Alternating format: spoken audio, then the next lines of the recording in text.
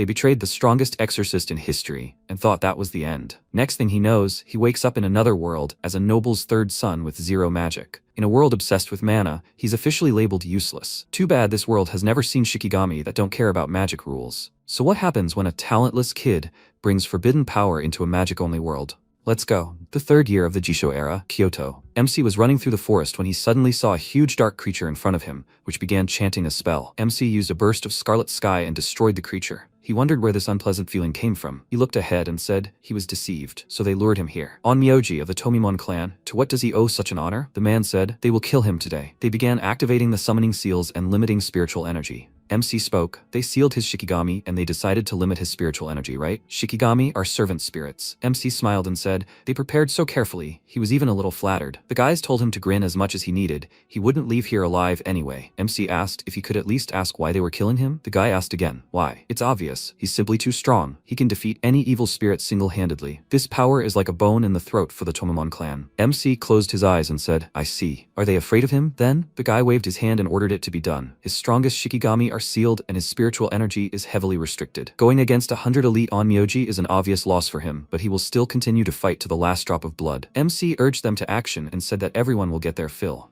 After a while, the guy looked around at the bodies of the warriors and said, that's ridiculous. Shouldn't he be no stronger than a mid-level Onmyoji right now? Where did he get so much more strength? In fact, MC can hardly be called alive right now. He can still only move one arm. The man clicked his tongue loudly and ordered everyone to be on guard. He's up to something. MC put the Shikigami to his face and said that he felt like he was losing. So no matter how annoying it was, he would have to use a last resort. Reincarnation. The guy saw mana flows around MC and screamed, forbidden technique, why does he still have enough spiritual energy for this? MC closed his eyes and said, it was a good life, but the next one will be better. After a while, he opened his eyes and saw that he was in a room. He jumped up abruptly and clutching his heart said, a wound? No. He touched his hair and asked, is it blonde? His eyes are blue. That means excellent. MC clenched his fist joyfully and said, reincarnation was a success. At that moment, memories of this body before reincarnation flashed through his head. He said, I see. So in this world, spiritual energy is called magic. And apparently his current position in the world leaves much to be desired. His name is Wayne Granado. He is the third child of the Granado family. The day of the entrance exam to the Arcella Magic Academy is approaching, but his reputation is so bad that no one even thinks he'll be able to pass it. This is because Wayne Granado is completely lacking in magical talent. More precisely, his magical power isn't enough even for the simplest spell, something like that. Because of this, Wayne has had to endure a lot of hardships. MC said, I see. Now he understands how things are. He went to the closet and started getting dressed. He spoke. He even understood too well. He has one guess. Wayne's magical power is 0. He had a huge reserve of spiritual energy with which he used Onmyoto spells.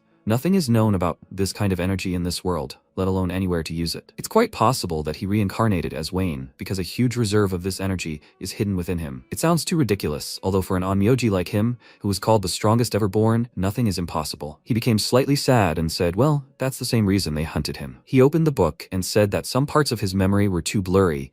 He should check how things were in the world now. After a while, he closed the book and exhaled, putting it in the general pile. Wayne said that he really felt like he had ended up in a completely unfamiliar world. The culture and ecosystem are completely different. The biggest problem would come from monsters.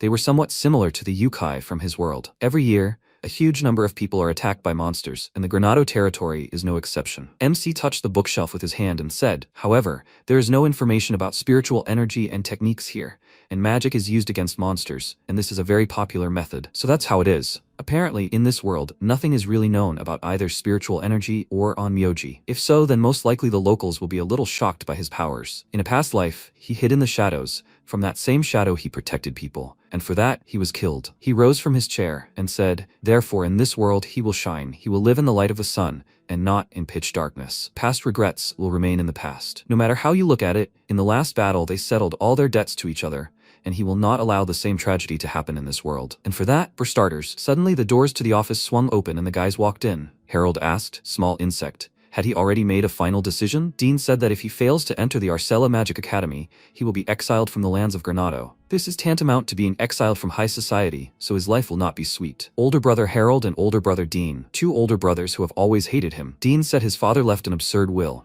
It's absurd to hand over the reins of the family to a loser youngest child. Harold said, exactly, it's simply unthinkable. Therefore, rather than try to enter the academy, it would be better if he simply appoints his successor and resigns. He said not to misunderstand him, you little insect. MC wondered why his father appointed him head of the family. only he knows the answer. Some time ago, his father told Wayne that he wants to entrust the future of the Granado family to him. MC asked again, but isn't he only the third son? His father lay on the bed and said that a small territory like theirs needs brains, not brawn. He is wise beyond his years, and he wants his wisdom to become the pillar of the Granado family. Wayne said that even if he inherited the title, no one would listen to him. So he would like to give this role to someone with a more stable position. Father replied, Dean and Harold are too selfish. They are not fit to be the head. Wayne tried to object and said, Father. He grabbed his hand and said, it will be hard for him, but he is confident that he can handle it. MC frowned and told his father to be sure he will lead the Granado family. That same night, his father passed away. In other words, he needs to get into the Arcella Magic Academy so that these two older brothers will start listening to him. Father, he really got him into a difficult situation, but this could be his chance. Harold asked discontentedly, Wayne, is he even listening? MC replied,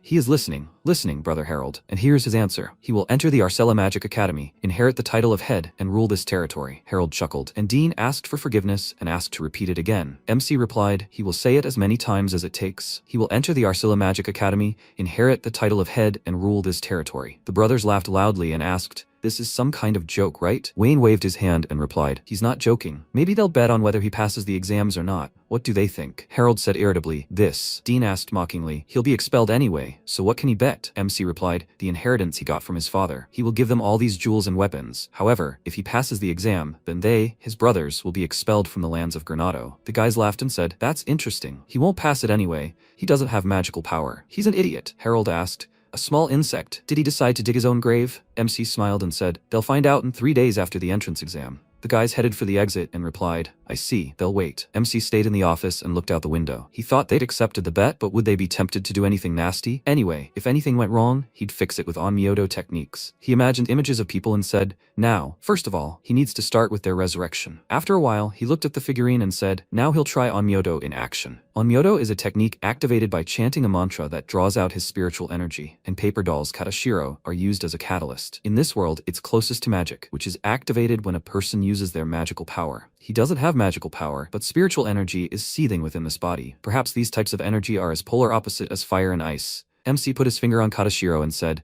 which Onmyoto technique should he use? It's hard to choose. Suddenly he heard a voice, Mr. Wayne. He said, this voice, is it Kijin? She answered, that's right, they were waiting for him to awaken. After a while, MC asked, so they also crossed over to this world? She said, Lord Wayne, right? No matter what happens, he and only he has the right to be their master. Besides her, the 12 divine Shikigami generals are also safe and sound. MC said, I see, so she, the divine queen, decided to speak to him on their behalf? Kijin answered, he is absolutely right. Wayne said he is glad that even after reincarnation, she will serve him. Kijin said it is an honor for her. MC stood up and spoke. There is no better reason to try Onmyoto. Now he is summoning them. He put the Katashiro to his lips and released his mana, saying, summon Shikigami, 12 divine Shikigami generals. Bright mana spread throughout the room. The 12 divine Shikigami generals are the rank assigned to the highest Shikigami. In other words, they are his strongest servants. All the Shikigami appeared in the room, and MC said, he thinks Onmyoto techniques work in this world too. It's good that he can summon them without any problems. Suddenly, most of the Shikigami evaporated, and Wayne looked around questioningly and said, I see. So this body is not yet capable of releasing enough spiritual energy to support 12 Shikigami at once. Of the remaining ones, they have Kijin, Suzaku, and Dain, right? Kijin, which means nobility, said Lord Wayne.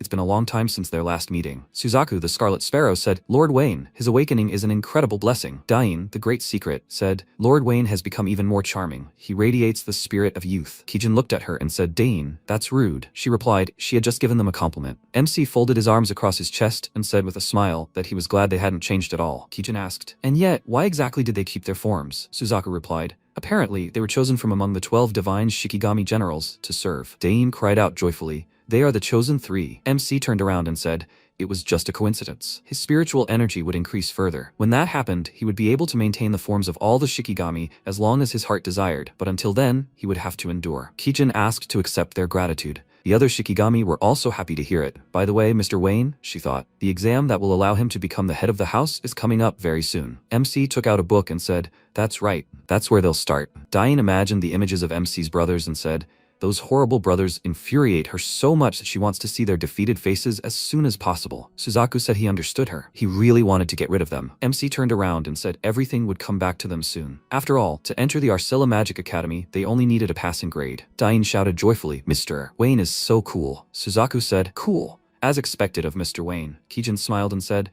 They haven't been summoned in so long, everyone is tipsy. About these brothers, is he sure they will accept defeat so calmly and agree to expulsion without any resistance? MC replied that they would never have dreamed that he would fail. Most likely they will cause a scandal, but that is not important now. What is more important is that after enrollment, he must get rid of the image of a loser who cannot use magic as soon as possible. Kijin said that it is true that Mr. Wayne is currently extremely poorly regarded by those around him. But does their opinion really matter? Whatever they think, wasn't he the greatest onmyoji of all time in his past life? MC answered, that's right. But it didn't help much. Kijin looked at him, puzzled, and he replied, in his past life, he never appeared in public and acted from the shadows. He acted completely freely and didn't belong to any faction.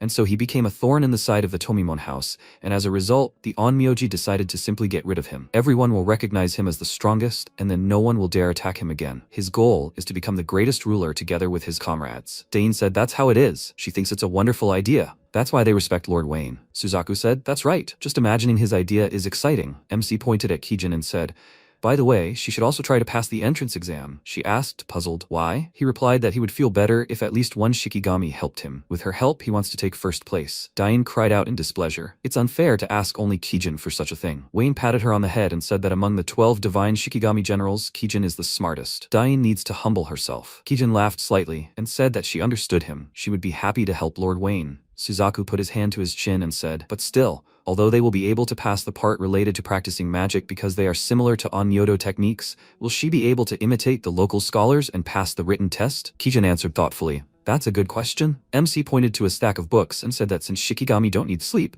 if they study without interruption for the remaining 3 days, the problem will be solved. Diane cried out in surprise. Good luck to her, Kijin, Suzaku said with a smirk on his face. Her expression showed how much she hated studying. MC asked, now, would it be okay if he called them off and transferred all his energy to Kijin to keep her in shape? Suzaku and Dain screamed, of course. Wayne put his hand on Kijin's shoulder and suggested she try. She clenched her fists, slightly embarrassed, and told him to rely on her. After a while, a cleaning lady walked down the hallway and said, Mr. Wayne's room is next. She opened the door and froze, then screamed in fear when she saw a book and a quill floating in the air. Kijin said, Mr. Wayne, this technique always causes a commotion. It's an Onmyodo technique, transparency superimposition. On the day of the entrance exam, a carriage was driving quickly along the road. Right now, they are leaving the Granado family's territory and heading to the capital of the Arcella kingdom. Kijin, with a transparency overlay, sat next to MC, and he was thinking. A rumor about floating pens and paper had begun to spread among the servants in the mansion, but no one was taking it to heart. Wayne asked thoughtfully, there's a large source of magical power 3 kilometers from here. Are they monsters? Kijin asked.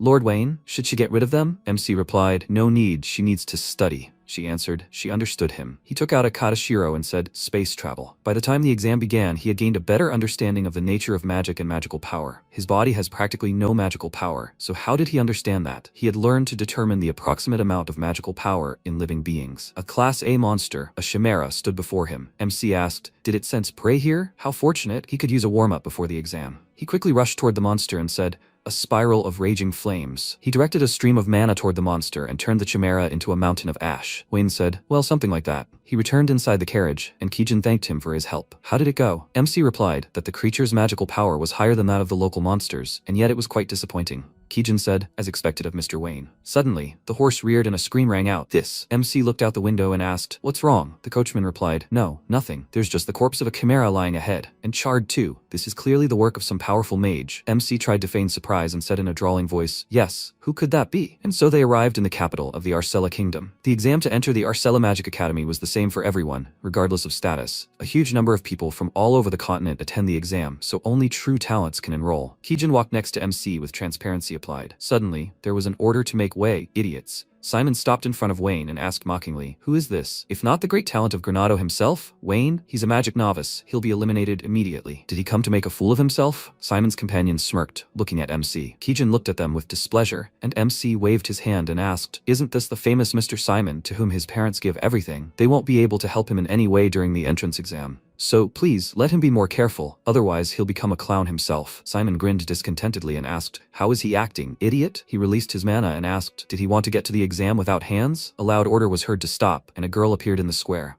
She said that conflicts between examinees are prohibited. If he continues like this, she will not hesitate to take action. Simon clicked his tongue in displeasure and asked, Sword Princess? He ordered his servants to leave and, turning around, said he'd remember MC for this. Wayne watched him go silently, and the princess approached him and asked, is he okay? MC smiled and replied, yes, it's all thanks to her. He thought, he thinks her name is Sophie, right? She's the eldest daughter of Count Norbert, one of the 7 great aristocratic houses. Sophie said, "It's better not to provoke him too much. Doesn't he know how famous he is for his terrible behavior?" MC laughed and said, "So that's it, thanks to her for the advice." Sophie looked at him in surprise and asked if the atmosphere around him had changed somehow. Was she right? Wayne looked at her puzzled, and she said, "No, nothing." She asked him to forget. She turned around and started to leave, and MC thought, "The atmosphere? Well, it certainly should have changed only a little. And yet, this change is very noticeable." Kijin frowned and said, "Too many bullies. Should she get rid of them?" MC smiled and said, "She says such dangerous things with such a calm face." Kijin said, "She's serious, right?" Wayne said that everyone would treat them like this for a while, so she shouldn't react too strongly. Kijin answered. She understood him. A voice announced that the entrance exam was beginning, asking all examinees to proceed to the venue. MC thought that the entrance exam to the Magic Academy consisted of 3 parts, a written test, a magic test, and a practical test. After a while, he entered the classroom and sat down at a desk, and at the very end, Kijin sat down and exhaled, placing her hand on her chest. MC mentally transmitted the information to her. When the exam was coming to an end, he would give her his answers, so they could compare each other's answers. Kijin asked, "Mr. Wayne, was there such a need for his training?" MC asked. "It never hurt to be on the safe side, right?" She answered, "Yes, he was right." Wayne spoke up. Even if they answered correctly, they still needed to write a detailed explanation. Kijin responded, understanding him. At that moment, the teacher asked them to begin the written test. MC thought. He felt like the written test had a lot of questions about the technical aspects of magic. Although he had a good understanding of the theoretical side of magic, he had only studied the technical side superficially, so some of these questions were unclear to him. Fortunately, most of the questions were still theoretical. If he answered all the theory questions correctly, he would earn decent points. The written test was over. MC closed his eyes and thought, Kijin, he had corrected some of the answers on her test because they were incorrect. So don't worry. She apologized for causing trouble. Wayne said, "It's okay. She had been studying so hard for the past 3 days. No wonder she was exhausted." Next would be a demonstration test. It would be better for them not to show off the full potential of their onmyoto techniques. Kijin clenched her fists and replied, "Yes, she would definitely live up to all his expectations." MC replied, he was looking forward to it very much. During the demonstration test, the guy said, "Flame, let it become an arrow flying at the enemy." A fiery arrow. The point of the demonstration test is to hit the target. All the examinees need to do is activate the magic they're most skilled at. The guy directed a stream of mana toward the target and cried out joyfully. He hit the target. MC thought, I see. Their level is lower than he expected. He'll have to cut back even more on his spiritual energy when firing. Simon waved his hand and cried out, "Wayne, it's time for him to get out of here. Don't you think? He won't even be able to activate magic." MC looked in his direction and told him not to think he was still Wayne. Otherwise, his words could come back to haunt him. Simon cried out in displeasure. What? Who the hell did he think he was, talking like that? A voice rang out, the next one being Simon Partridge. Simon skied in displeasure and told him to watch carefully. That's the difference between them. Kijin frowned and asked how this idiot dare compare himself to him. MC asked her not to swear, and she apologized. Wayne smiled slightly and asked not to worry. He would see the difference between them very soon. And yes, let her not overdo it too much in this test and shoot with about the same power as him. Kijin said he could rely on her. Simon released his mana and commanded a piercing lightning attack. The mana slammed into the target, and the students muttered in surprise. It was a high-speed spell, as expected from Simon of the Partridge family. Simon smirked and said, "It was easy as pie." MC folded his arms and thought, such precision and concentration of the strike, it exceeded his best expectations. The examiner spoke. Next, Wayne Granado. He asked, "Is it his turn?" Simon smirked and asked, "Well, did he see? That's the difference between them." Idiot. Wayne touched the katashiro and thought, unlike magic, onmyoto techniques cannot be used without the katashiro, so he hit it safely in advance. The shot should be slightly stronger than Simon's. It also wouldn't hurt to imitate the pronunciation of a high-speed spell. He said, "Fireball." A stream of mana headed towards the target and detonated it, and MC thought he overdid it. The students cried out in surprise. What was that? MC grabbed his face and thought, he thinks he slightly lost control of his spiritual energy. It is still difficult for him to fully control this body. Simon pointed his finger at him and screamed. He's a cheater. He doesn't have an ounce of magical power, so how could he have cast such a powerful spell? The guy said, "By the way, this is the same Wayne from the Granado family, who has no magical powers, right?" Another guy asked, "How did he cast such a spell if he has no magical powers?" So Simon is right then? The examiner raised his hand and said, "Silence. The Academy will conduct an investigation based on the recordings of all tests, and they will uncover all cases of cheating, but only after the exams are over." Next is Kijin. MC thinks they will leave him alone for now. Simon shouted, "Maybe he managed to cheat on the demonstration test,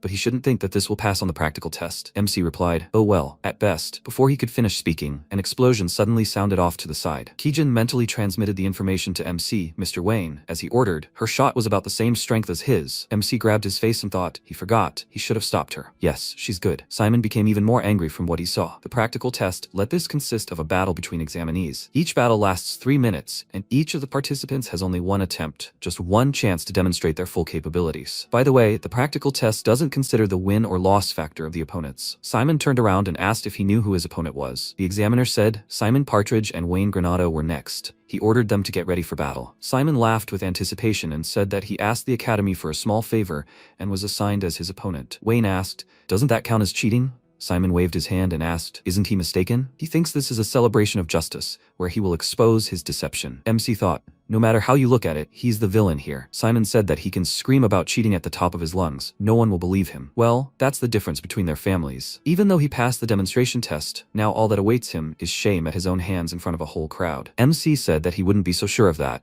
Does he think he can beat him? Simon said irritably how his talking annoyed him. He will break all his bones, a terrible liar. The examiner said, "So, let the fight begin." Simon laughed loudly and stretched his fist forward. He ordered to die and screamed, "Explosion!" MC asked, "Did he use a magic crystal? And which of them is the cheater?" Well, then he will not hold back either. The great ice barrier. It broke Simon's attack, and he screamed in fear. "Can't be?" He fell to the ground, and MC went towards him. Simon ordered him not to come near him. Wayne put his hand to his face and told him to take a nap. He used the Weaver's curse. Simon exhaled and fell to the ground, dropping the crystal from his hand. The examiner screamed, "The fight is over. Wayne is the winner." The examiner looked at the crystal and screamed, "This is it. Simon Partridge has been caught cheating. His participation in the entrance exam is cancelled." The people present began to whisper, "Did Simon cheat? Was he really that eager to come first in this exam? So Wayne won fairly?" Sophie looked at him in surprise and asked, "What the hell happened to him, Wayne?" Keijin smiled and said, "He did great. That rude guy could feel the difference between them." Wayne smiled smugly and said, "That's right." He looked at her and ordered her to act the same way as in the demonstration test,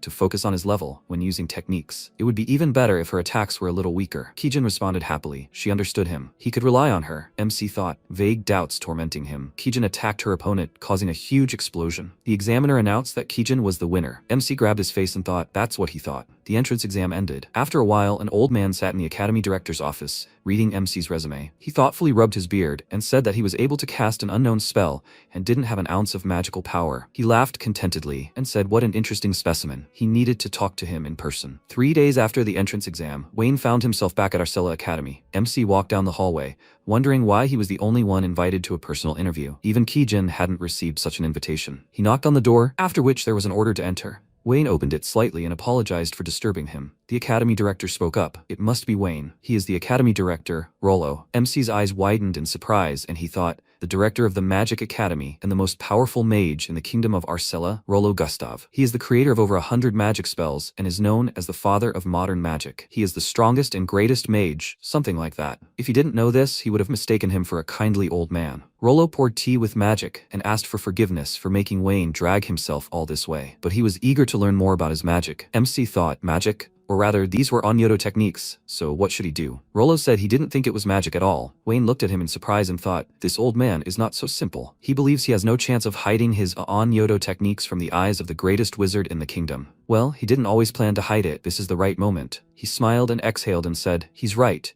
He can't use magic since he doesn't have magical powers. He uses Onyoto techniques. Rollo stroked his beard thoughtfully and said, Onyoto, he'd never heard of anything like it. MC replied, because it was his personal invention. Rollo cried out in surprise, a personal invention? At such a young age? He laughed loudly and stood up and asked to get down to business. He created an energy seal and transferred them to the training grounds. Wayne looked around and asked, spatial transfer of 2 people at a time, even without saying the spell out loud? Rollo laughed and said, it's very simple. Magic, which he demonstrated in the practical test. No, it would be more correct to say Onmyoto techniques. Won't he show it to him? MC exhaled and said, well, if that's all it is, then yes, why not? Rollo smiled and said whether he would enter the Magic Academy or not would depend on what he showed him. MC seemed to have just been forced to take the 4th entrance test. Well, even though he is considered the strongest mage in the kingdom, he is already an old man. He will try not to hurt him using Onmyoto techniques. He clutched the doll in his hand, and the old man directed his energy flow towards him. MC quickly blocked it, and Rollo asked, did he put up a barrier? Wayne yelped. Why did he do it so suddenly? Rollo said he had relaxed too much, so he decided to cheer him up a little. He ordered him not to think that he was an ordinary old man. He needed to give it his all. Wayne looked at Katashiro and thought,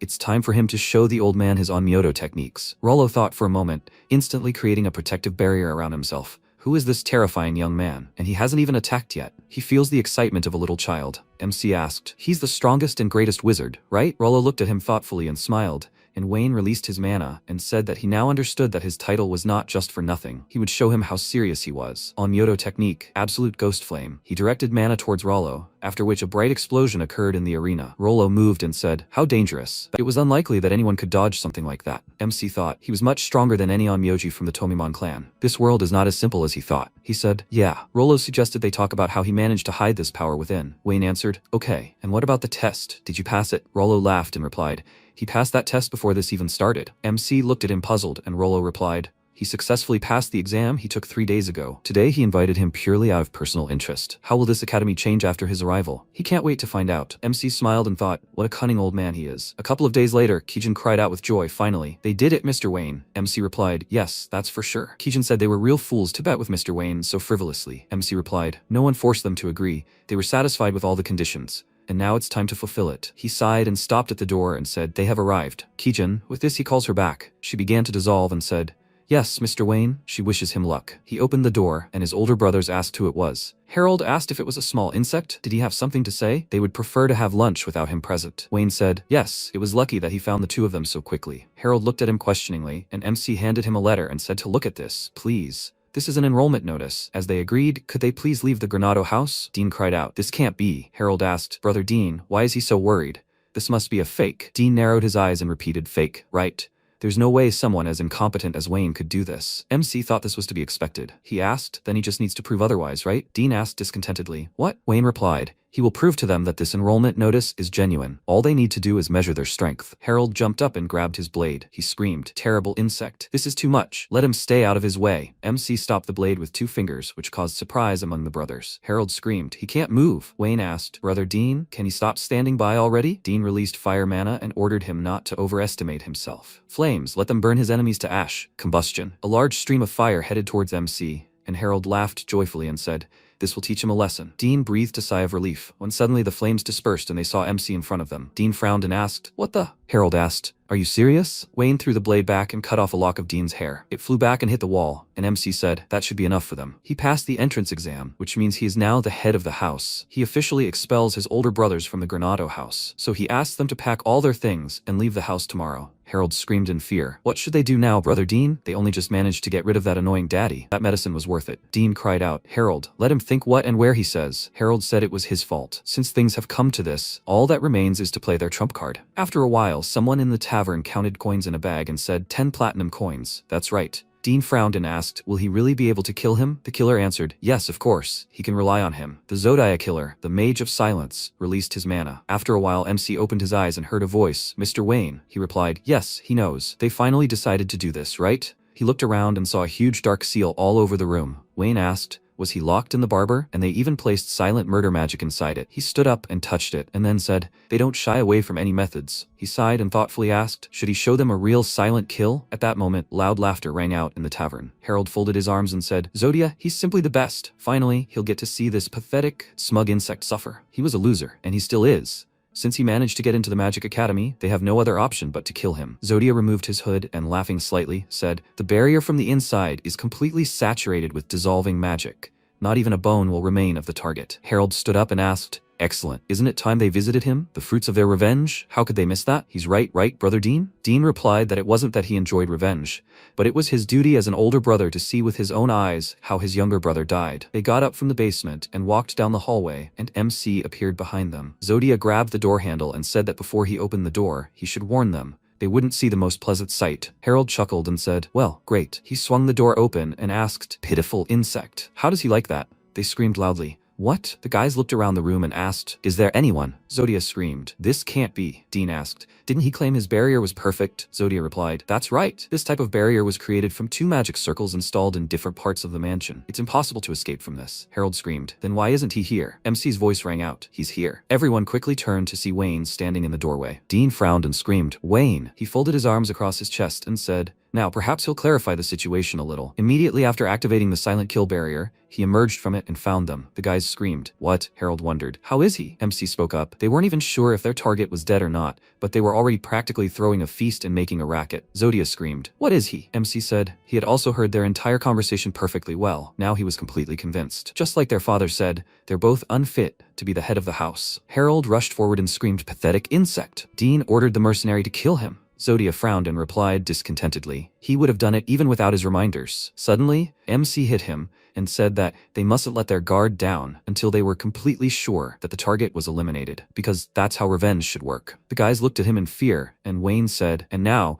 he believes that exiling the two of them from the Granado house was not enough. If he left them alone, they would continue to bother him constantly, so he would let them know the torments of hell, so they would be afraid to even pick up a knife. Harold screamed, "Pathetic insect, don't let him talk nonsense." MC ordered him to shut up and released his mana. Dean asked him to forgive them. They would not bother him anymore. So maybe he should just let them go? MC smiled and replied, he wouldn't even think about it. Dean irritably ordered him to listen. He was crossing the line. Wayne ordered Tenku to appear. He is one of the 12 divine Shikigami generals serving him. He is a master of illusions. If his brothers even try to infiltrate Granado territory again, they will immediately be overtaken by monster illusions. They will not set foot on Granado lands again. That's how MC became the head of the Granado family. After a while, the brothers left the house, and Wayne sat down on a chair in the office and looked at a photo of his father. He said, "Father, he will definitely protect their precious lands, so he can sleep peacefully." He got up from the table and headed towards the exit. After a while, a voice rang out in the Arcella Magic Academy.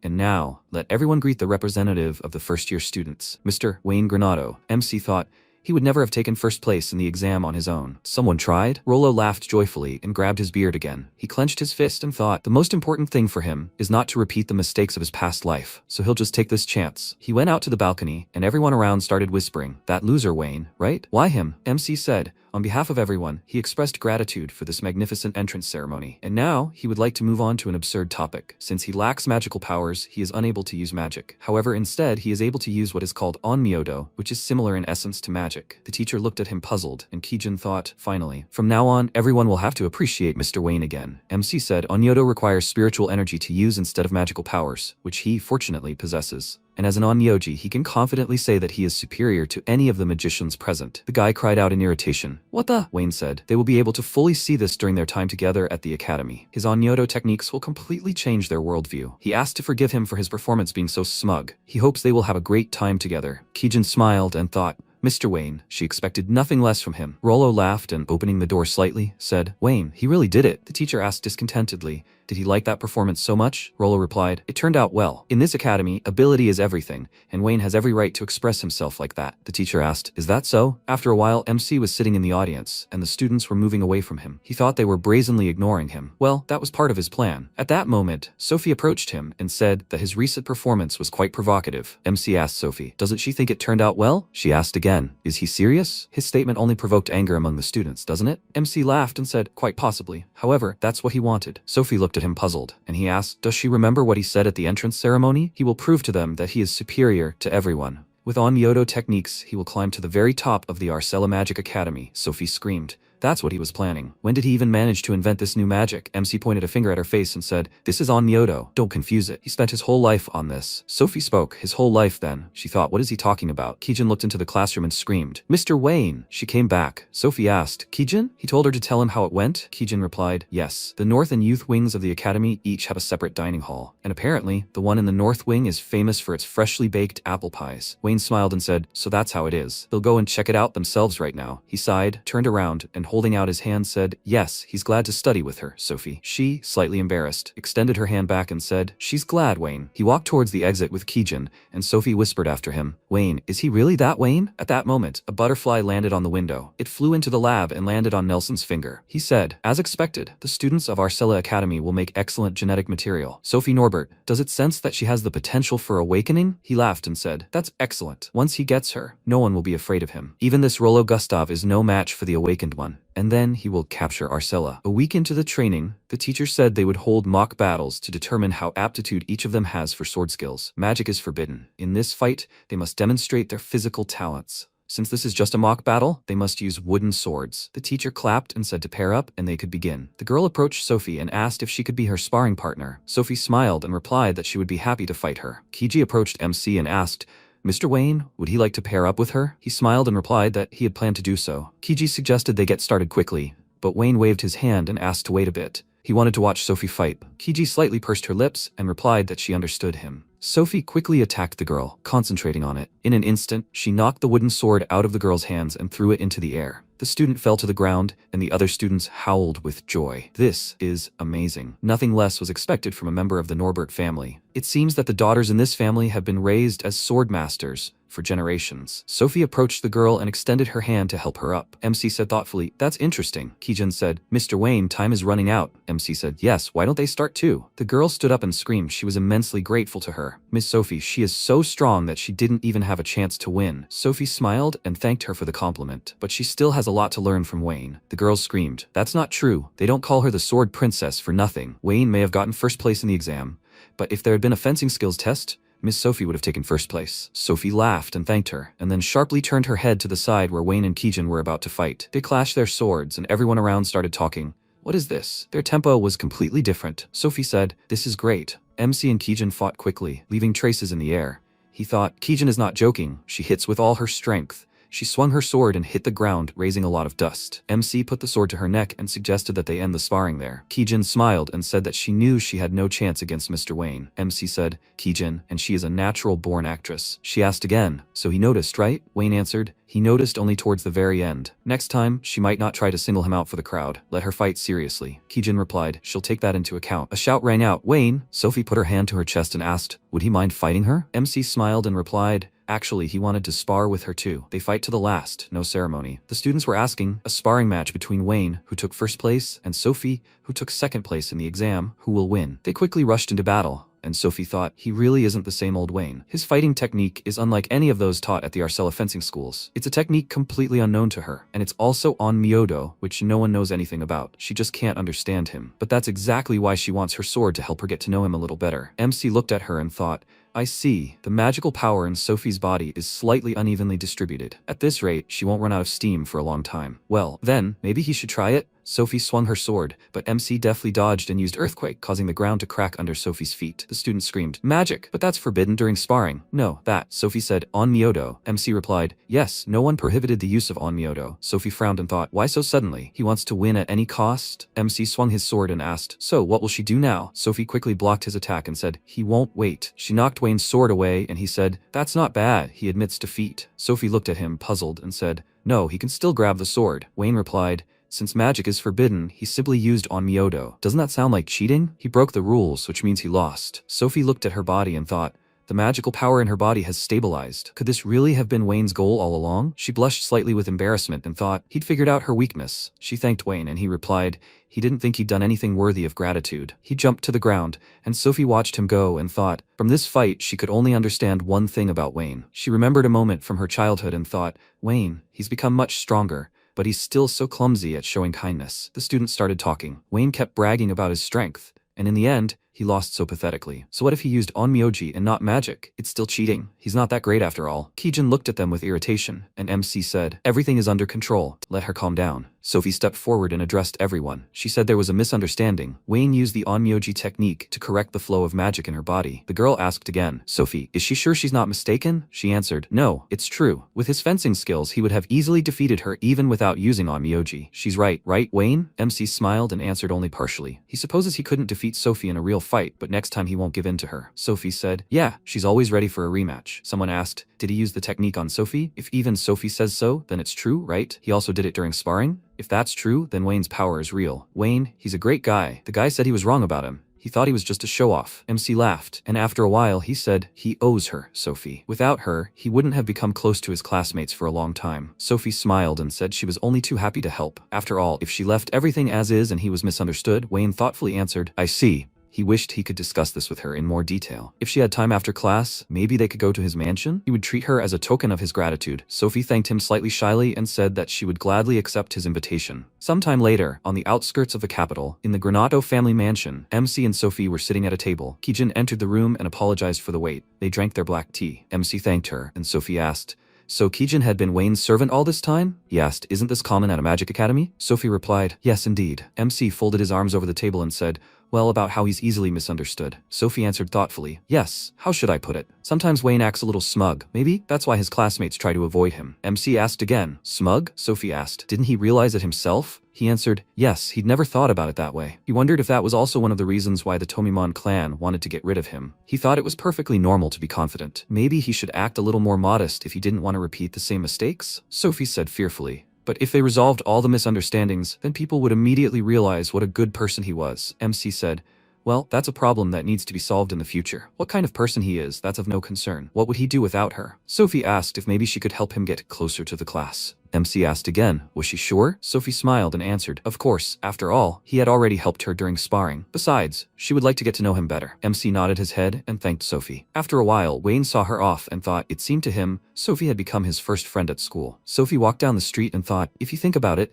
she hadn't talked to anyone like this for a long time. Everyone is afraid of her family, so few people start conversations. Perhaps Wayne's confidence does not allow him to worry about such things. School life will be more fun than she thought. Suddenly she saw a man in a robe in front of her and screamed in fear. Is he okay? The old woman spoke. She slightly sprained her ankle. Young lady, could she help her? Her house is very close. Sophie turned her back to her and offered to carry her on her back. That way she wouldn't have to strain her legs. The old woman thanked the kind lady and, covered in mana, said that it would be much easier for her to catch her. Sophie turned around in fear and asked, what's wrong? The witch knocked Sophie out and picked her up. She walked down the street and after a while at MC's house, Kijin said, Mr. Wayne, a maid from Norbert's house has arrived. MC asked again, at such a late hour, did Sophie forget something at his place? The maid asked fearfully, Sir Granado, is Mistress Sophie not in his mansion now? MC replied, no, Sophie left home a long time ago. So that means, the maid replied, yes, she never returned to the mansion. Wayne said, I see, and that worried him. He asked to contact them if she learned anything about Mistress Sophie's whereabouts. The maid bowed and replied, okay, she will contact them first. With that, she asked permission to take her leave. The carriage set off, and MC closed the door and called Taimo. He appeared in front of him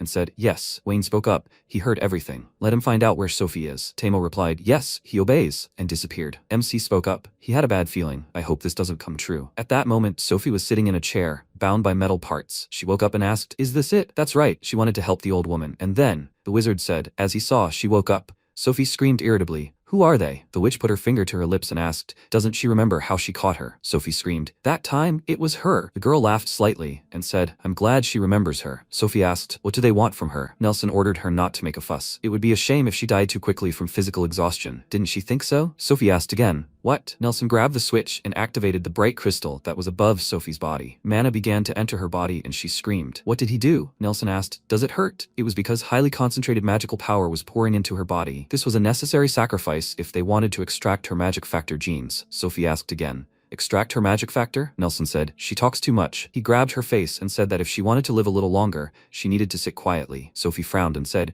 she understands, they're from Rune Theory. The witch wondered, puzzled, how did she know about them? Sophie said, Rune Theory. That's the name of the organization they belong to. They are the forces of radical opposition hostile to them, the aristocrats. Is she right? Nelson grinned and said he was flattered, so the 7 great aristocratic houses already knew of their existence. Then he would enlighten her about the goals of their organization. They would cleanse the world the aristocracy had created with such difficulty of its rot and the system built on bloodlines. Everyone would become equal in power, regardless of blood purity. From her magical factor, he would create a potion that would enhance magical potential. With this medicine, all the weaklings and losers would receive a measure of justice. In exchange for the potion, they would serve Runatorium forever. And once they had driven out all the aristocracy in this country, a new world would be born. Sophie said no one would allow such a thing. Nelson yelled in irritation. How would she, a gifted woman, know this? The crystal began to release energy even more strongly, causing Sophie to scream in pain. Nelson said that they would soon begin extracting the magic factor gene, and once they were done, he would release her. However, she would remain disabled. At that moment, Taimo was watching what was happening. He thought it would be difficult for him to take Sophie with him right now. He looked at the witch and thought, this woman could cause them problems. It would be better if he immediately reported everything to Mr. Wayne. He moved to his office and said, Mr. Wayne, he has found out the location of Miss Sophie. MC asked, and where is she? Taimo answered, an abandoned castle to the west of here. Wayne asked again, why is she there? Taimo answered,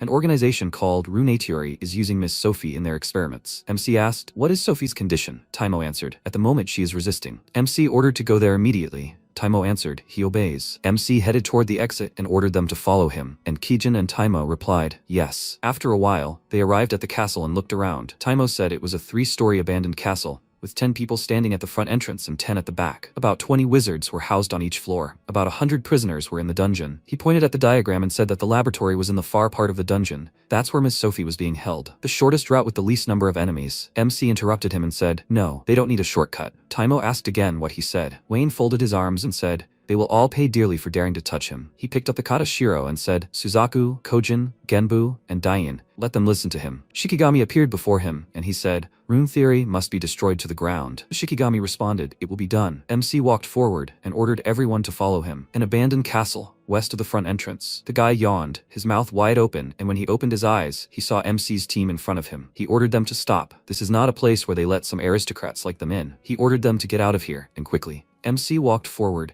and the guy grabbed him by the shoulder and asked, is he listening to him? Wayne quickly turned around and slammed his head on the ground. He said, he's in the way. The guards saw this and screamed. They are under attack. The guards quickly came running to the scream, and Genbu, with tears in her eyes, said how many bad guys there are. MC ordered Kojin to act, and he clenched his fists. Kojin ordered to leave this to him. He released mana and rushed to quickly attack the guards, swinging their bodies. While he dealt with the guards, the rest headed inside the castle. MC asked how they could get into the dungeon. Taimo replied, they need to go down these stairs. The mages ordered not to let them go any further. MC turned around and ordered Suzaku and Dane to get rid of these guys. Suzaku happily asked, is it really their turn? He asked to rely on them. Dane cried out happily, great, she will beat them up good and well. They began their task, and Wayne said, they are in the dungeon. Before he could speak, a girl suddenly appeared in front of them and asked, aren't these Sophie's friends? Have they come to her rescue? Kijin frowned and thought, this woman is very strong. She stepped forward and asked Wayne to leave her with her. MC said that he was counting on her. Kijin understood him, and MC walked past the witch, who saw this and screamed, what? He decided to slip past her. She pointed her hand towards him, when suddenly a blow fell on it. She looked towards Kijin and asked,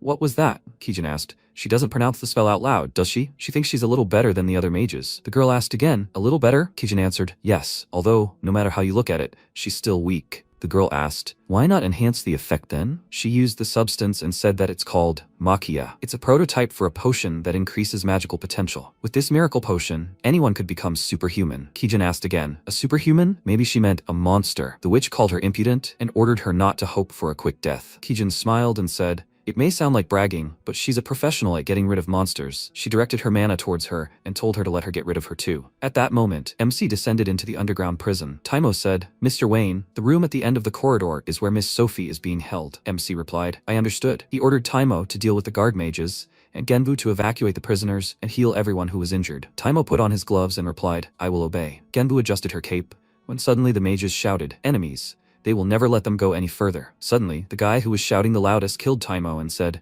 I would ask them to stop behaving so impolitely. At that moment, Genbu began healing the prisoners. The girl said in surprise, her pain had gone away. Respected saint, she is immensely grateful to her. Genbu smiled and thought, who is a saint? The mage threw open the door to the laboratory and shouted, they have intruders. Nelson asked, had he forgotten his place? He ordered them to be disposed of and not to be disturbed while he was busy. The guy said exactly that. The enemies occupied almost the entire castle. Nelson turned around in surprise and asked, what? The guy fell to the floor and MC appeared behind him. Nelson laughed and asked, so it was him? He must be here to save Sophie. Sophie said heavily, Wayne. He smiled and said, Sophie, everything will be fine now. She held up well. Nelson said what an optimist he was. Has he already decided that he won? Wayne asked, does he think he can defeat him? Nelson raised an eyebrow and asked, what? MC replied, he doesn't have a chance. He released his mana and said, it's a one-way game. At that moment, Suzaku and Dain happily said, great, they're done here. It was easy peasy. And Kijin, they think they've got a strong opponent. Dain said, well, she's the main one among them, so she can handle it. After all, Kijin's innate skill is special. At that moment, the sorceress asked, come on,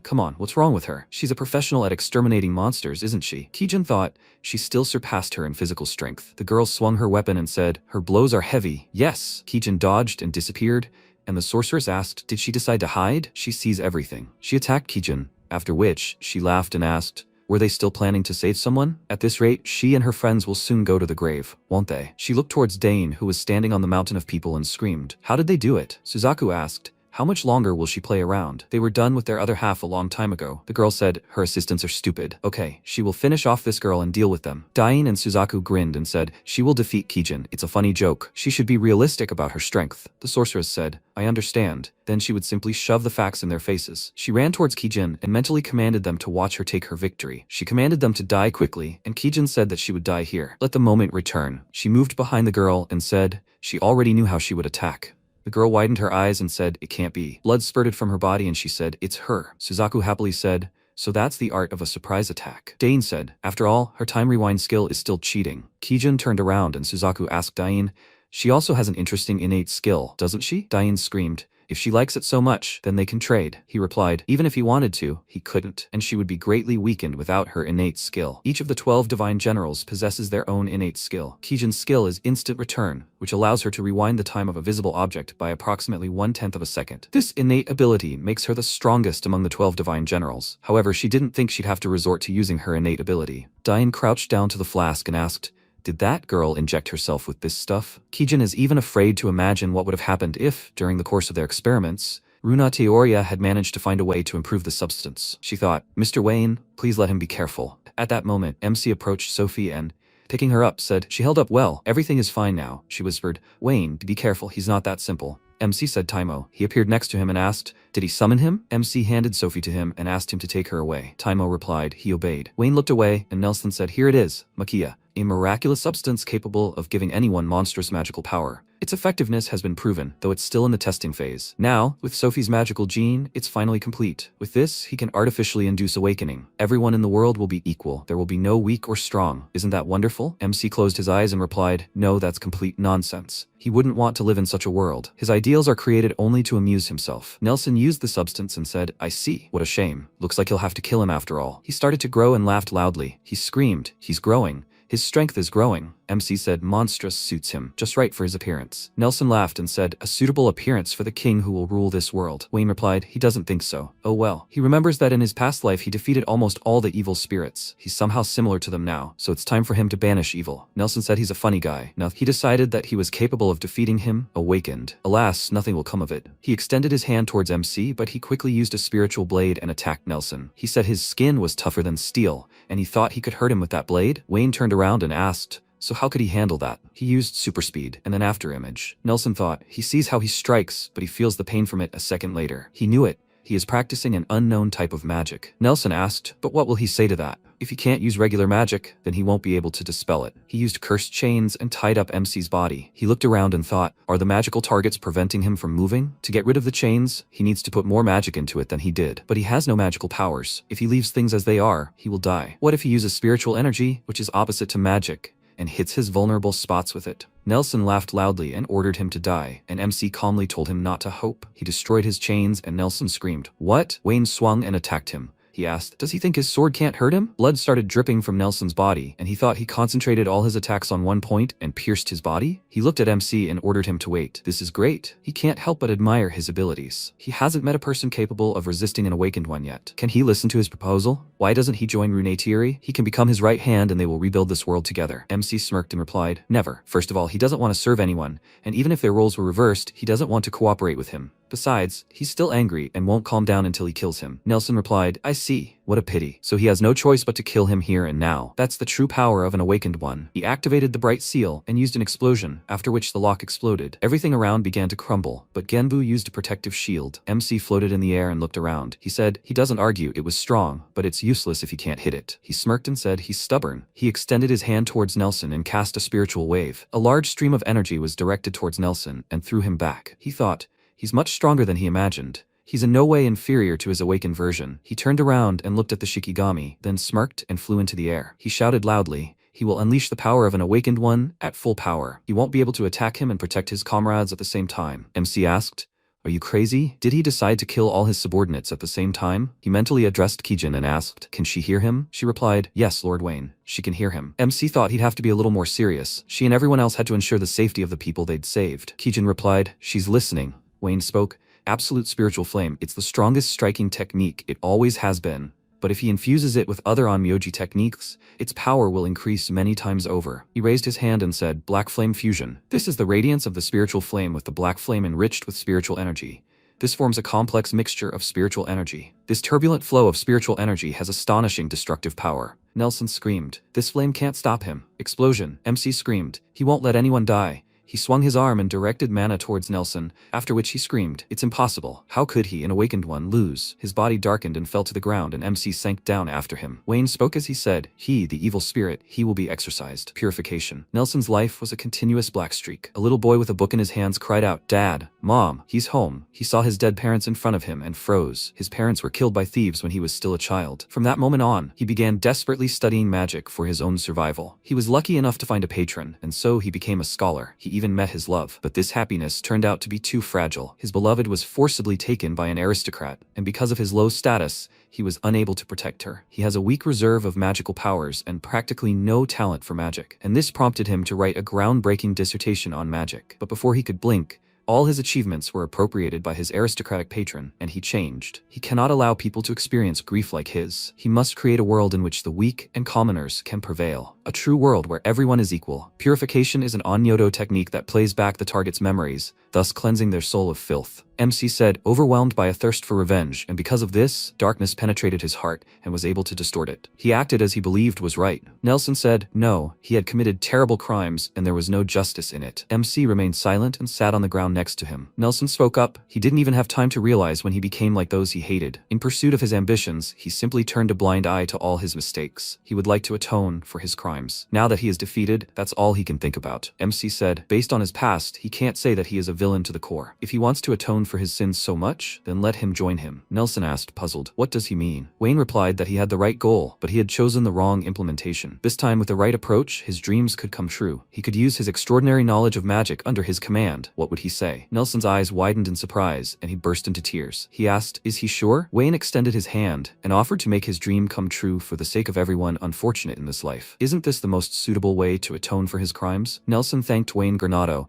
and vowed that he would put his body and soul into this matter. MC smiled and said he would be happy to cooperate with him. Kijin looked at them and smiled. That's how they saved Sophie and destroyed Runatiorium. They took the surviving members of this secret society into custody, and Makia, a substance they created that could enhance magical abilities, was completely erased. Sophie received treatment from Genbu, the master of medicine among his Shikigami, and is already recovering. No side effects were observed. The captives were taken care of by knights, and each of them was returned home. The people thanked them and said they would never forget their kindness. MC smiled back. He had saved people in secret before, so this was new to him. The incident quickly spread and soon made it to the front page of the royal newspaper. Kijin, holding the newspaper in her hands, happily said, Mr. Wayne, he has finally gained fame. MC answered. That's right, she asked. What kind of letter is this? Wayne replied, it's from the head of the Norbert family. In other words, it's from Sophie's father. Kijin asked, is this a letter of gratitude? MC replied, yes, and he also invites him to his mansion. Kijin said, nothing surprising. Sophie is only alive thanks to Mr. Wayne. He looked at her in surprise and said, he didn't do anything special. He just saved his friend. Kijin said, as expected of Mr. Wayne. What generosity? MC looked at the letter and said, but he doesn't argue that it brought them a lot of benefits. The Norbert family, one of the 7 great aristocratic families, is indebted to them. This can have a great impact on the future of such a small aristocratic family like Granado, he thought, although it seems to him that the maximum they will receive is words of gratitude and a monetary reward. So he thought, but reality exceeded all his expectations. After a while, he arrived at the Norbert estate and went to the head of the family's office. He frowned and asked, he is Wayne, right? MC bowed and said, Sir Norbert, he thanks him for the invitation. The man replied, this is a small way to express his gratitude. He pointed to the sofa and asked, will they sit down? MC said he will take advantage of his hospitality. The maid poured tea into the cups, and the man said that first he would like to ask him one question. Wayne replied, okay. What does he want to know? The man asked if he would like to marry Sophie. Wayne splashed his tea at the unexpected question and shouted, marry? Father, covered in tea, replied, yes. Norbert wiped his wet face with a napkin, and Wayne apologized for what had happened as his proposal had been too shocking. Norbert hadn't intended to pressure his daughter's savior, and he'd been too harsh, so he apologized to him. Without him, this kidnapping wouldn't have ended so easily. He could have lost his daughter, and the kingdom would have suffered a huge blow. His marriage proposal was motivated solely by a desire to repay the kindness of the Granado family. He will ask him again, would he like to marry his daughter? Wayne asked him if Sophie knew about their conversation. Norbert replied, of course not. The protagonist understood how things were, and said that he didn't want to make a rash decision without knowing what Sophie thought about all this, so he was forced to decline because Sophie was a dear classmate. Norbert replied that he understood everything. She was just a classmate to him, right? Now, he only wanted to make him part of their family even more. Wayne was surprised by Sophie's father's strange reaction and wondered why he was acting this way. Norbert asked him if he thought Sophie was a good candidate for a wife. It might sound unlikely coming from a father, but Sophie was truly beautiful and had refined manners. She was not only brave but also sweet. Moreover, despite his status, she never acted arrogantly and treated everyone kindly. So what did he think about this? Maybe he would change his mind after all? The protagonist held his hands in front of him and decided not to be rude, saying that he would not change his mind. Norbert calmly replied that nothing could be done about it and that they would discuss it another time. Wayne wondered if there really would be another time. Norbert continued speaking. However, although the conversation about marriage had reached a dead end, he still owed him some kind of recompense. How about transferring part of the Norbert family lands to the Granado family? Wayne was surprised by this proposal, and Norbert continued to say that he knew the internal situation of the Granado family, and therefore wanted Wayne to accept his condolences regarding his father, and that the expulsion of two idiot brothers was only to his advantage. Wayne frowned, and realized that if this matter could help his family, he should make the most of it. Then he had one place in mind that he would like to acquire. Norbert asked him to tell him about it. Wayne explained that this land bordered the Granato family's territory. Could he obtain their Kurbot village? Norbert replied that the place was not very developed, but he understood his thinking. Did he plan to extract resources from the local springs? Wayne replied that this was not entirely true, although the area was rich in minerals, but he was more interested in the land itself. He thought this land would perfectly complement the family's existing territories. Norbert replied that he was not sure it was worth it. Does he realize how labor-intensive the process of developing land is? Wayne confidently replied, of course, and this piqued Norbert's interest. In that case, he would transfer the village within his domain to his family. Wayne bowed and thanked him for this. Norbert said he should say so. He had saved his daughter and thanked him again for it. Wayne smiled and then asked, by the way, could he visit Sophie while he was still here? Norbert replied, of course, and asked his assistant to escort him to Sophie's room. The girl asked him to follow her, and together they headed to Sophie's room. As Norbert led them, he remarked that he had already managed to imitate his late father's character and greatness. Perhaps in the future, he could become the mainstay of this country. Still, how he regretted rejecting his marriage proposal. Sophie, meanwhile, dozed in her comfortable, soft bed. In her thoughts, Wayne was telling her that everything was fine now. She replied with tears in her eyes, enough. If this goes on, she won't be able to stay calm with him anymore. Burying her face in the pillow, she said that while she was resting here, thoughts of Wayne kept creeping into her head. But there was nothing she could do here, right? He risked his life to save her. Would he do that for a simple friend? Suddenly, she began to scream that this was too hasty a conclusion, because he had always been a kind person. He certainly wasn't the only one who felt this way about her. She sat up from the bed and decided that she needed to stretch her muscles. Fencing would relieve her of unnecessary thoughts, and she would stop thinking about him. When she approached the door, Wayne appeared on the other side, having already approached her. She was dumbfounded to see him in front of her and exclaimed, Wayne? He greeted her in a good mood and apologized for coming so suddenly.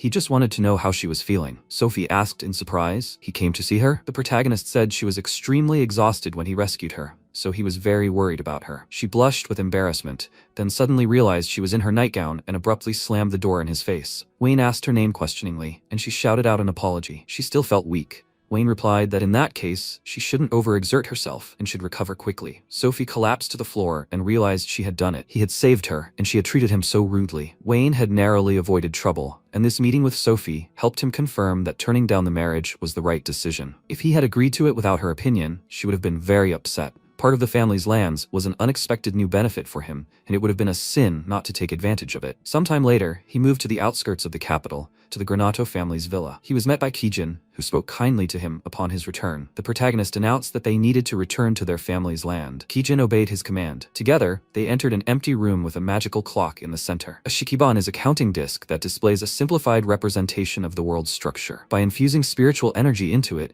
it can more effectively employ large-scale techniques. Kijin remarked that it was good that he had prepared this in advance. Their family lands were a bit far from the capital, but he would figure it out quickly and get there in no time. He cast a spatial transition spell, and the shikiban began its work. Kijin and Wayne set off, and after a while found themselves in another room. Wayne assumed they had succeeded, and Kijin agreed. When they left the room, Wayne inquired about how well the Rikugo was performing its task. He walked down the hallway and was called by a maid, who asked when he had managed to return. He turned around and replied that he had just arrived and asked if Rikugo was in the office. She replied that she thought he was, and Wayne thanked her for her answer. When the protagonist entered the office, Rikugo greeted him and asked if it was Mr. Wayne. Had something happened? He replied that he had received his new land and thought he should return home and tell him about it. Rikugo asked again, he received new land? That was wonderful, wasn't it? Wayne added that most of his spiritual energy had also returned, meaning he would summon all 12 Shikigami and they would begin accelerated development of the Garnet lands. Rikugo thought for a moment and then said that he thought it was a good idea and therefore dared not object. Kijin bowed her head with a smile, and Wayne decided that in that case, he proposed summoning them all and distributing tasks. He used magical energy and summoned the 12 divine Shikigami generals. Everything around him glowed with magical light, and a special glowing circle formed under the protagonist's feet. Suddenly, all the generals appeared around him, awaiting orders. He announced that he now had enough spiritual energy to maintain the form of all 12 Shikigami and that from that day on, each of them would be deployed. They simultaneously responded that they were listening to his orders. Suddenly, Tuda lunged at him from behind, shouting that they hadn't seen each other in a long time. Wayne managed to turn around and parry this serious attack with just one hand, asking him not to be so brazen with Mr. Wayne. Tuda was surprised by this turn of events and told him to stay out of his way. He landed, and Wayne said that, as he saw, Tuda hadn't changed at all. Still the same troublesome guy. Tuda replied that yes, that's just how great he was. He would fight him some other time, but for now, he should keep quiet. He doesn't want him to retract his physical form, does he? Tuda didn't react to these words, and at that moment, one of the generals said, "It's like she's back in the good old days," and chuckled. Wayne announced that now that they were finished, he would assign their tasks. With their efforts, the Garnet lands will develop to unprecedented heights. All the generals were delighted by this development and listened attentively to their master. He explained that there were several reasons why the Garnet lands were considered a weak territory in the Alcela kingdom: population size, naval strength, and financial situation. All three are very important, and in their case, they were below average. He wanted to improve these three factors first and foremost. Kijin will continue her studies at the academy, just as Rikugo will continue to manage their family's territories. Taimo will be responsible for managing the main house. Kojin will take on the role of instructor for the knights, which will strengthen their military might. Seiryu will prepare for the opening of their trading company and will subsequently assume management. Tenko will assist her with this. Genbu will help treat patients in the temporary hospital at the church. Suzaku, Dane, Tuda, and Byako, the four of them will take on the development of new territories, and that will be all. Dane turned to Wayne and asked how they should develop the new territories. He was relying on them, but could she really help here? Wayne replied that it was quite simple. She simply needed to establish relations with the locals. The Kurbot territories had been transferred to the Garnet family from the Norbert family. The residents were probably confused right now, but he offered to talk to them about his future plans. He planned to do something completely new in the new territory. He explained his plans to the guys and asked, "That sounds good, right?" Dane was overjoyed and shouted that it was awesome.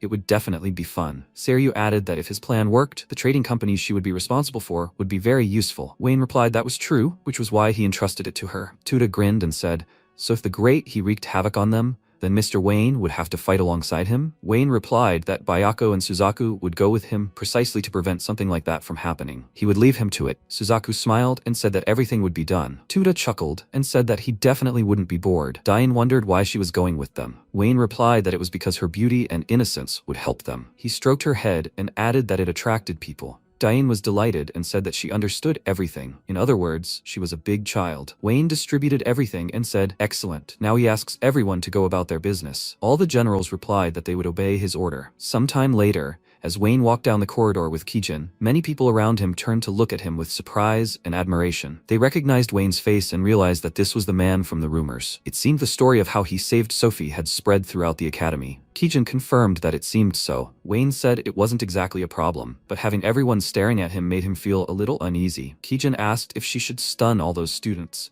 He replied that it would only add to their problems, so she shouldn't even think about it. Kijin apologized for her assumption, and Wayne thought about how, when it came to him, Kijin had dangerous thoughts, even though she usually had a very clear head. Suddenly, he noticed Sophie nearby. He approached her and after greeting her, asked how she was feeling. Sophie hesitated, but then said she was feeling much better. She apologized for worrying him. He replied that she shouldn't apologize for something that wasn't her fault. Sophie blushed with embarrassment and thanked him for his kindness. He replied that of course, they were friends, and Sophie, clutching her hands to her chest, was upset by this answer. At that moment, the teacher entered the room and announced that class was about to begin, and everyone should take their seats. Standing behind the podium, he announced his name was Colin, and he would be teaching magic in the swordsmanship class. Before beginning their lessons, he wanted to know one thing. Those who lack the ability to use magic and instead use techniques should not interfere with the teaching of talented students. Thus, he immediately made it clear to the protagonist that he had literally pointed a finger at him. Kijin became angry after this statement, and the students frowned at the teacher. Sophie asked if this wasn't an open insult to a student by the teacher. Colin replied that he was only telling the truth. This academy only accepts people with high magical power,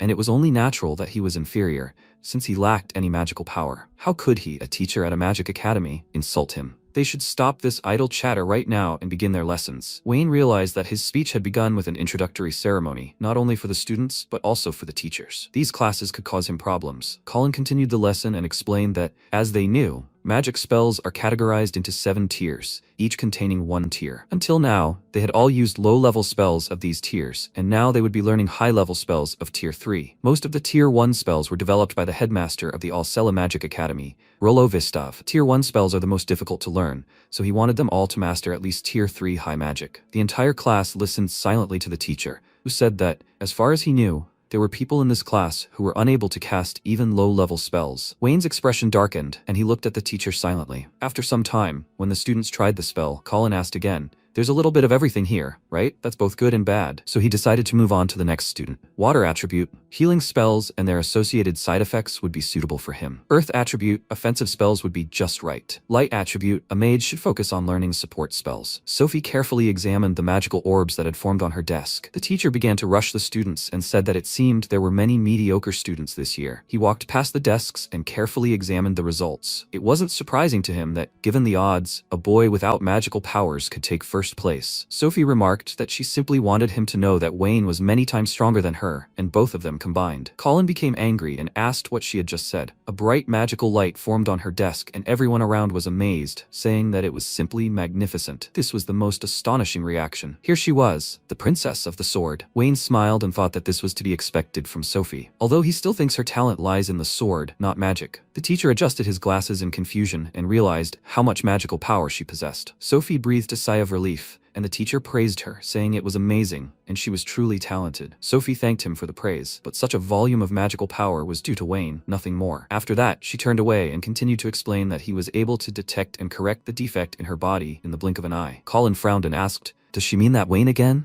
Did he really correct the defect inside her body in an instant?" It was obvious to him that this was a lie, since the organ that produces magic is not so simple, and no one could do something like that. Raising his hand, he shouted for the next student to go. Kijin came out to him, and he realized that she was Wayne's servant. As she approached the magical orbs, Colin thought that she probably had no talent for magic either. Meanwhile, Kijin turned to Wayne and mentally called out to him. He asked, "What's wrong?" She asked how much magical power she should infuse into the crystal ball. He asked, "Does she possess magical power?" Kijin replied, "Yes, just a little." He didn't expect that at all, so she should release about the same amount as Sophie. Kijin obeyed, and Colin was suddenly glad she hadn't been able to do anything. He asked, "What happened?" She couldn't infuse magical power into the crystal ball. She really was Wayne's servant, but suddenly everything around her was illuminated by a bright pink magical light. This ball glowed just like Sophie's, but wasn't this one brighter? Sophie was happy for Kijin and smiled. The teacher hadn't expected this turn of events at all, and gaped in shock, after which, without praising her, he shouted, "Next!" Wayne frowned, because it was his turn. Colin laughed at the fact that he'd actually gone out and tried. His target in this magical exploration was Wayne, who had absolutely no command of it. Now he would be disgraced in front of everyone. It seemed Mr. Rolo had taken an interest in him, but it was only temporary, and he would soon show everyone what Wayne really was. As Wayne approached the table, he wondered what he should do now. He had no magical powers, so the result was obvious. But he wondered what would happen if he infused spiritual energy into the crystal ball. Wayne used his magical powers and touched the ball, but there was no effect. The teacher immediately noted this and loudly declared that he didn't have any magical powers. He pointed a finger at Wayne and shouted that he had already told him not to interfere with his classes. Did he have any excuse? Wayne ignored the teacher's words and wondered silently if the infused spiritual energy had had any effect. Suddenly, dark magical forces formed within the ball, and those around him, noticing this, told each other to look at the color of the crystal ball. The teacher turned around, noticing something odd, and wondered what was going on. It was the color of the darkness attribute. He'd never seen it so pitch black. Wayne realized the spiritual energy had manifested itself, and he wondered if he could add a little more. The black liquid expanded, filling the entire orb with its magic, when suddenly the glass shattered into several small pieces. Wayne was terrified, as was his teacher, who began screaming loudly in fear, as did all the surrounding students. Had the orb really broken? Had he just done that? Wayne apologized for what had happened, as he'd accidentally broken it. Colin gritted his teeth in anger, and said that it seemed like, since the Academy's founding, no student had ever generated so much magical power that even the crystal orb couldn't withstand it. He shouted that he'd go get a new crystal orb right away, so they should sit there and wait quietly for him. Wayne scratched his head in confusion and apologized for causing everyone so much trouble. Those around him were happy for him, saying that Onmeadow was incredible. His classmates were delighted with his success, and said that he had also caught Teacher Colin off guard. They were pleased to see him like this. Wayne smiled, surprised by this reaction, and silently wondered why everyone was praising him. Sophie smiled, pleased to see him bonding with their class. When the teacher re-entered the room, he announced that it was the next student's turn. The student was terrified, thinking that the teacher was now in a bad mood because of Wayne, and that's why he had gotten into trouble. When Colin carried a new table with magical balls, he was surprised to discover that it was a crystal ball, and that savages without magic caused nothing but trouble. Now he turned to Henry and told him to infuse his magical power into the crystal. Henry was very shy and nervous, but he said he'd do it. When he reached for the magic ball, the teacher wondered what was going on. Was he really not even trying? Henry replied that wasn't true, that was all he could do. The teacher smirked and said he'd been teaching at this academy for 5 years, but this was the first time he'd seen such a dim glow. Adjusting his glasses, he laughed loudly and gloated, saying that he thought Wayne was the only talentless one in this class. He should at least try not to drag the whole class down with him. Henry was very upset and silently walked back to his seat. The others were commenting on how upset he looked. It was impossible to look at him without pity. Wayne was thinking that Teacher Colin had ridiculed him for his low magical powers, meaning he'd managed to pass the entrance exams thanks to his other talents. In other words, he was an outstanding talent in a field unrelated to magic. Meanwhile, Colin announced that because a student vandalized the crystal ball, he was forced to end their classes. That's all for today, and the next class would be a practical session. During the practical session, they would have to reach the finish line through a forest inhabited by monsters, splitting into pairs. They would learn the details before the practice began, but for now, they had to find a partner. Right now, they were free. The classmates began to discuss it among themselves. Practical sessions were held every year, right?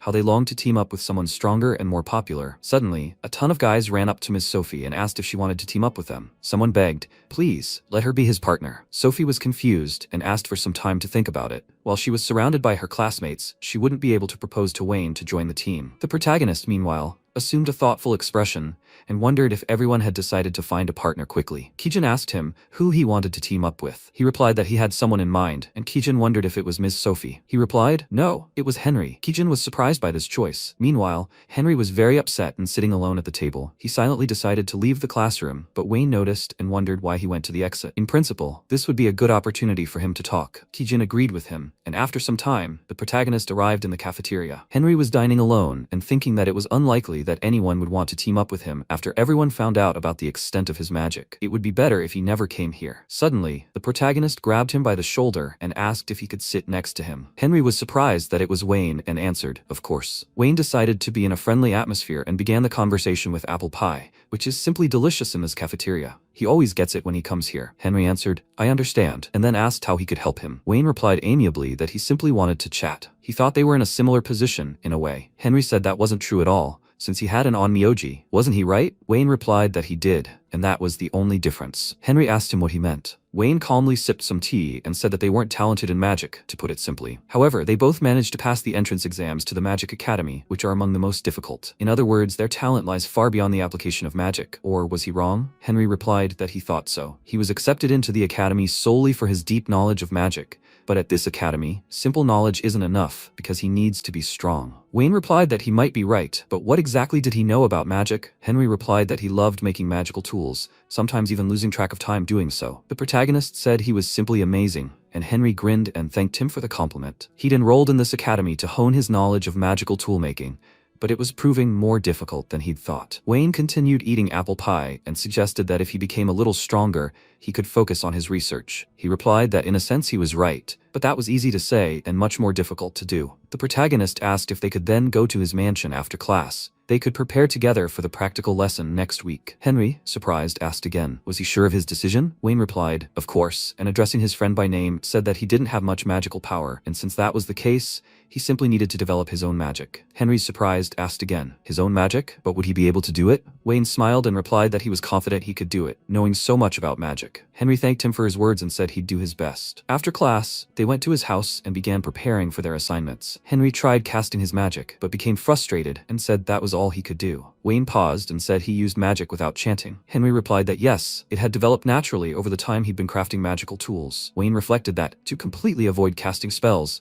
a person needed not only extensive knowledge of the field, but also precise control over the flow of magic within the body, which was very difficult. Even at the academy, there were hardly a dozen people capable of such a feat. His basic skills had enormous practical potential. Could he cast a spell this time using the method he was about to describe? Henry asked again, what is that method? Wayne replied that before firing, he should imagine holding the magic within himself. Henry asked again, should he hold the magic? But wouldn't that only make the shot weaker? Wayne said they'd test it now and let him just try it once. Henry said he understood and got to work. He looked at his magical hand and said he should imagine holding the magic. And a moment later, a bright flash of light erupted from his body and exploded the magic circle into tiny pieces. He was very surprised and wondered if the magic damage had increased. He just imagined holding the magic. How did that happen? Wayne replied that it was because they'd simplified the process of casting the spell. Henry looked at his friend in bewilderment and couldn't say anything, then asked if he could explain the scheme to him in more detail. Wayne believed that in this world people use the same activation method for any type of spell. There are indeed some great spells, and some don't cast any spells at all. But at their core, it's all the same method of activating a spell. The same thing was happening to him. If he didn't adjust the activation method to the type of magic, he'd only get a weaker spell. But if he altered the activation process, he'd end up with a more powerful spell while expending far less magical energy. Henry replied that he understood everything. That's what he meant when he said they'd missed the process. The protagonist noted that this was indeed true, because with his knowledge of the intricacies of creating magical tools and his high level of control over the flow of magical power in his body, nothing was impossible. So he thought they should try this method. Henry was surprised by this method and said it was very cool. He'd never thought of magic from this perspective. His innovative idea could completely overturn the rules of magic. Wayne smiled and said that after all, he is an onmeji, not a magician, an unconventional being unaffected by the rules. With this, the number of cold glances he'd received would significantly decrease. Henry smiled and thanked him again for the help. Now, with this help, he could continue his studies at the academy. Wayne said he'd simply come up with the idea, and it was his skill that brought it to life. Henry laughed, clutching his head and suggesting that this was the first time he'd been praised since joining the academy, and it felt very good. Wayne smiled hopefully at Henry and asked if he already had a partner for the practical task. Henry replied that he didn't have one yet, and Wayne asked if he could team up with him. Henry was only too happy with the offer, but was he sure? He could become a burden. Wayne replied that he was wrong. Together, they would excel in this practical lesson, thus outsmarting teacher Colin. Henry was surprised by this reaction, then laughed and said that he really was something. He was having incredible thoughts. He couldn't just let it go, being made a fool of. It wasn't in his nature. And if he was okay with it, he'd be happy to team up with him. Wayne replied that everything was settled then, and that he was very pleased to collaborate with him. They shook hands with mutual respect. A week passed and the day of the practical lesson arrived. Many students gathered in a clearing in the forest around the teacher, who announced that they would now begin their practical lesson. Without exception, they would set out from this location. Their task was to reach the top of the mountain, retrieve a shining crystal like this one, and return with it in hand. Anyone who did not return by sunset would automatically fail. On the way to the top, they would encounter all sorts of traps and monsters, so they must be extremely careful. Now he would announce the pairs. They should hear their names, and then they could set out. Looking at the list, he surmised that they seemed to have a rather interesting pair here. It was Wayne and Henry. He hadn't thought that two losers would team up. Perhaps they deserved a little sympathy. Let them go first on the tasks. But they should not wander around there too long and cause problems for the other students. They should stick to the edge of the forest, so as not to disturb anyone. The students replied with smiles that they understood, and thanked him for the advice. After this conversation, they set off first. Wayne asked Henry to walk at his own pace, and he should adjust to it. Henry frowned and replied, okay. He thought sadly that everything was fine. He had trained hard all last week and tried to reassure himself that the teacher would no longer be able to make a fool of him. The boys decided to begin, and Henry's entire body glowed with magical light. He looked confidently ahead and abruptly set off, accelerating greatly. Wayne followed him, thinking that this was excellent work. His control of magical power was simply incredible. Colin looked after them, stunned, his mouth open in amazement. Kijin smiled and said, "There he is, Master Wayne." At that moment, Sophie thought about Henry. He didn't have enough magical power for such a powerful spell, and something similar had happened to her. Wayne was a true professional at nurturing people's talents. While everyone around them rejoiced at such success, Colin gritted his teeth in anger and wondered how they had done it. He was filled with hatred for the students. After that, he announced that before he announced the next pairing, he would give them all one piece of advice. There was a barrier in the forest that they should not go beyond. Monsters might be waiting there, monsters they couldn't handle right now. Fighting them could cost them their lives.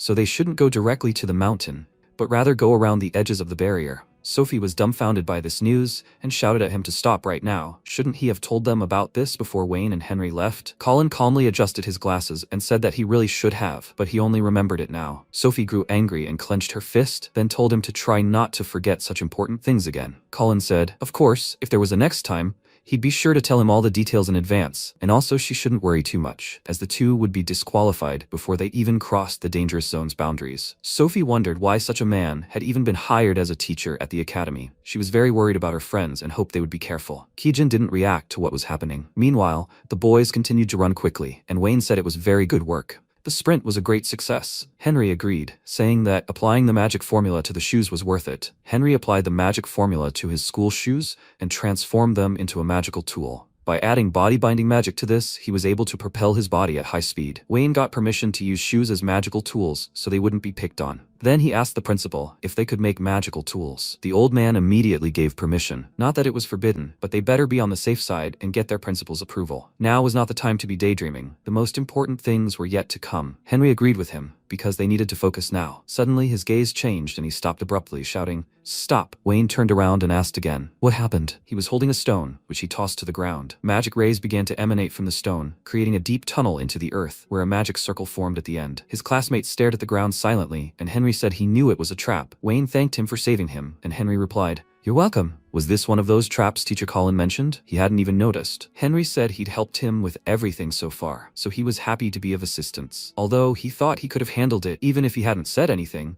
Wayne argued, suggesting that wasn't true. Since there were traps set up here, he suggested slowing down a bit before moving forward. Henry agreed with this, and they set off. They continued to encounter traps and fight off monster attacks until they reached the road to the top of the mountain. Henry noticed that it was a magical barrier. Wayne wondered if Kijin had mentioned something about this. Apparently, there were powerful monsters behind the barrier, and she'd relayed information that the teacher had explained this in detail to the students immediately after they left. Wayne took this into account, and Henry said that it seemed a terrible magical force was present here, so he suggested going around the barrier. Wayne advised that going straight was the shortest route, when Henry suddenly became very scared and said that this could end badly, even for him. This could be a trap, and they were deliberately walking into it. Wayne said everything would be fine, they should trust him. Henry shouted for him to wait, when suddenly Wayne entered the barrier. Henry hurried after him and shouted again for him to wait when suddenly a huge tree appeared in front of Wayne. Henry went with him and said that he couldn't get back through the barrier. The main character reported that it was apparently no longer possible to exit the barrier the same way he entered it. Suddenly, a huge eye appeared in the tree trunk. Henry asked if he was imagining it or if this tree was a monster. Suddenly, the tree began to move violently and send out its roots, attacking the guys. Henry screamed loudly in fear, and Wayne was completely focused. He said it looked like a Trent, and judging by the magical power, it was much weaker than the chimera he fought before the entrance exam, right? What terrible magical power. Do they really need to defeat this guy if they want to get out of here alive? This simply couldn't be possible. Wayne took out his sword and asked to leave this matter to him. He had worked hard enough to get here. Suddenly, the monster tore out one of its roots and began to fight. Wayne used hidden fire to deflect the attack, then suddenly pushed off the ground, leaped high into the air and swung his sword, telling the tree not to think that it would let any tree stand in its way. With these words, he split the tree in two with his sword in a single motion, then turned to Henry, noticed that the barrier was broken, and said, "Great. Now they can move on." Henry looked at the severed tree in surprise and agreed. When the guys emerged into a new clearing, they saw the very stone they were supposed to get in the center. They had finally reached the right place and were definitely the first to reach it. The guys rejoiced at their success and approached the crystal. When Wayne grabbed it in his hands, they looked at each other with smiles on their faces. Meanwhile, Colin was watching the time and waiting for his students in the forest. He noticed the first ones approaching him and was stunned. In his opinion, this was an incredibly fast result. Who was that running? Suddenly he frowned and realized who it was and wondered why they, of all people, had arrived fastest. The boys reported that they brought the crystal to the teacher and, as they believed, they had successfully completed this practical lesson, right? Colin hoped that the two of them hadn't cheated, right? Wayne said that even considering they had entered the forest first, they had returned too quickly. Colin was very dissatisfied with this result and wondered if they had decided to go around the perimeter barrier. He hadn't specifically told them anything about this, and yet they had succeeded. Wayne reported that since the shortest route was through the Trent tree, they had overcome it and continued forward. Colin was stunned and asked again what he had just said. Had they really overcome it? It was simply impossible for them to destroy such a high-ranking monster. Henry explained that they had actually managed to defeat the tree solely thanks to Wayne. He had killed the tree with a single blow. Colin was even more surprised and asked again, with a single blow? Don't let him talk such nonsense. It was impossible for a scumbag like him. No one would believe such a blatant lie. Wayne asked again, doesn't the crystal and the speed with which they accomplished everything prove otherwise? Colin replied that he was sure they simply couldn't have done it. Wayne thought, Simon and the teacher are both good. Is it really so hard for this country to admit there's no catch? He asked. If he doubted them so much, why doesn't he personally verify what's happening? Colin asked fearfully. Does he mean verify? Wayne replied, yes, let him verify his abilities. If he wanted, he could go first, and if he won, he'd like to ask him to reconsider his arrogant behavior toward them. Henry yelled that it was a bad idea, but Colin got angry and said he felt like he was underestimating him too much, so why not knock him down a peg? As a teacher, it was his responsibility to show lazy students what real magic was. He used magical energy and ordered it to carry them away in this cyclone. Henry screamed in fear. It was a high-level speed spell. Wayne found himself in the middle of this cyclone, and Henry turned to the teacher and said that it was too much. Colin replied that it was his own fault for challenging him like that, but he could calm down because he calculated everything so that he wouldn't die. They'd chalk it up to an injury sustained during the practical lesson, and after these words he laughed maliciously. Suddenly, Wayne replied that there was no reason to worry because he was unharmed. He held the magic card in his hands and spoke aloud, "Absolute shackles." The teacher was stunned and unable to move. He asked, "What did he just do?" Wayne replied that he was merely using the techniques he so despised. Colin shouted at him angrily, after which Wayne asked him to calm down. This time, he would show what he was capable of. The headmaster, who suddenly appeared in the clearing, asked him to stop there for now, and he silently obeyed. He took it upon himself to observe the practical training taking place this time. Henry was dumbfounded when he saw him, and Colin, afraid the headmaster had seen everything, asked what brought him here. The headmaster replied that one of the sword class students had reported his inappropriate behavior. That's why he decided to observe the practical training. Wayne realized that someone had told him, and he wished he had known about it back when he had requested permission to use magical tools. The director said they would discuss the details with him later, but for now, he only wanted to say one thing. He was fired as of today. Colin was terrified of losing his job and started shouting that he was asking him to wait. This was all one big misunderstanding. Couldn't he see? The director smiled and asked, "What was that then?" He hadn't informed his students about an attempt to endanger them,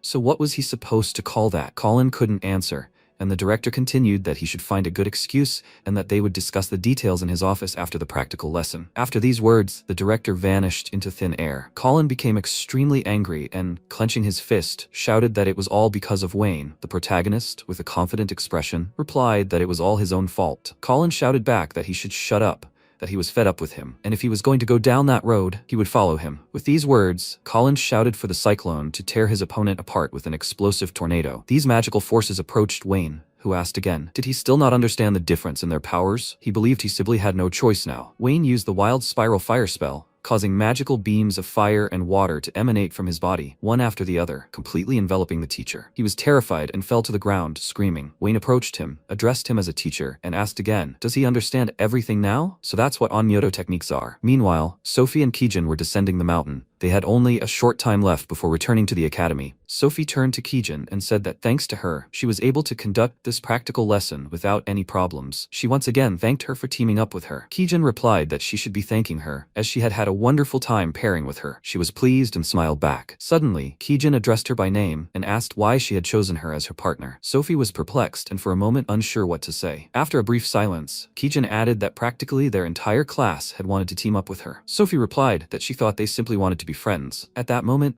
she wondered if Wayne was also a factor. She could perhaps offer some advice about him. Kijin blushed and replied that she understood everything, then thanked her for being so interested in her. By the way, they never found the barrier teacher Colin had mentioned. Surely he hadn't lied to them just to scare the students? Kijin replied with a smile that anything was possible. The girls managed to return to their destination, and Wayne and Henry greeted them there, waving. The girls were surprised that they had actually returned first. Wayne replied that they had started first, so it wasn't surprising. Kijin said it was still a surprising result, and asked where teacher Colin was. Wayne pointed and said he was there. Sophie decided to go see him and report their return. As the girls approached the teacher, they noticed something was wrong. Sophie addressed him by name, but Colin ignored her, and clutching his head, screamed that his career was over. Sophie was frightened and wondered what was happening to their teacher. Wayne replied that the academy's director had recently been there and fired the teacher. Sophie looked at the students in shock, while Colin, standing off to the side, continued to sob bitterly and laugh from a nervous breakdown. By the end of that day, teacher Colin officially left the academy. The students discussed how it seemed teacher Colin had been fired, but he was still a terrible teacher. He was too cool, and his dismissal actually made them feel better. He had a bad reputation among the students, which was unsurprising, and not a single person felt sorry for him. Kijin informed the students the practical lesson had been very fruitful. Not only had they become friends with Henry, but they had also managed to get rid of that annoying teacher. Wayne smiled and said that was true. They also shouldn't forget that this situation allowed Henry to earn the recognition of his classmates. Wayne approached Kijin and suggested that she and Sophie had become friends. Kijin replied that they had even agreed to have lunch together next time. Wayne asked if that was really true. In his opinion, this was wonderful news. At that moment, Taimo turned to the guys and said that they would soon arrive at the village located in their new lands. Wayne replied that this was great, after which he wondered if this group had already become friends with the Kurbot residents. When they arrived at their new village, they were greeted by Mr. Yang, the village chief, who was pleased to meet them. Wayne placed his hand on his chest and replied that he was pleased to meet him and thanked him for such a warm welcome. Then he asked if the people he sent to them had arrived safely. Yang replied that they were already here. The protagonist thought that the situation seemed much better than he had expected. Could he please take him to them? Ian replied that he should follow him. As the two of them walked through the village, Ian extended his palm upward and announced that they were here. Wayne asked again, here? Why were they staying in such a huge house? Ian explained that it was because Mr. Tuda and his companions were the benefactors of this village, so it was only natural to give them the best place. Wayne asked again, What did benefactors mean? They silently climbed up to the house, and Tuda greeted them, reclining in a chair and asking how things were. Wayne, surprised, asked again. Was it his imagination, or had he become even more abrupt? Tuda grinned and announced that he was now a celebrity. Suzaku whispered in his ear that it was not like that at all. Since they arrived in the village, Tuda had not spoken to any of the locals. All he did was fight the monsters that roamed the area, although he thought it was even better this way. In the end, he saved a village that had been oppressed by monsters for years, and they began to regard him as a savior. He approached Mr. Wayne and told them that he had ordered them to establish contact with the villagers and befriend them. Although they achieved this, Toad's ego had also ballooned. He had barely listened to them before, and now he paid them no attention at all. Diane angrily yelled at Mr. Wayne to do something about Toad. The protagonist replied that he understood the gist of the story. He had expected a little less from them, so this was a good result. The villagers practically revered them, so they would be happy to help them in the future. Toad frowned and continued to listen silently as the protagonist said that he did have a way to make Toad obey, and it would be very quick. He addressed him by name and asked if he wanted to fight him. Tuda immediately smiled and jumped up from his chair, heading towards Wayne. He grew angry and glowed with a magical light, declaring that he had finally decided to do it. Wayne, smiling, held his opponent back from attacking and replied, "That's definitely true." After a while, they arrived at a spot near the river and stood on large rocks facing each other. The people around them wondered how Mr. Wayne had found such a good place to fight. They weren't sure, but most likely he did it with his technique. He could always find a use for it in any situation. Besides, he was the strongest Mr. Wayne, the greatest on Meiji. Wayne, meanwhile, smiled and, looking into Tuda's eyes, said that they hadn't fought in a long time, and it brought back memories. Tuda chuckled and said that he had been really looking forward to this moment. This time, he would definitely kill him. With this terrible pressure, the fight began between them. Tuda immediately moved behind Wayne and began attacking him, but Wayne suddenly flew to the side, defending himself with his technique. Tuda looked confidently at his target and began approaching him again. Wayne suddenly appeared high in the sky directly above Tuda, who turned around and noticed this and also pushed off the ground. He swung his fist, but Wayne easily blocked his attacks. Tuda was enraged that Wayne had blocked his attack and said that this made him want to kill him even more. A moment later, he flew to the side and cast a spell. Wild flames stop. Bright flames glowed around him, and he wondered if Wayne would only need one move to block his blow. But thanks to the Snake King's eyes, everything could change. Wayne noticed something was wrong, and Tuda continued to ponder that the Snake King's eyes were an innate skill that allowed him to immobilize anyone he looked at. This time, nothing would save Mr. Wayne. Using his skill, he struck Wayne and was confident of victory when Wayne suddenly appeared behind him using magical powers. He flexed his fists and muttered what a shame. If he had fought him immediately after his reincarnation, he certainly could have won. Toda turned around in fear and shouted, "What?" A moment later, Wayne struck him with his clasped hands, and Toda fell straight into the water, sending a ton of splashes flying everywhere. He found himself completely soaked and cursed. Wayne reached out to him, but suddenly froze, and the protagonist used the magical powers of the soul crossbow, causing a bright blue wave to strike the immobilized Toda. A huge hole appeared in the ground near his head, and he asked in fear, "What's going on?" Suddenly, water began to rise from it, sending splashes flying everywhere. The surrounding guys wondered if this was really a hot spring. Tuda was right in the middle of the hot water, and Diane, screaming with joy, said she knew Mr. Wayne had won. It had been a pretty easy victory. Byako realized that with each passing day, Mr. Wayne was getting closer to his original goal, and that this concerned them too. Wayne landed on one of the rocks and, turning to Tuda, said he'd tried hard, as he barely managed to defeat him. He offered him a helping hand, but Tuda rejected it out of anger, saying that he'd lost this time, but next time he'd definitely kill him. Enraged, he stood up and walked away. Wayne watched him go, realizing that Tuda hadn't changed at all. He'd be obedient for a while. Dayan ran up to him, hugged him, and shouted that he'd done well. Wayne patted her on the head and thanked her. Suzaku also approached him and said that he and Tuda had gone for a walk and found a hot spring. Did he really choose this place for a fight to achieve that very goal? Wayne replied that he was basically right. Dane was stunned by what was happening and shouted that this was very cool. The hot spring was near this village. Kijin and Taimo, who were unable to come with him, discovered it. Suzaku grinned and replied, "So that's why he suddenly used a technique to study the surrounding area." He replied, "Yes, the hot springs will attract tourists. People from all over the kingdom will want to visit Kerbot village thanks to this." Dane shouted that this sounded quite fun. He thinks just like a minor noble, as always. Wayne was delighted and said, "Great," and then asked, "Why don't they all work together to develop the local tourist area now?" The guys rejoiced and shouted, "Yes, the first step in developing the village was building a bathhouse. If everything works out, this place will become a tourist area. They'll start small and then expand the bathhouse complex based on the number of tourists." The villagers also showed great interest in the construction, largely thanks to Toad and the others who established contact with them. After some time, Kijin arrived at the site and approached Mr. Wayne, informing him that she'd been asked to convey that the bathhouse would be completed by the end of the day. Something startled her and she asked again, "What's wrong?" Wayne ignored her words and looked at the sky. Later, he turned around and said that construction seemed to be going smoothly. Kijin asked in surprise, "What's wrong?" The protagonist replied that he needed to run errands, that it was all routine, and he'd be back by nightfall. He waved, and Kijin said she understood. Sometime later, in the Kurbot village mines, an unknown man in a long, hooded cloak wandered the dungeon following a magical purple light. He controlled it and cast a spell. Let the spirits sleeping in the darkness grant him the source of their power. The entire area glowed with magical light, and a circle formed on the ground. At that moment, Wayne arrived, and the unknown man noticed something was wrong. He turned around,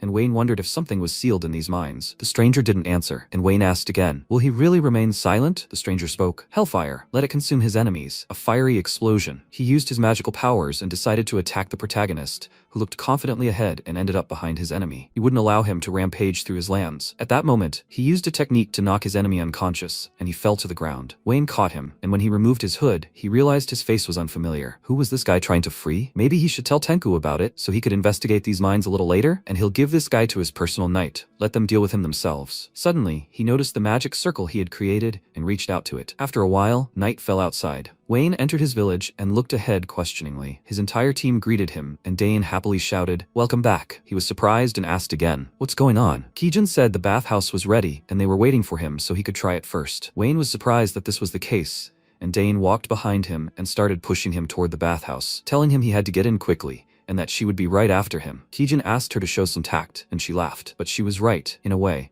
It would be better if they all tried this bathhouse together, because he would get bored there alone. The guys looked at him in surprise, and Dane jumped with joy and shouted that now they would have fun. When the guys decided to try the bathhouse, they split into men's and women's halves. In the men's halves, the guys dipped in the water, and Wayne declared that the hot springs were the best. Wasn't he right? In the women's halves, Diane shouted that it was excellent. It was her first time at the hot springs. She slipped on the water and fell straight to the ground. The fall hurt, and Kijin chuckled at her energy. Kijin looked incredibly beautiful and carefully lowered herself into the water. When she was completely submerged, she remarked that the hot water was very relaxing. Suddenly, a loud pop sounded near her. It was Diane, who jumped into the water with a running start and remarked that it was really wonderful. Kijin noted that she was behaving without any manners again. Meanwhile, Tuda was lying alone on the roof. Byako approached him and asked if he would join them. Tuda rudely declined the offer, and the boys surmised among themselves that it seemed he was still reeling from his defeat at the hands of Mr. Wayne. The boys continued to relax, and Kijin turned around, noticed Mr. Wayne, and addressed him by name in her mind. Wayne noticed this and asked again, "What's wrong?" She was curious to know how he was enjoying the water. He replied that it was excellent. After this conversation, she noticed he had changed slightly. He asked questioningly, "Is that really true?" Kijin replied that he was much calmer than he used to be. Wayne replied that wasn't true. He had always been calm. It was just his nature. Kijin smiled and noted that this was true. It seemed that Mr. Wayne hadn't noticed yet,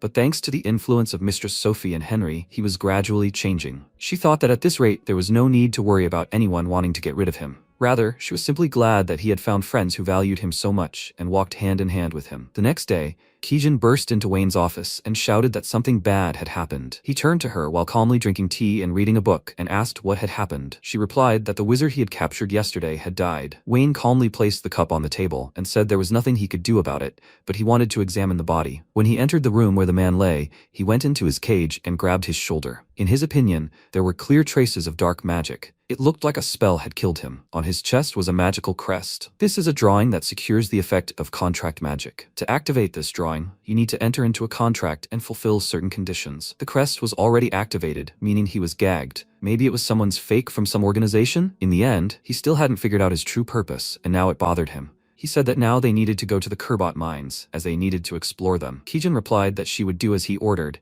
and Byako asked if he would allow him to come along. Wayne replied that he had no objections, and Byako said he was very grateful. After some time, the three of them entered the mines. Wayne pointed to the spot where the guy had cast the release spell. If they assumed someone was sealed here, the question remained as to what the intruder was trying to accomplish. Perhaps they should remove the seal? Wasn't that too dangerous? After all, that was exactly what he wanted. Thinking alone wouldn't solve this problem, especially since in his current state, he could handle any unforeseen situation. The guys replied that that was true, and they thought so too. Wayne said, "Great. and now he proposed breaking the seal. Every spell has its weaknesses, and if you hit that spot with spiritual energy, the spell will dissipate. In other words, the seal could be broken not only with release magic, but also with the Onyoto technique. Wayne touched the ground and used his powers, suddenly shattering the area into small pieces. So who would come out to them now? He carefully looked at the fiery tunnel that had appeared, from which a powerful beast had formed. It was a terrifying monster, and Wayne calmly replied that everything was clear to him. So the salamander was sealed here? Byakko approached him and asked permission to deal with the monster himself. Wayne replied that in that case, he was relying on him. He also shouldn't kill the beast, as he needed it for research. Byakko replied that he understood and began the attack. The salamander opened its mouth and released a fiery flame. It died down after a moment, and Wayne began to think that it was getting too hot in here, and the situation was becoming unfavorable for Byakko. Byakko clasped his hands and cast a spell that captured all the flames and enveloped it. The monster continued to fight, and moments later, the impact shattered the ground, causing numerous rocks to shatter. Byakko rose high and realized that fire and brute force alone wouldn't defeat the monster. After these words, he kicked the creature right in the head, and the monster fell to the ground. It was destroyed, and Wayne addressed Byakko by name and said he had dealt with it quickly, so he's doing well. Kijin confirmed this, and they said, "Here he is, the strongest of the 12 Shikigami generals." Wayne asked him if he was feeling well. Byakko replied that everything was fine, and the guys decided it was time to investigate this salamander. Suddenly, an explosion occurred in front of Wayne's face, and thick dust obscured everything. He didn't understand what that smoke was. The master clutched his head in surprise, and the creature shrank in size, now looking very small. The salamander began waving its paws and uttering some phrases. "Let them forgive this and not kill it." Wayne carefully examined the creature and was surprised that it was a talking monster. "What's going on now?" The salamander said that it was a spirit, not a monster. The protagonist was surprised and asked,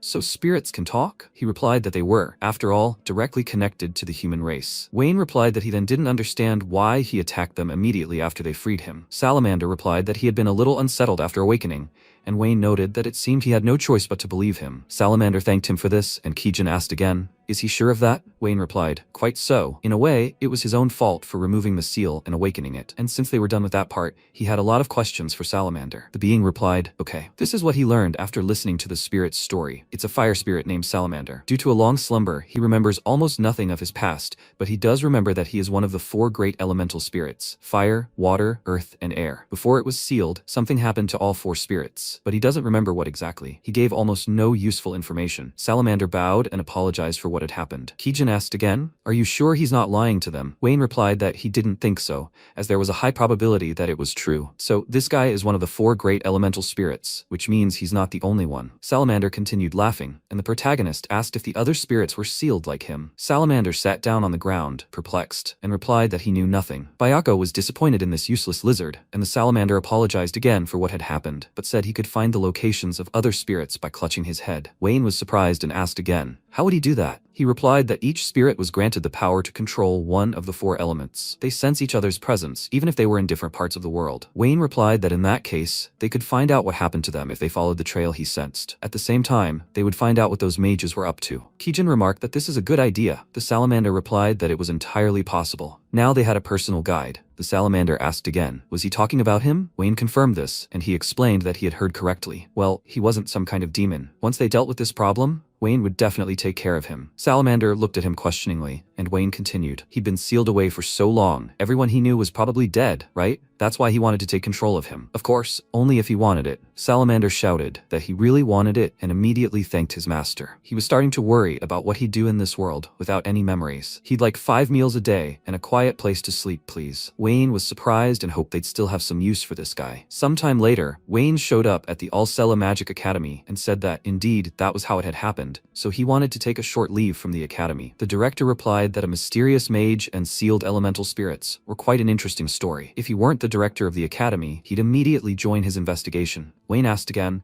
he's not doing anything just to go with him, is he? The headmaster replied that he was just joking, but he had to say he knew how to get into trouble. Wayne took a sip of tea and replied that he was born under that star. The headmaster remarked that it was well said and hoped to hear an interesting story from him the next time he came to visit. Wayne replied that it was good and that it was probably time for him to leave. A moment later, he left the office and heard someone nearby. It was Sophie, who greeted him with a smile and asked if it was really Wayne. Was he discussing something with the academy's headmaster? Wayne greeted her and said that he had asked the headmaster for permission to take a vacation. Sophie, alarmed, asked if he was sick or if something had happened. Wayne replied that an urgent matter had come up and he would have to travel a bit. Sophie, upset, asked again how long he would be gone. The protagonist, no noted that it was difficult for him to say. Sophie blushed with embarrassment and asked if she could go with him. The protagonist hadn't expected this turn of events at all, and Sophie continued to say that she apologized to him for asking so suddenly. He'd always helped her out, and she thought that if she could be of any help, she might go with him. Wayne replied that he was only too glad to have her help, but as he'd already said, he didn't know how long this would drag on, and her grades at the academy could plummet. Sophie replied that nothing terrible would happen.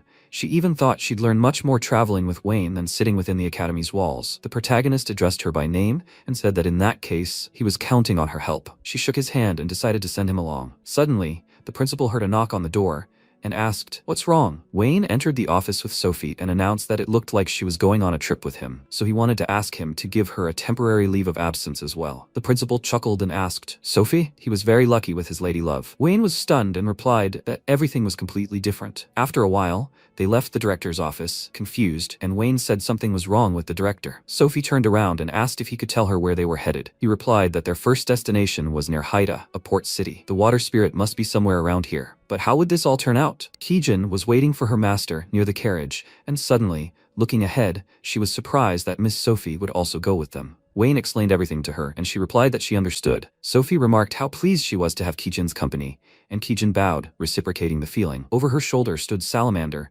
who immediately greeted her, waving his paw and announcing that he was their guide, the spirit of fire, and pleased to meet them. Sophie was dumbfounded and asked again, "Is this really a talking monster?" Wayne warned her that he'd forgotten to tell her their goal. After a while, the other generals were surprised to see the fire spirit. Dane shouted that she was sure the creature would be delicious if roasted. Wayne asked them to stop saying that, as there were many things much tastier than this lizard. Kijin replied that sometimes she didn't understand him at all. When they arrived in a comfortable room, Wayne explained that he'd gathered them here anyway because the fire spirit would be contacting its brothers. Suzaku asked again, but how would he know where they were? Where should they even begin searching? Wayne replied that he had one way. The salamander began emitting magical rays and, opening its mouth, blew out smoke. These were fire spirits imbued with his power, and they would lead them to other spirits. Dane touched it and noted that it wasn't hot at all, and that it was simply magnificent. The salamander thanked her for this. Wayne continued, explaining that they would split into 3 groups, each pursuing its own spirit. He, Kijin, and Salamander would go to Nair Haida after the water spirit. Suzaku and Dayan would go to Saison Mountain after the earth spirit,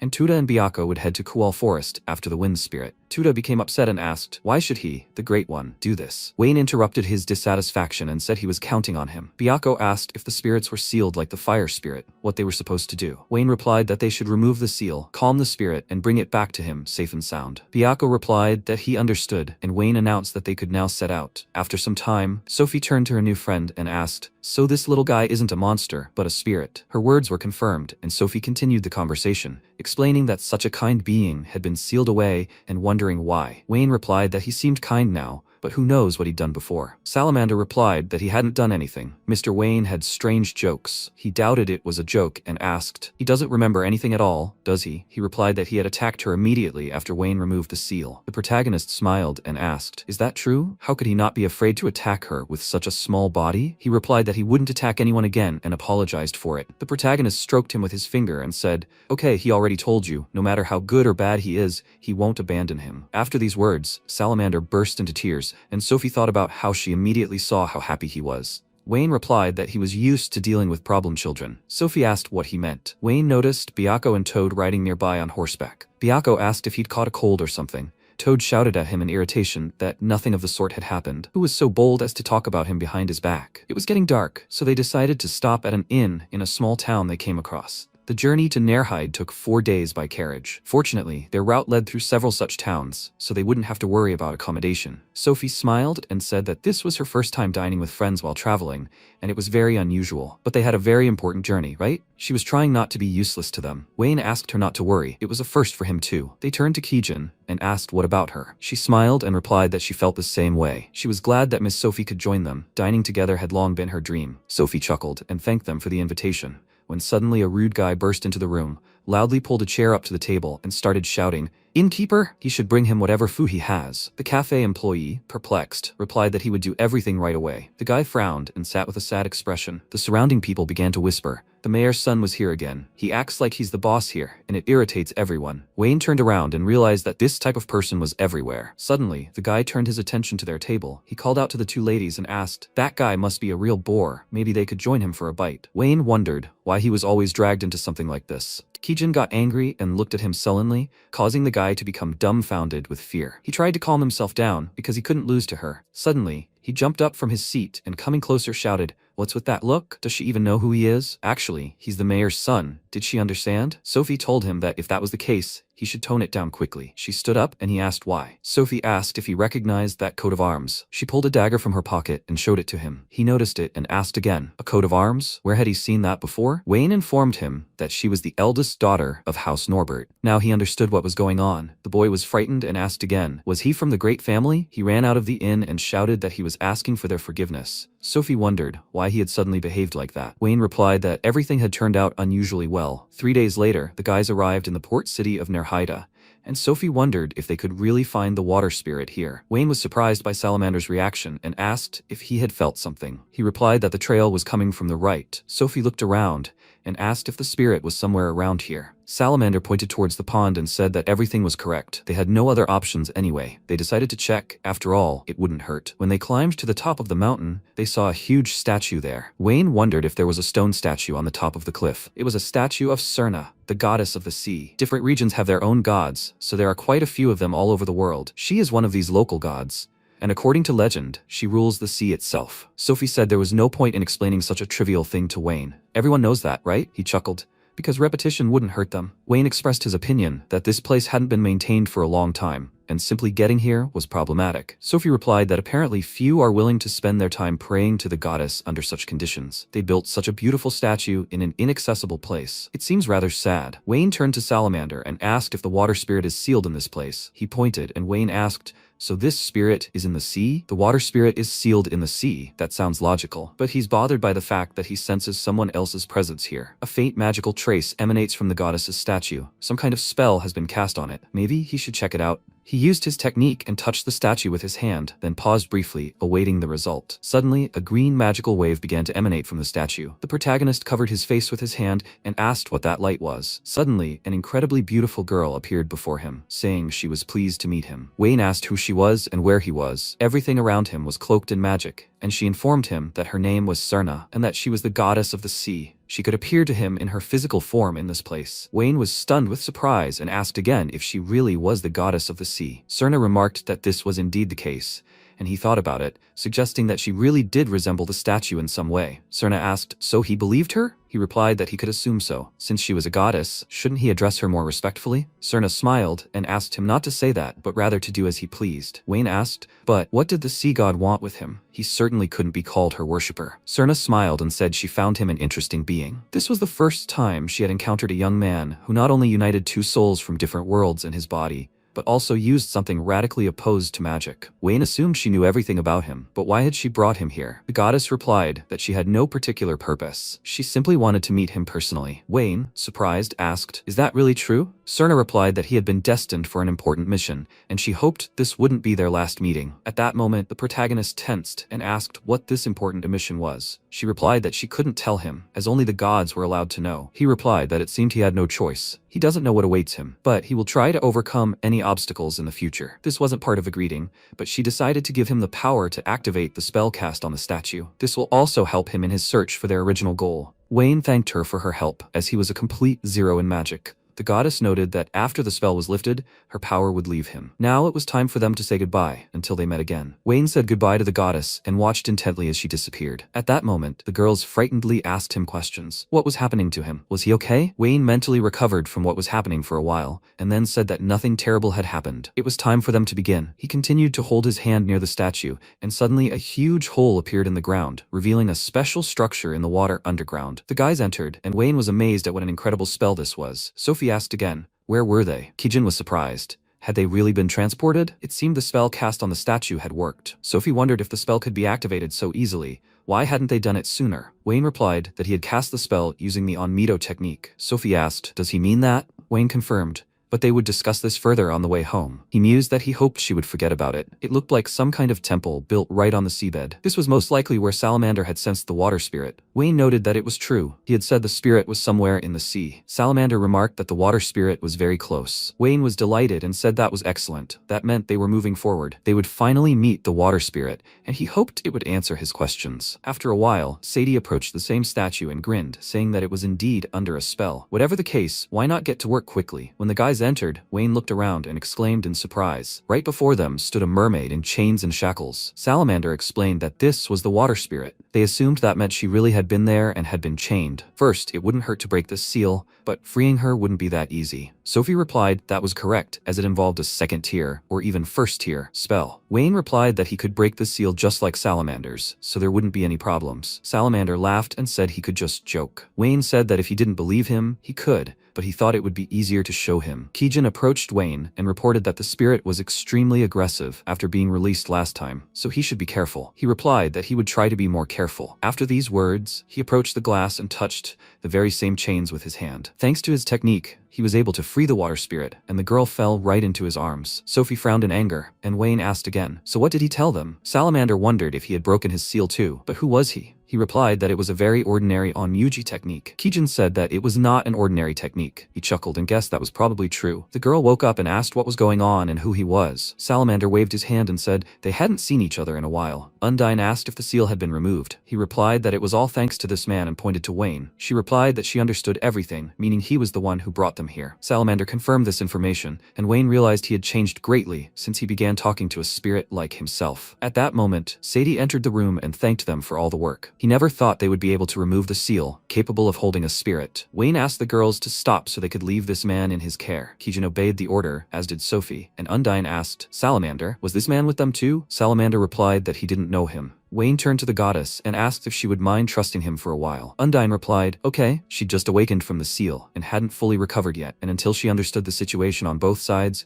she'd prefer to remain on the sidelines. Wayne realized he hadn't even noticed this guy approaching them, and compared to the village mage, his stealth was far more developed. He approached and asked who he was. Sadie replied that he was the bad guy here, and offered to simply give him the water spirit so he could spare their lives. Then he asked if this lizard was, by any chance, a fire spirit. He didn't know how it happened, but it was only to his advantage. In exchange for 2 spirits, he could even turn a blind eye to their existence. Wayne asked permission to make a counteroffer. He'd tell him about the organization that sent him here and then be on his way. Sadie laughed and suggested that he probably didn't realize the difference in their powers. If he was so bold, he wouldn't mind dying, right? It was too late for him to regret his actions now. Sadie grabbed his sword and began transforming. Undine wondered if everything would be alright. This mage was quite powerful, and one wrong move could kill Wayne. Salamander replied that everything was fine, as Mr. Wayne's power was limitless. A fight broke out between the enemies, and the protagonist used his spirit blade. Undine was surprised by what was happening, and Salamander confirmed his words. Sadie was dumbfounded and asked who he was. How could he use magic without magical powers? Wayne replied that it wasn't magic, but an onmyoto technique. Sadie frowned and asked, "What the hell is that?" The protagonist assured him that he would soon see for himself, so it was his turn to fight. Sadie thought he was more than just a small fry. This was the first time he'd heard of the onmyoto technique. This guy had too many secrets. He needed to be more careful. He created several clones and told them to show them what his onmyoto was capable of. Sophie asked in surprise, "He split himself?" She thought. He didn't even cast the spell. This mage was very powerful. The protagonist, with a calm face, asked if he really thought he'd fool him with such a childish trick. Sadie replied that if he was going to talk like that, he should come and find the real one. He silently began to attack, but instantly appeared behind him and asked, "So that means he's the real one?" The guy switched places with the clone at the last moment and avoided defeat. Kijin wondered in surprise. Could it be that Mr. Wayne was mistaken? Sadie remarked that he was disappointed because he was mistaken. MC asked with a smile, "He has a pretty nasty trick, isn't he?" At that moment, he should have definitely cut through the real him, but an instant before the blow, he switched places with his clone. In other words, he could always sacrifice one of them and escape. He grinned and replied that he was right, and he had a pretty good brain. But even though he had uncovered his trick, it would not help him win. After these words, Sadie instantly began surrounding him with his clones and tried to strike him in the back. The protagonist parried the attack and began to block the blows of all the clones. He nervously thought about how strong he was. Sadie jumped back and, attacking with magical blasts along with his clones, asked how he felt about that. The protagonist instantly dodged and asked if he thought it was time to end it. it. He grinned and asked what the bluff was all about. Suddenly, the guy froze with fear and wondered where that chill was coming from. MC calmly said that he would soon understand whether he was bluffing or not. He wondered, perplexed, what he was planning. No, he needed to calm down. This guy only defended himself, but never really attacked. So his onmyoto techniques specialized in defense. He was sure he didn't have a single offensive technique. His phrases were nothing more than a bluff. The protagonist, smiling, said that he should try to create as many clones as possible. Otherwise, this would be completely boring. He used the infinite lightning strike skill and instantly struck several targets at once, one of which was the real Sadie. He fell to one knee, bleeding. MC remarked that if striking one at a time was useless, then he should just cut them all down at once. How about him? That's what onmyoto is. Sophie thought in surprise. He defeated him. What was Wayne's real strength? Kijin wondered if the current master was already that strong. He's regaining his strength by leaps and bounds. Perplexed, the spirit asked who this guy was. He was too crazy. The salamander replied that he didn't know either. He only knew that they couldn't go against him under any circumstances. Sadie remarked that he'd been toying with him from the start. The protagonist replied that he decided it was the only way to show him the difference in their strength. Now let him tell them who sent him. What were their goals? He chuckled and asked, "Are you interrogating me?" Well, that made sense. After that, he didn't even want to resist. However, he had no intention of talking. Sadie took out a magical item and said goodbye to him, then disappeared. The protagonist noted with surprise that he'd simply run away. Whatever the case, at least the obstacle was gone. Now they could finally talk. So why were they sealed anyway? Undyne replied that she didn't know. She didn't remember how she got here. MC called out to the salamander and asked if he had the same experience. He called out to the water spirit and asked if she remembered how they, the four great spirits, gathered together. The girl agreed and noted that this was the last thing she remembered. Sophie, perplexed, said that this was quite strange, but perhaps this memory was the key to unraveling what happened to them. Undyne asked if he remembered why they gathered together. The salamander replied that he couldn't remember that. Kijin, using telepathy, called out to the protagonist and said that it seemed the other Shikigami had also successfully found the spirits. They had managed to break the seal. He remarked that this meant they, too, had been sealed. Had their memories also been damaged? She agreed and added that, unfortunately, they remembered nothing. The Shikigami said that mysterious mages were waiting for them at the seal, whom they had to fight. The protagonist said he understood everything. For now, let them focus on protecting the spirits. They had broken their seals, they were responsible for that, and let them not force them to do anything. Kijin replied that she would tell them so. At that moment, the salamander asked what she would do now. He thought that this guy had chosen the question perfectly. Undyne, upset, asked what she should do. The spirit replied that if she didn't know where to go, she could come with them to Mr. Wayne's mansion. The protagonist thought how good he was. The girl asked if she could really stay with him. He replied with a smile that he had wanted to offer her that anyway. If that was what she wanted, he would gladly welcome her into his home. The girl happily thanked him and asked him to take care of her. MC took her hand and agreed. Sophie inquired if the purpose of their trip had been achieved. He agreed and added that they would be able to return home sooner than he expected. Kijin called out to him and said she had a suggestion. It seemed that this port city had a lot of delicious seafood. Why don't they go home after trying it? The girl replied with a smile that it sounded fun. MC agreed and thought that before he was reborn, he hadn't noticed that she loved food so much. He led them along and said it was time for them to go. After some time, Sadie teleported to the base and asked how he managed to escape. Mateo, the Duke, inquired, did that mean he had returned? What happened to the spirit? He reported that the seal had been removed from the spirit, but he hadn't managed to get it. The guy asked with a smile, had he lost to the spirit? Sadie replied that he was mistaken. He was stopped by Lord Wayne, the same one who had captured the spirit of fire. The Duke noted with surprise that Granado's territory was far from Nerihide. What was he doing there? He replied that it seemed he had come to the port city specifically to remove the seal from the spirit. The boy explained that spirits sense each other's locations. The fire spirit must have led them to the water spirit. Since he lost, that meant Lord Wayne was very strong, right? Sadie replied that wasn't the right word. He couldn't even lay a finger on him. Mateo inquired if he was even stronger than him. He replied that all he could say about him was that he was a monster. The boy, with a sly smile, remarked that his words made him even curious. There was no doubt he would become a serious threat to them in the future. They would need to rework their plan and take Lord Granado's existence into account. He wouldn't let anyone stand in his way. After some time, the protagonist gathered all the spirits and asked, what next? Salamander apologized, noting that he still hadn't remembered anything. He said that they couldn't do anything about what they didn't remember, so they had no reason to worry. The protagonist thought that now they knew for sure that the spirits were being hunted. These people knew something about the seals. It was likely that they would attack them. He called out to Bayako and said that they could send more mages after his head, so the spirit's protection remained with him. The MC thought that as long as Bayako was watching over them, they didn't have to worry. Kijin called out to him and asked if he'd received an invitation. Confused, he asked, "What kind of offer?" She pulled out a letter and replied that it was an invitation to a ball at the palace. The protagonist took it and smiled, noting that it seemed like a malicious invitation. After some time, he went outside and reflected that it was a lord's duty to inspect the territory. He needed to see everything with his own eyes to know how the citizens were faring. The protagonist noticed the crowd, approached the place, and asked a resident what the line was all about. He explained with a smile that it was a line for the newly opened store. It had become a hot topic lately. The MC approached the counter and saw Tenko. The girl greeted him cheerfully and remarked that she and Seru had opened the store. He remarked that they were, as always, working quickly. "So, what were the best sellers?" Seru replied with a smile that the three-colored dango sold best. The protagonist remarked that this was not surprising,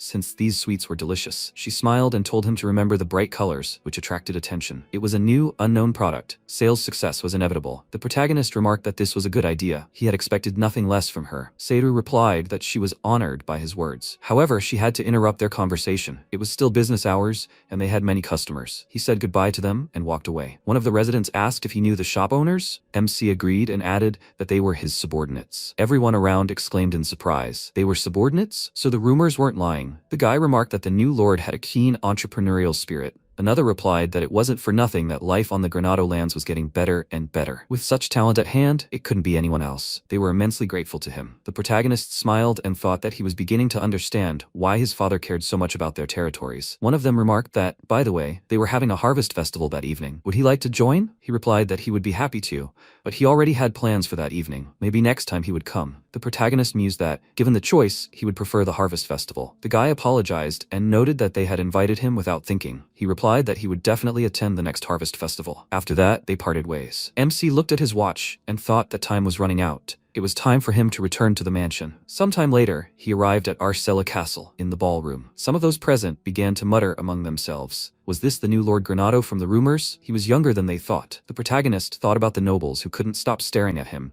and whispering. It seemed the story of Sophie's rescue hadn't gone unnoticed. At that moment, the girl herself approached him, smilingly noting that he had finally arrived. He replied that since he had already received an invitation, he couldn't help but come. The protagonist stared at her and fell silent. Confused, she asked, "What's wrong?" He replied, "Nothing. He simply thought the dress suited her." Sophie sheepishly asked, "Is that true?" She hadn't really thought about the dress, so she took what her mother offered, but she was happy with his compliment. "By the way, how are those spirits doing?" MC replied that they were doing well, and were under 24-hour guard by his servants. Who knows when they'll be kidnapped again? The girl smiled and said that if they were under the protection of his subordinates, she had nothing to worry about. He remarked that she thought highly of him. She replied that, after all, he had saved her once. The protagonist smiled and thought that it seemed his bond with Sophie had strengthened significantly since that incident. She asked if he had yet greeted Her Highness Chloe. He replied that he hadn't. The girl asked, then why don't they greet her together? The protagonist remarked that she was a true savior. Now, he definitely wouldn't be nervous. Sophie blushed and asked if that was true. She was glad she could help him in some way. The nobles watching this began to mutter discontentedly about how he seemed to be getting along well with Norbert's daughter. MC thought he actually heard everything. Lords from all over the lands had gathered at this ball to congratulate the kingdom's second princess, Chloe, on her 15th birthday. Therefore, one of the obligatory parts of the ball is greeting the birthday girl. Afterwards, they approached the girl. Sophie bowed slightly and remarked that they didn't often get the chance to meet. Let her accept her sincere congratulations. She turned to Duke Matteo and noted that she hadn't seen him in a long time either. She assumed he had been assigned to Her Highness as a mage bodyguard. He replied with a smile that he was glad to see her again. As she understood it, the princess's safety could only be entrusted to the most trusted people. MC wondered if this was the very head of House Brayhilg, one of the 7 great noble families. His knowledge of magic was second to none. Who would have thought he would agree to the role of a simple bodyguard? Matteo looked at him and asked, "Who is this?" Sophie introduced him. "This is the head of the Granado house, Wayne." The protagonist greeted him and remarked that this was their first meeting. The boy wondered, so this is Wayne? He's just a child without a drop of magical powers. Wasn't he being too cocky in his position? Suddenly, the protagonist felt something strange and wondered if that killing intent had just happened. Even though it had disappeared, it seemed to be coming from Matteo. Perhaps he was simply investigating him as a potential threat to the princess? Chloe called out to him and asked if he wanted to dance with her. Confused, he agreed and wondered what was going on here. After that, they went to the center of the hall and started dancing. MC asked why she wanted to dance with him. The girl replied that she had been curious the first time she heard about him. He said he was honored by her words. She continued that meeting him in person had finally convinced her. Would he be able to come to the Royal Library tomorrow? She had something to say to him that couldn't be overheard. The protagonist smiled and agreed. Chloe thanked him and said they should enjoy the dance now. Meanwhile, Matteo, watching them dance, thought that Her Highness rarely opened up to people. Even he didn't often receive dance invitations from her. He called out to Sophie and asked who Wayne was. She replied that he was a powerful individual who mastered the onmyoto technique, which was completely different from magic. The guy asked in surprise, so it's not just a fantasy, he'd like to see it for himself. Sophie replied that she thought Wayne could demonstrate a few of his techniques. Mateo, with a mischievous smile, wondered why he shouldn't show him right then and there. Suddenly, the lights went out, and a huge werewolf burst through the window. The protagonist shielded Chloe and told her to stand behind him. The monster tried to attack him, but he used his magic, instantly slamming it into the floor. Everyone screamed in shock. Did he really kill the monster with one blow? Was he that strong? Mateo ran up to the girl and asked if she was hurt. She replied no, thanks to Wayne. He thanked him and remarked that he was their savior. The protagonist replied with a smile that he was always happy to help. Chloe thanked him with a smile and added that he really was strong. He wondered in disbelief. Had she heard this from rumors? Mateo was surprised that he could defeat the shadow wolf with one blow. He really had exceeded his expectations. Chloe asked what kind of monster it was. It appeared in the hall out of thin air. He replied that monsters had no reason to attack this place voluntarily. Most likely, someone had orchestrated the attack. MC agreed with him. The power outage and then the monster. It wasn't a coincidence. Mateo remarked that he would personally investigate. Afterward, the ball was cut short due to a monster attack. The next day at the Royal Library, the protagonist, standing outside, said he came as requested, but it seemed the library was already closed. Suddenly, the door opened and Chloe told him to come in and follow her. They went inside and began descending to the basement. He asked in surprise what was going on here. The girl agreed and explained that the basement of this library contains secret books collected over the years by the kingdom of Arsula. Only a few are allowed to enter. He asked if she was sure he could be here. She replied that as a princess, she had every right to grant him this privilege. He wondered if this was the power of a princess. The protagonist wondered why she was talking about her. Chloe replied that it was because of her ability. She could see the future of those around her. He asked again, completely shocked. The future? Let her forgive him. He was so shocked that he forgot his manners. She replied that there was nothing to worry about. He could forget his manners altogether. The protagonist remarked that this made the situation easier. So what did she mean when she said she could see the future? The girl explained that her eyes had a special ability. Sometimes they could show her fragments from the near future, and her latest visions were of him. He asked what happened in this future. She told him that a giant dragon was destroying the kingdom of Arsila, and he was the only one who decided to challenge it. MC said that this was a terrible prediction. But how could it have come to this? Chloe took the book and replied that she had no idea. She was only shown small fragments of the future, not the full picture. But she had a theory. She wanted him to look at it.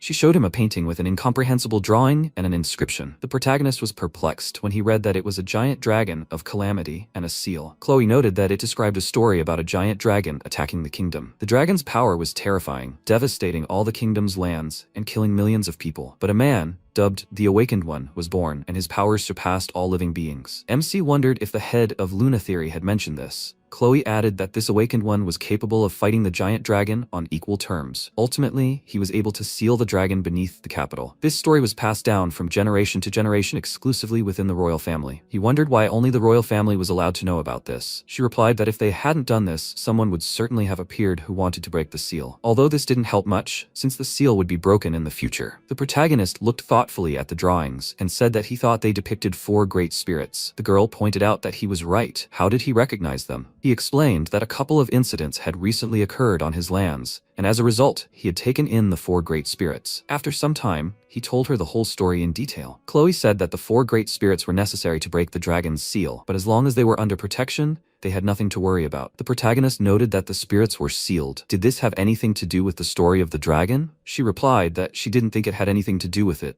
The book didn't mention anything about sealing spirits, but they could say with complete certainty that the spirit hunting organization was trying to destroy the kingdom. MC asked if the 7 great aristocratic houses knew about the dragon's history. Chloe replied no. Only members of the royal family had access to this information. He remarked that this meant the information somehow fell into the wrong hands. The girl agreed and added that therefore she could only trust him with information about the future. The protagonist asked who else knew about her power. She replied only her father and mother. Aside from her family, he was the first person she had dared to tell about her power. He asked why she chose him to share such important information. Chloe explained that in her vision, he had fought the dragon. This meant he was not an enemy. This fact gave her the courage to speak with him. Would he have enough power to save the kingdom of Arsula? He could ask for whatever he wanted in return, so he shouldn't worry about the reward. MC replied that after all, it had been her birthday recently. Saving the kingdom of Arsula would be his gift to her, so no reward was needed. Chloe smiled and remarked that he was painfully romantic. He agreed and asked if that approach was much more appealing than the image of an arrogant lord, right? She smiled and said he was an interesting person. The protagonist remarked that he had one more question. Is it possible to change the future she has already seen? She replied that it was possible, but the changes wouldn't be significant. Although this was the result of changes involving only her powers, she didn't know how much they could change the future if they used his. The protagonist said everything was clear to him, that was enough for him. His onmyoto would change this terrible future. Chloe thanked him and asked what it was. He replied that it was very similar to magic. After a while, the MC, sitting in the carriage, thought about how incredible this story was. Was this the important mission the sea goddess Serena had spoken of? Well, whether all this is true or not, he can't ignore the danger he can prevent. They have too little information about this strange organization, but as long as they know what their goal is, they can outflank them. Meanwhile, Mateo gathered a squad of the strongest mages around a table and said that the time had finally come. It was time for their secret squad of the strongest mages to destroy the kingdom of Asura. All 4 great spirits were now in Granato territory, which was a great stroke of luck, and neither Rollo nor Wayne suspected their plans. They couldn't miss this chance. Farrell wondered if this guy Wayne was really that strong. Pamela asked if Sadie was simply too weak. The guy himself replied that they would understand when they fought him themselves.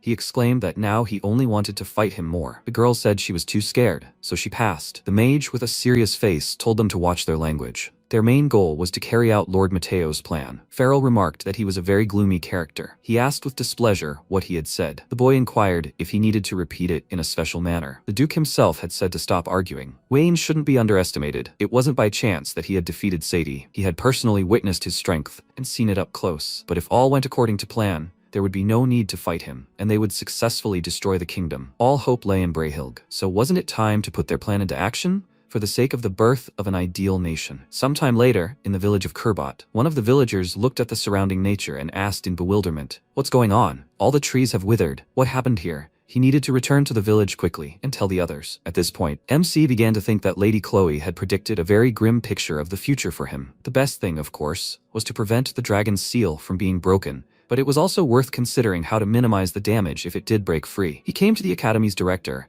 and said he wanted to discuss something. Someone was planning to revive a giant dragon, and they needed 4 great spirits to do so. Rollo noted that a rather dangerous situation was developing. MC agreed and asked what he wanted to know. Perhaps he had any information that could help in this matter. He replied that he had taken on an unbearable burden. Although his skills surpassed most of the teachers at the Magic Academy, he was still young. Why didn't he ask his elders for help? The protagonist took a cup of tea and, thanking him for the advice, said that he and only he could figure this out. Rollo chuckled and remarked that as long as he was in that frame of mind, he needn't worry. Now it was time to tell him everything he knew. He had no information about the giant dragon, but he could tell him about the Awakened. An Awakened is an incredibly powerful being whose body possesses a predisposition to a special ability other than magic. In the entire history of the kingdom, the number of awakened ones could be counted on one hand. Each of them accomplished many great deeds in their lives and left a lasting impression on the people. MC wondered if her special ability was the same as Chloe's eyes, and yet she didn't seem all that powerful. Perhaps she was somehow different from the other awakened ones. He wondered if it was possible to artificially create an awakened one. Rollo replied that he believed this question was related to the leader of Luna Theory, whom he had once defeated. It's possible, but based on his stories, he could tell that his power was far from that of a true awakened one. The protagonist replied that he had another question. Did he know at least one awakened one living in their time? Rollo agreed, adding that he was sitting right in front of him. Confused, he asked, "Does he mean him?" The director had said he was a powerful being who used onmyoji,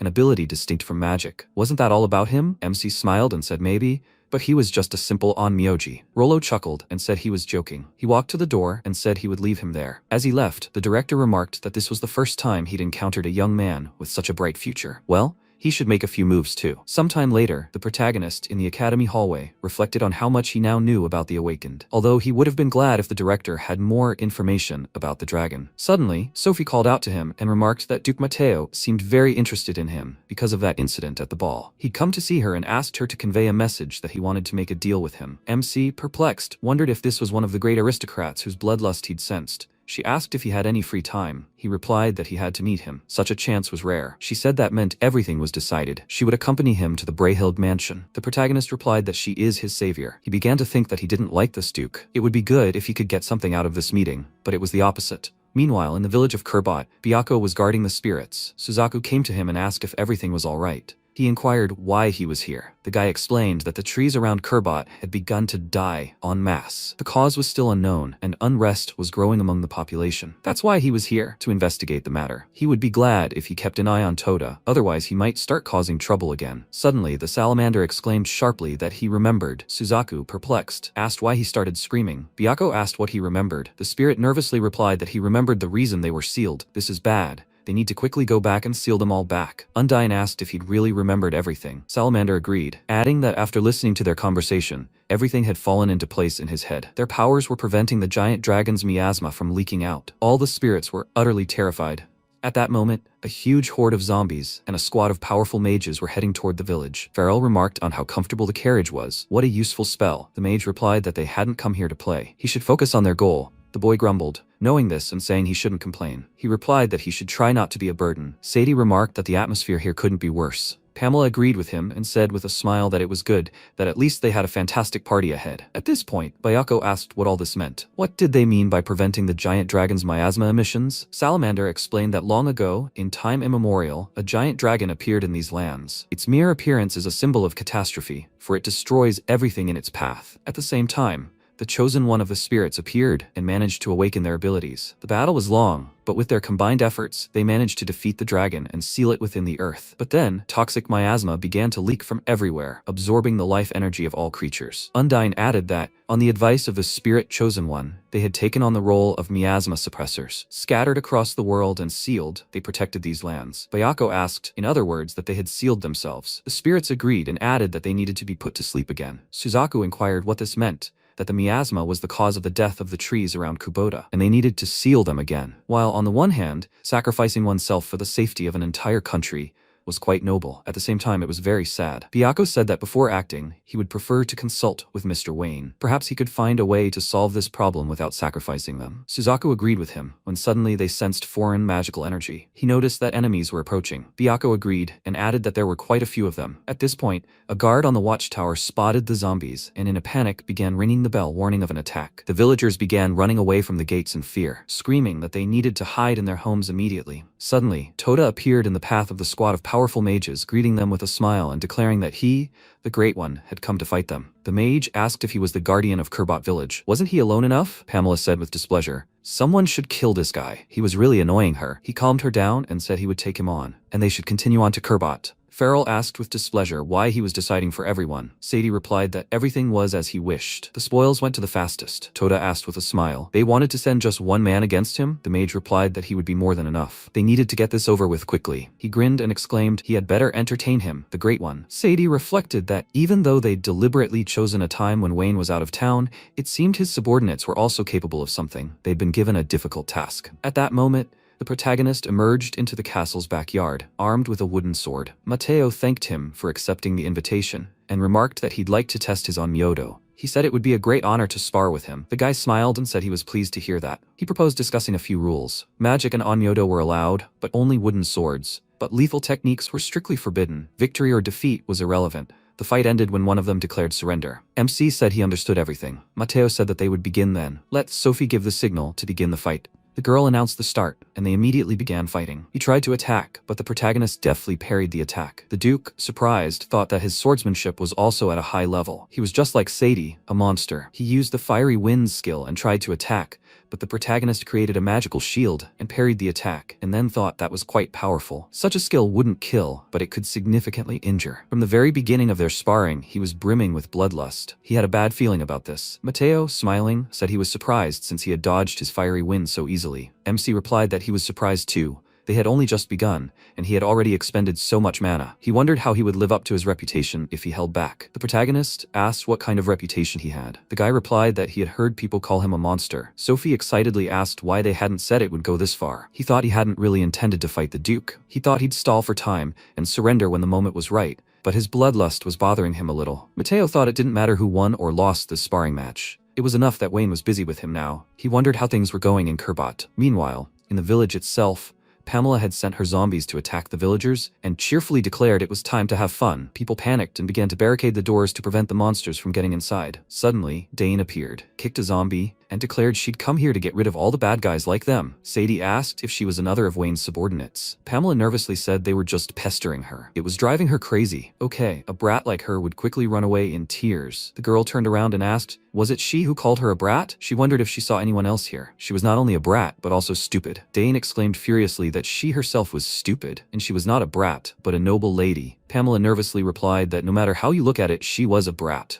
Farrell, watching this, laughed and noted that the little girl had irritated her. She nervously said that his laughter only infuriated her more. Sadie said that they would leave the girl with her and continue with the plan. They needed to hurry. Suddenly, Suzaku appeared in front of them, telling them to forgive him, but he would not let them go any further. Sadie noted that there was no end to their troubles. Farrell said to leave him to him. He was itching to hit someone harder. The guy sighed with relief and said he'd be going then. Suzaku pointed out that he'd said he wouldn't let them pass. Hadn't he understood? He tried to grab him with his magic, but Sadie instantly created a clone, dodged it, and walked past, saying goodbye. Diane laughed and said he'd been tricked. The guy thought that Byakuya would meet him next, so he shouldn't worry, right? He smiled and said that those two were their responsibility. The girl agreed and exclaimed, "Let him rely on her." Farrell called out to his ally and said that they needed to finish them off. Pamela chuckled and remarked that they were very confident they would plunge them into the abyss of fear. At this time, Sadie approached the main entrance of the mansion, but Byakuya met him there. He noted with displeasure that there was another one here, but it looked like he was alone. He didn't sense anyone else here. The boy replied that he was right, but he wouldn't have gotten any further than him even if he brought his entire group. Sadie said he was overconfident. His knees were shaking. It looked like he wasn't bluffing, but he'd still try. They'd see who had the last laugh. Byakuya calmly replied that he understood everything. Then he'd concede the first move. He drew his sword and said, "Don't let him regret it. Here we go."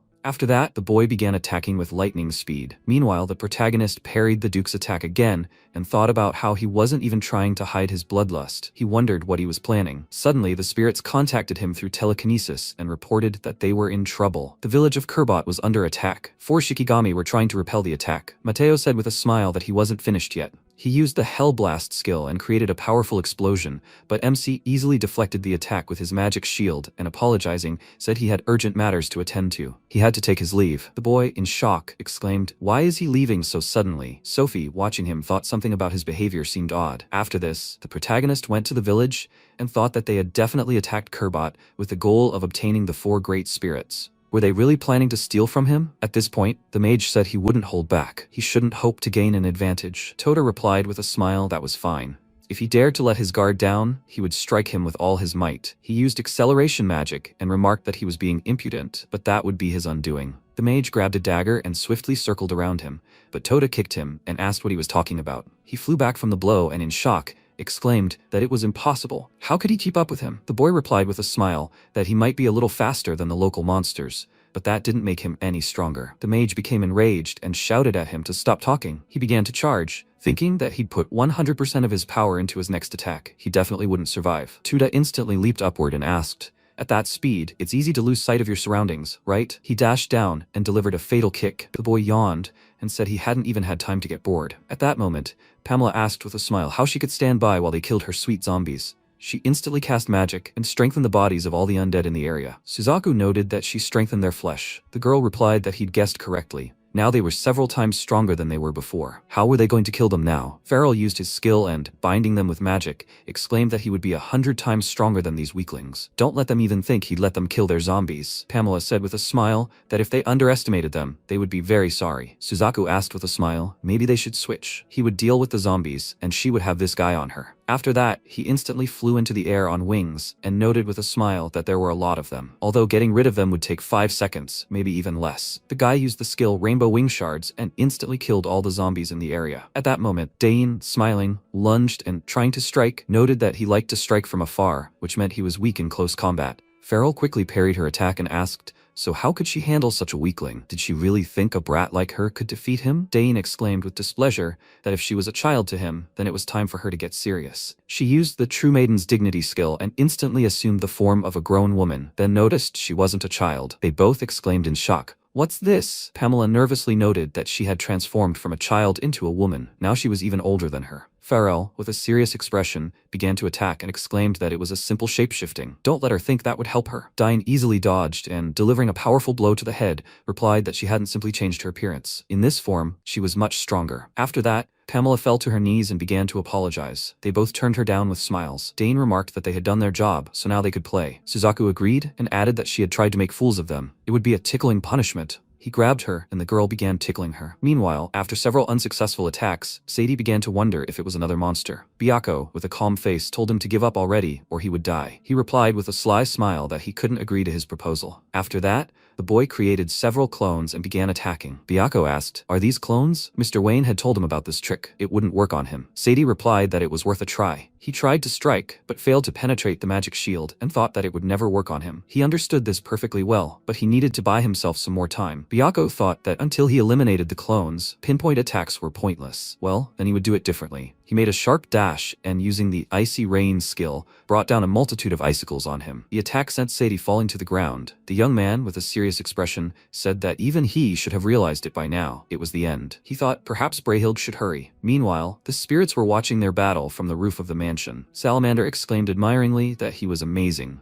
But what an inopportune moment they had decided to attack them. Undyne agreed, adding that they wouldn't be rid of the miasma anytime soon. One of the spirits remarked that he was being careless. Salamander replied that when they were sealed again, they would fall asleep. They'd better enjoy the moment while they could. At that moment, Brayhild entered the house and considered the strong barrier. But what did she care? She used her dimensional gate skill, passed through the door, and, sneaking up on the spirits, told them to rest a bit. Byako sensed the presence of an intruder and used his spatial movement skill, instantly appearing inside the house. Sadie, remaining outside, asked, did she manage it? Then it was time for him to leave. He instantly teleported to the base. The girl took all the spirits and hid them in a magical space. Byako ran at her furiously, shouting, "So that's their goal?" She teleported away and replied that it was all over. At that moment, Sophie remarked that she was wondering what was so urgent. Mateo smiled and agreed. Suddenly, Sadie and Brayhild teleported to them. The girl, showing the spirits, noted that they had captured them. The guy looked at Sophie and asked, "She's the lady he saw with Wayne, right?" She glared at the Duke and asked, "Is this really all his doing?" Mateo replied with a smile that it was all his doing. He stabbed her with a dagger and, thanking her, noted that, thanks to her, they were able to detain Wayne, but now she was useless. Well, should they begin? The birth of their ideal state was just around the corner. Sometime later, the protagonist arrived at the village. Dain met him and showed him the mages they had tied up. He wondered if they were trying to steal the four great spirits. Were they even safe now? Byako, upset, replied that he was truly sorry, but they had been kidnapped. The protagonist said, well, nothing could be done about it. Suzaku reported that two of them had escaped with the spirits, but they had managed to discover the identity of the mastermind. It was Duke Mateo. He replied that it was him, after all. So this sparring match was meant to keep him away from the village. There was only one thing left to do: rescue the spirits as soon as possible and prevent the dragon's resurrection. Byako said they had learned new details about the giant dragon. The four great spirits had been sealed to prevent the spread of the dragon's miasma. The salamander had been unsealed, and now the village of Kurbot was gradually being destroyed by the dragon's miasma. The protagonist inquired, so they decided to sacrifice themselves to save the land from destruction. He agreed and added that they planned to go back to sleep to prevent the dragon from escaping the seal. MC said he understood everything, so they didn't need to prevent the dragon's resurrection. He didn't want to reseal the four great spirits, and to do that, they needed to defeat the dragon and minimize the damage to the capital. Suzaku joyfully exclaimed that they would strike at the root of all problems. Dain, smiling, noted that he had a point. Tota wondered if their opponent was a giant dragon, right? He should be at least somewhat interesting. Pamela asked if they even knew what they were saying. They were beyond their capabilities. Even the awakened one from the past couldn't defeat him, and simply sealed him instead. All the Shikigami looked at her with disdain. The protagonist, smiling, said that this meant he simply needed to surpass the awakened one. The girl exclaimed that it was impossible. He replied that for him and the 12 heavenly Shikigami, nothing was impossible. Pamela, perplexed, asked where he got such self-confidence. She said it was absolutely impossible. Dain exclaimed furiously, asking if she had been too rude in her communication with Lord Wayne. She was going to punish her again. She began to apologize in fear. MC thought it was terrible. What kind of punishment was this? At this time, Sophie, lying on the ground and bleeding, said that she had to tell. The Duke was in charge. Wayne should know. She thought she had absolutely no strength. Everything was blurring before her eyes. Suddenly, Chloe approached her and began healing her with her magic, and then asked how she was feeling. Sophie, in complete shock, asked why she was there. She replied that she would explain the details later. She had figured everything out. Right now, the first thing they needed to do was stop the Duke. If they didn't do this, he would destroy the royal capital. Could she help her? Sophie agreed with a serious expression. After a while, a group of the most powerful mages descended the stairs. Sadie remarked that it was the first time he had seen such a perfect sealing spell. Mateo said that this place was created solely for the purpose of sealing the giant dragon. He replied that of course it would be amazing, but in truth, the very existence of such a place was simply astonishing. The Duke said that he should thank Brayhild for being here. Her technique had served them well. The girl replied that she was honored. Salamander thought that he could do nothing, and the giant dragon was so close. Had the seal weakened after their awakening? After that, They entered a spacious room with a huge sword thrust into the center. Mateo noted that it was definitely the dragon's shell. He tried to take it, but was repelled by the barrier, and he remarked that the barrier around it was still strong. Isn't it time for them to begin the ritual of liberation? Suddenly, the princess and Sophie appeared behind them. She shouted for them to remain where they were. The duke turned around and asked if that was her, and the princess was with her. Chloe said she wouldn't let him do whatever he wanted. He wondered how they planned to stop them. Let them get rid of them.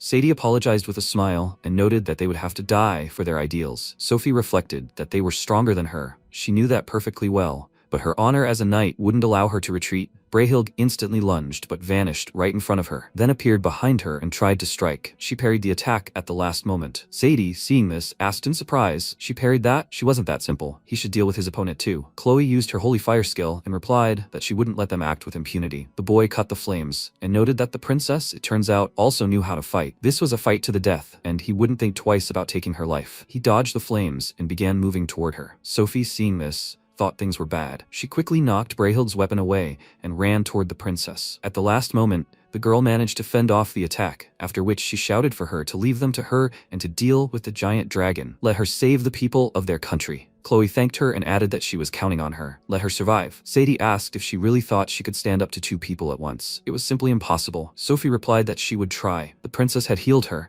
and it was her duty to live up to her expectations. He said she was quite loyal to her. They needed to get rid of her quickly. After that, the 2 of them began to attack. The girl wondered if she could buy herself even a little time. She concentrated and instantly dashed forward, parrying every attack. Brahilde noted with surprise that this girl was strong. Sophie thought she could fight them on equal terms now. She remembered how the protagonist had trained her and noted her stubborn insistence on training. The girl replied that she needed to cover her weaknesses and hone her strengths. There was no better way to do that. He said he thought she had already improved. Their training matches weren't in vain. She should believe him. She had already become much stronger. Chloe ran up to the Duke and shouted for him to stop this liberation ceremony immediately. He asked with a sly smile if she really thought now was the right time to give him orders. She said he was right, which meant she would have to stop him by force. Mateo replied that she better hurry up then. The giant dragon would soon be reborn. Chloe began casting magic, saying she would have done it even without his advice. Meanwhile, Sadie created clones and, beginning to attack, said he admitted he'd underestimated her, but it was time to get serious. Sophie began to parry the attacks,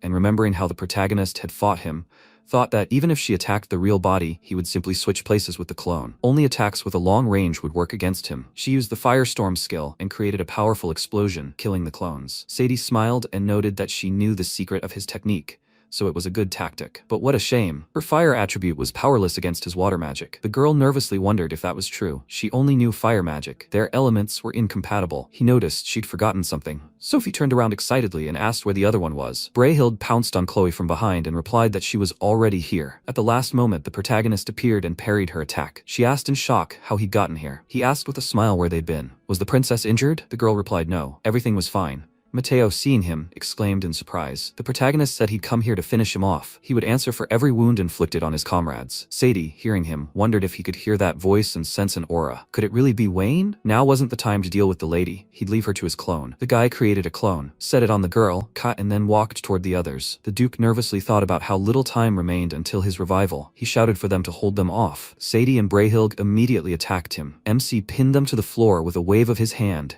and cast a purification spell, rendering them incapacitated. Mateo wondered if the difference in their strength was too great. He asked if he hadn't fought seriously last time. Chloe pointed out that as long as Wayne was here, the advantage was on their side. He should stop the release ritual immediately. The Duke chuckled and replied that, unfortunately for them, the ritual couldn't be stopped. They were late from the start. The protagonist replied that he hadn't planned to stop the ritual from the start. Confused, Mateo asked what he was talking about. Had he completely lost his mind? He replied that this thing had been threatening innocent lives for too long. Even spirits had suffered from it. If the dragon was the root of all the problems, then the easiest thing would be to simply get rid of it. Chloe excitedly exclaimed that no matter how strong he was, he couldn't defeat the dragon. If he were reborn, the country would turn to ashes. MC replied that she shouldn't worry. He wouldn't put the people or her at risk. He had a special plan. She said fine. She believed in him. The Duke laughed and exclaimed that they were fools. If he believed he could defeat the dragon, then they would test it in practice. The release ritual was complete. Let the giant dragon emerge. In an instant, the sky was covered with gray clouds and a bright purple beam appeared. The city's residents, perplexed, began to ask what was happening. The king, seeing this from the window, ordered everyone to immediately gather the order of knights and a squad of mages. He was reborn. What awaited this country? Sophie, wildly shocked, said that she could feel this terrifying mana. He had already flown away, but the pressure was as if she were standing right in front of him. The Duke chuckled and said that it was amazing.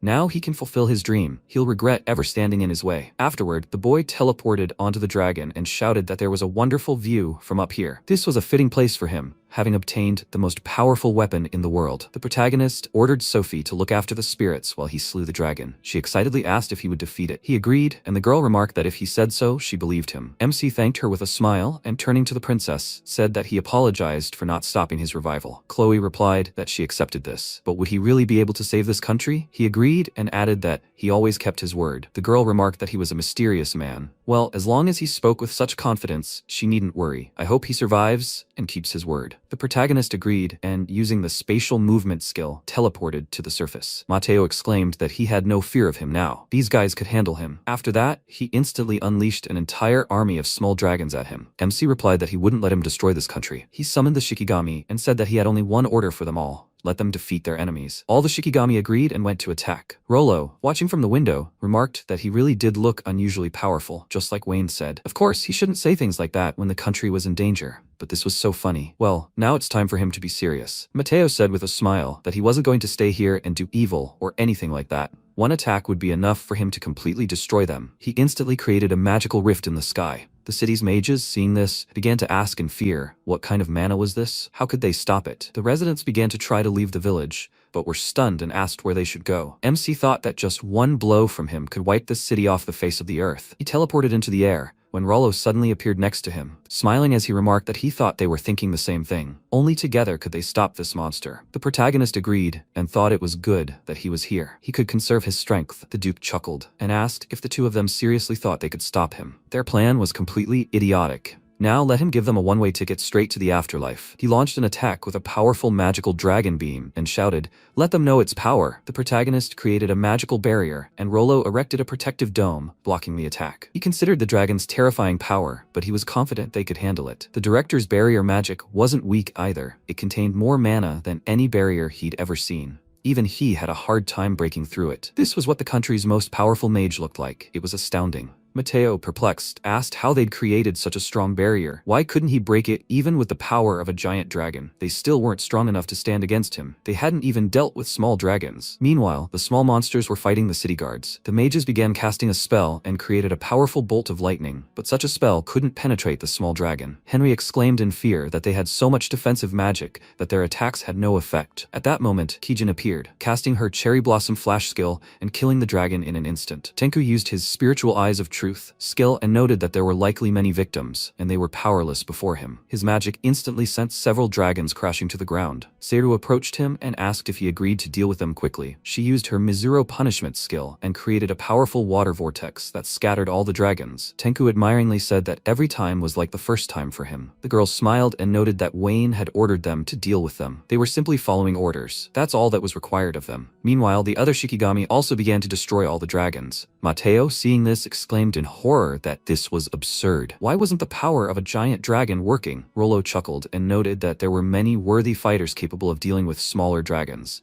In that case, they could focus on that giant. The protagonist agreed and thought it would be too easy. Chloe's vision would never have come true if it were truly that simple, or even if he had been caught off guard. Perhaps he simply hadn't used his full power yet? Rollo said with a smile that now it was time for them to see what this giant dragon was capable of. He would attack him, and he should cover. Did he agree? The protagonist agreed with a smile. The old man laughed and remarked that he felt much calmer around him. Then it was time for them to fight. He instantly teleported to the Duke and said that he knew it was he who was behind the giant dragon's resurrection. But did he know where he went wrong? Even in his school years, he had always been an ambitious boy, but he never thought he would decide to rebel against the kingdom. Of course, this was partly his fault, as he had failed to notice the darkness in the Duke's heart. Therefore, he takes full responsibility for his actions. Mateo asked with a smile, does he really think he's the strongest and most powerful? They don't stand a chance against his dragon. Now let him experience its true power. He instantly created a magical vortex in the cloud and flew there. Rollo noted that his gigantic body made it difficult to make sharp turns. It seemed as if each movement was larger than the last. Okay, time for him to attack. MC thought that he really was very strong. They would see what he could do. He had to be very careful. He wondered what he would do. Mateo asked if they even knew why he was here. Rollo replied that he was clearly up to something. He knew that for sure. He exclaimed that all the miasma in the kingdom could be attracted to this place, and when he got all the miasma, he would finally say goodbye to life. Rollo noted that they wouldn't let him do that. He instantly teleported to the dragon and used the annihilation skill, causing the seemingly powerful dragon to simply vanish. The Duke also began to evaporate and, in shock, asked what was happening to them. The old man replied with a smile that it was his secret spell, which he had never used before due to its cruelty. Anyone struck by his mana waves completely vanished, and he thought it would be better if such a terrifying creature as a giant dragon were to disappear from this world forever. Mateo screamed in horror. What is he doing? Even 15th tier magic can't resist this spell. He never thought his life would end like this. After that,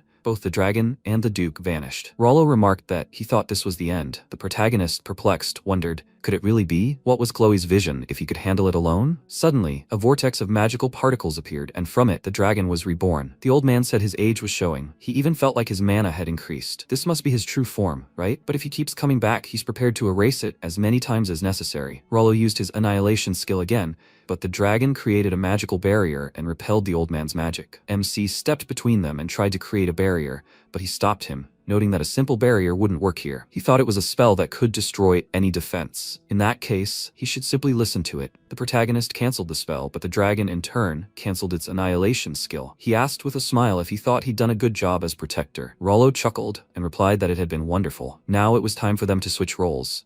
He would be responsible for security. He was ashamed to admit it, but he was no match for this dragon. He entrusted the fate of this land to him. MC replied with a smile that he wouldn't let him down. Then could he count on him to prevent Arcel's destruction? Rollo agreed and added that he would cast his best defense spell so he could safely fight at full strength. He instantly created an impenetrable dome and noted that he had enclosed both them and the dragon within this barrier. The barrier should hold back attacks from both sides. The protagonist thanked him and said that it was time for them to get down to business. He created a sword and noted that now they would finally finish off the dragon. After some time, Warrior Ron was lying on the ground, holding his wounded shoulder. He sighed loudly, and the next second, Genbu approached him, directing magic at his wound. She said, "Healing magic." He looked at his healed shoulder in surprise and said, "The pain simply disappeared." Was she a saint? She looked at him and thought, she had been called a saint before. Maybe she really was? Then she smiled and said, "Yes, she is a saint." After that, Ron sat up on the ground and, smiling, said that he was grateful. "Holy maiden." At that moment, Taimo appeared behind her, and leaning towards her, said,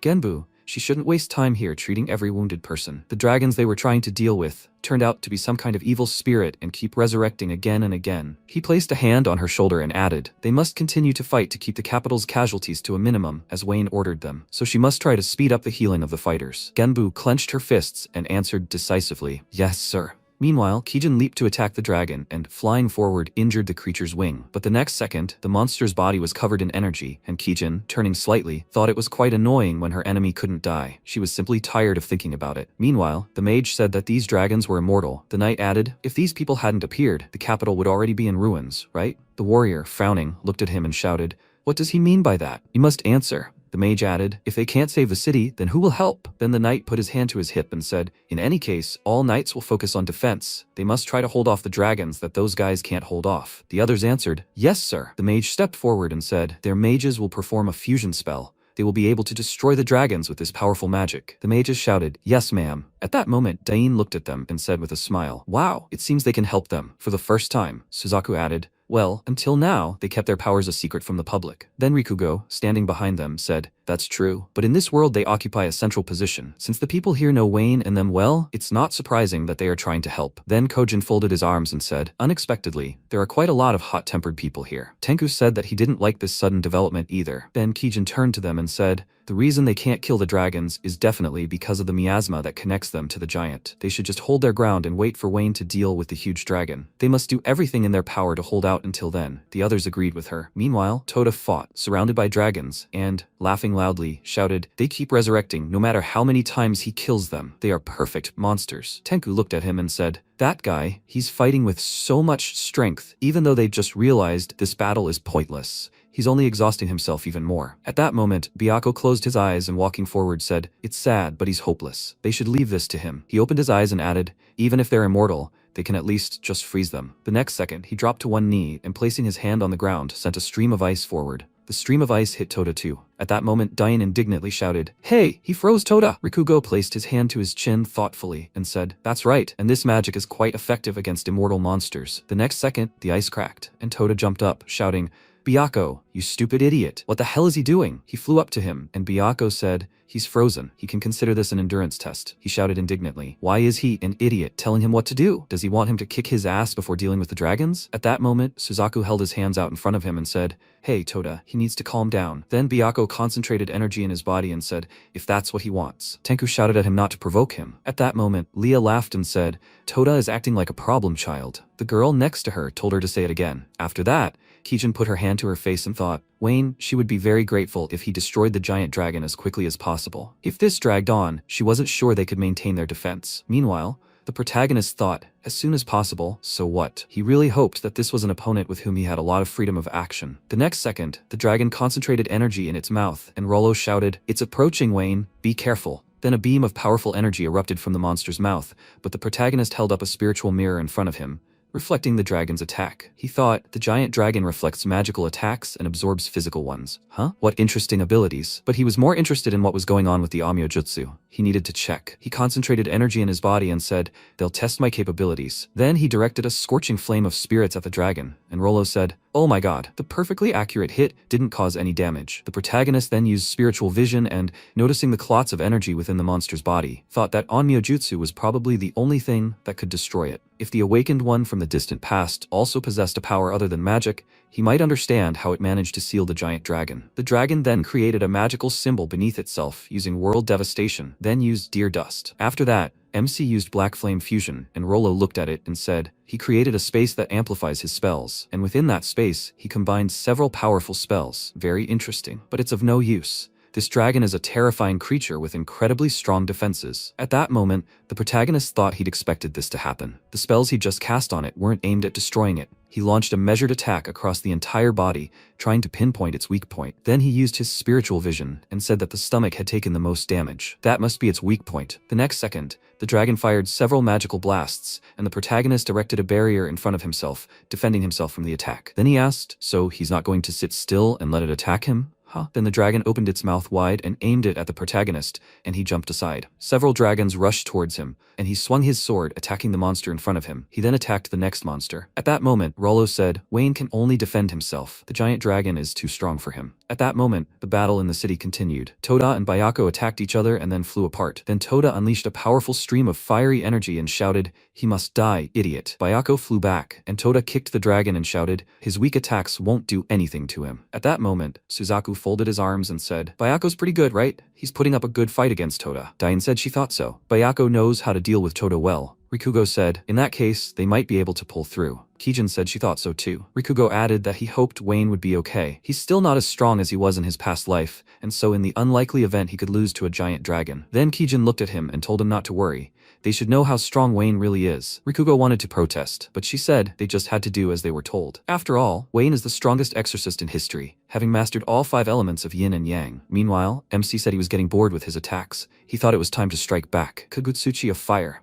He channeled powerful energy from his hand, and Rollo said, "What astonishing magic. So this is Wayne's true power. He doesn't think even a giant dragon can withstand it." Then the dragon spread its wings, and Rollo asked, "What? Why didn't it work?" The protagonist thought the spell did some damage, but it wasn't enough. This dragon is too powerful. At that moment, the dragon began concentrating energy in its mouth, and Rollo said, "There's an incredible amount of mana in that place. Even his barrier couldn't block it." The protagonist said he had to surpass its power. The dragon then began releasing energy, and the protagonist responded with a fire Kagutsuchi. The attacks collided, causing a massive explosion. Sophie, noticing the explosion in the sky, said, "What terrible explosions. Wayne should be destroying the dragon high in the sky." Chloe said, "Wayne." Sophie said she was sure he was fine. She didn't believe Wayne could lose. Chloe asked if she thought he could stand up to a giant dragon. He'd never fought one before. She smiled and said, "Of course." Chloe laughed and asked, "She must have incredible faith in him, huh?" Then she looked up at the sky and said, "But it's understandable. He's going to save this city, right?" At that moment, Rollo looked ahead and said, "The barrier has been destroyed." That was an incredible explosion. MC thought, thanks to his protection, Rollo, they managed to avoid casualties during the attacks. He was very glad he decided to help. Then the headmaster looked at the dragon and asked, "Is he going to attack again? He won't be able to block another shockwave." At that moment, the protagonist asked, "Kijin, can she hear him?" She turned around and asked, "Wayne? What can she do for him?" He replied that he was just thinking that this world was quite interesting. He would never have thought that such a powerful being could be here. Kijin said that it must really be a strong opponent since he praises it so much, Wayne. He replied, "That's right. He thinks it's time for them to finish this. She replied, well, they've already dealt with all the dragons down below, so there's no problem. He can cancel their summoning at any time. He replied, great, they should leave the rest to him. The next second, energy concentrated in his body. He extended his hand forward and said, he never thought he'd have to use all his magic again. Then he used spiritual release. At that moment, Rollo looked at him in surprise and thought, what? His magical power had grown dozens of times. The protagonist then held his sword out in front of him, and the dragon charged at him, unleashing a powerful stream of energy from its mouth. In response, the protagonist swung his weapon, cutting the monster's body in two. At that moment, Chloe said in surprise, he actually destroyed it. Then MC flew up to her and said, Princess Chloe, he kept his promise. After some time, the king approached the window and said he couldn't believe it. He actually managed to defeat the giant dragon. The villagers looked up at the sky and said, amazing, the gloomy sky had cleared up again. Hooray, they were saved. The dragon was truly enormous, and the consequences would be no less enormous. But how could anyone in this world have defeated such a terrifying monster? The girl said she thought it was Rollo who created that barrier that covered the entire sky. She meant, who else could it have been but Rollo? Well, she thinks that no one in this world but Rollo could defeat such a monster. At that moment, Rollo said, what power? He can hardly believe he's really that strong. The protagonist said it wasn't that he was hiding it. He just had to be extremely careful when using such magic. Such supernatural power frightens people and could eventually be banned. But this time, he simply had no choice but to use it. He looked at the director and added, the opponent this time was so strong that he had to decide to do this. He noticed that he was quite a mature youth. Then the protagonist flew forward and said, well now, teacher, he asks for your forgiveness. Rollo then called him and said, this land was saved only thanks to him. And as a man who truly loves his country, he wants to express his deepest gratitude. The protagonist smiled, looking at him. Then Rollo added, he, their hero, probably has a lot to do. At that moment, MC disappeared, and he added, but he would like to refrain from using such power inside his academy. He needs to think of something. At that moment, the protagonist landed on the ground, and Sophie asked if he was okay, if he was injured. He replied that he was fine. Chloe looked at him and expressed her gratitude for protecting her beloved country. He smiled and replied, you're welcome. At that moment, the spirit on his shoulder said, oh my god, he can't believe it. He actually defeated a giant dragon. He's amazing, Wayne. Sophie came closer and asked, what? Didn't he pass out a second ago? The water spirit said that they woke up right after Wayne destroyed the dragon, and thanks to their hero defeating the ancient monster, they no longer need to seal it themselves. The spirit added, really, they are very grateful. The protagonist replied, nothing special. He just took it upon himself to release its seal. The spirit on his shoulder raised its paw and said that it would be loyal to him for the rest of its life, Wayne. In response, he smiled and said that he was exaggerating. Then Sadie, tied up and sitting on the ground, said, Wayne and the four great spirits, did they really defeat the giant dragon? He answered, of course they did. He said, I see. So he really did it. He would never have thought that all their hard work to resurrect the giant dragon would end in its defeat. Was he strong? MC answered, it took all his strength to defeat it. Then Sadie laughed and said, he gave it his all. That's all he wanted to ask him. After the dragon was destroyed, reconstruction work on the capital immediately began. Some buildings were seriously damaged, but thanks to the 12 heavenly generals, all the damage was minimized. The capital was already celebrating. Everyone was drinking and rejoicing that the country was saved. After a while, Kijun entered the office and, bowing, said, Wayne, a guest is waiting for him in the reception area. The protagonist looked at her and asked who it was. After a while, he left the office, and Chloe apologized for visiting so late. He wondered, Princess, what is she doing here? She came closer, handing him a letter, and said that he had been awarded a medal for his bravery. She had come to personally give him an invitation to the medal presentation ceremony. He said, this medal is a great honor. Does she really think he deserves it? She said that he was a hero who saved their country. She would be upset if he refused. He took the letter and said that in that case, he would gratefully accept the invitation. Then she placed her hand on her chest and added, also, another gift from her personally. He said that he was honored, but he could not accept it. After all, he had not saved the city for the award. She closed her eyes and said, no, the only person who could reverse her vision, she would force him to accept the gift if necessary. Then she stepped closer and, rising on her tiptoes, kissed him. Then she headed for the exit and said that was all she wanted to do. They would see each other at the presentation ceremony. Then he turned and asked if he could walk her home. She said no, she would have security with her. Then she turned around shyly and said, this was her first time. Okay? And then she wished him good night and closed the door behind her, and he scratched his cheek thoughtfully and said, what a reckless gift, my God. After a while, a worker said, Wayne Granado, they thank him for destroying the giant dragon, and in honor of his feat, they are awarding him the Dragon Lord Medal. In response, the protagonist bowed and said that it was a great honor for him. After a while, he sat in his office and, massaging his shoulder, said he was grateful. Kijun came closer and bowed, saying that such ceremonies were very grueling. Good work. And then he looked at her and, smiling, asked, but perhaps it would have been better to refuse then, if she really thought so? Well, one way or another, it was one of his duties as an aristocrat, she said, so the people would finally be able to calm down after the hero who slew the giant dragon received his well-deserved medal. As she thought, he was very considerate of others, Wayne. In any case, they gave him the Dragon Lord Medal, right? The Dragon Lord Medal is a medal of the highest degree of honor. It is awarded only to those who have performed truly great feats for the benefit of all the people. The protagonist said that he was the first person to receive this in almost 100 years, and it seems he is also the youngest recipient of such an award. Kijin said it was well-deserved. Then he said, well, he thinks the Granado family will never again be considered second-class nobles. Then they heard a knock on the door, and the protagonist said the guest could come in. Then the door opened slightly, and Chloe stepped forward,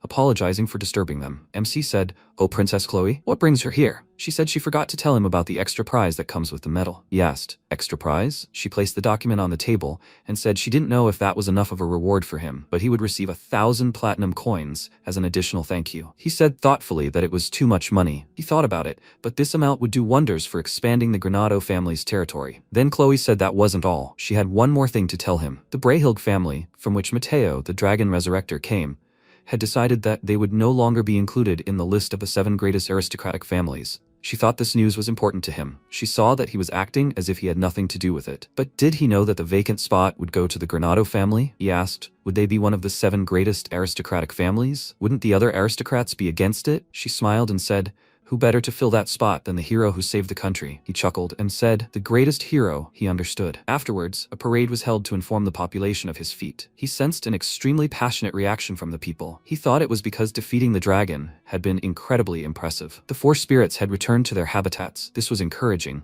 as the salamander seemed to have become something of a guardian spirit for the Colbot. Sometime later, the protagonist sat at his desk and thought, this is his first day at school since battling the dragon. He can feel people's gazes burning into him. Well, he supposes this is to be expected after such a grand ceremony declaring him a hero. Then Henry approached him and said, "Wayne, he's heard of his exploits. It seems he's outdone himself." The protagonist looked at him and replied, "Yes, wherever he goes, people's gazes follow him." He smiled and replied, "Of course, that's how it will be." Then the protagonist was surrounded by girls shouting, "Wayne, please, he must tell in great detail how he slew the giant dragon." They are very interested in the details of his stunning victory. She asked him to teach her Onyo Jutsu. He asked in surprise, "What?" At that moment, the protagonist thought, "Oh my god, he can't be around these people. He can only be approached when he's declared a hero. Should he get rid of them?" Kijin told him that she keeps telling him to stop his dangerous ideas. At that moment, Rollo entered the office and asked if he could speak for a minute. He replied, "Right now, of course." After that, they went into the office, and while the magic teapot was pouring a drink into the cup, the director said it was no secret that he was currently very popular. The protagonist said, "Well, after all, he really was declared a hero." Then Rollo smiled and said, "One way or another, everyone always adores a hero.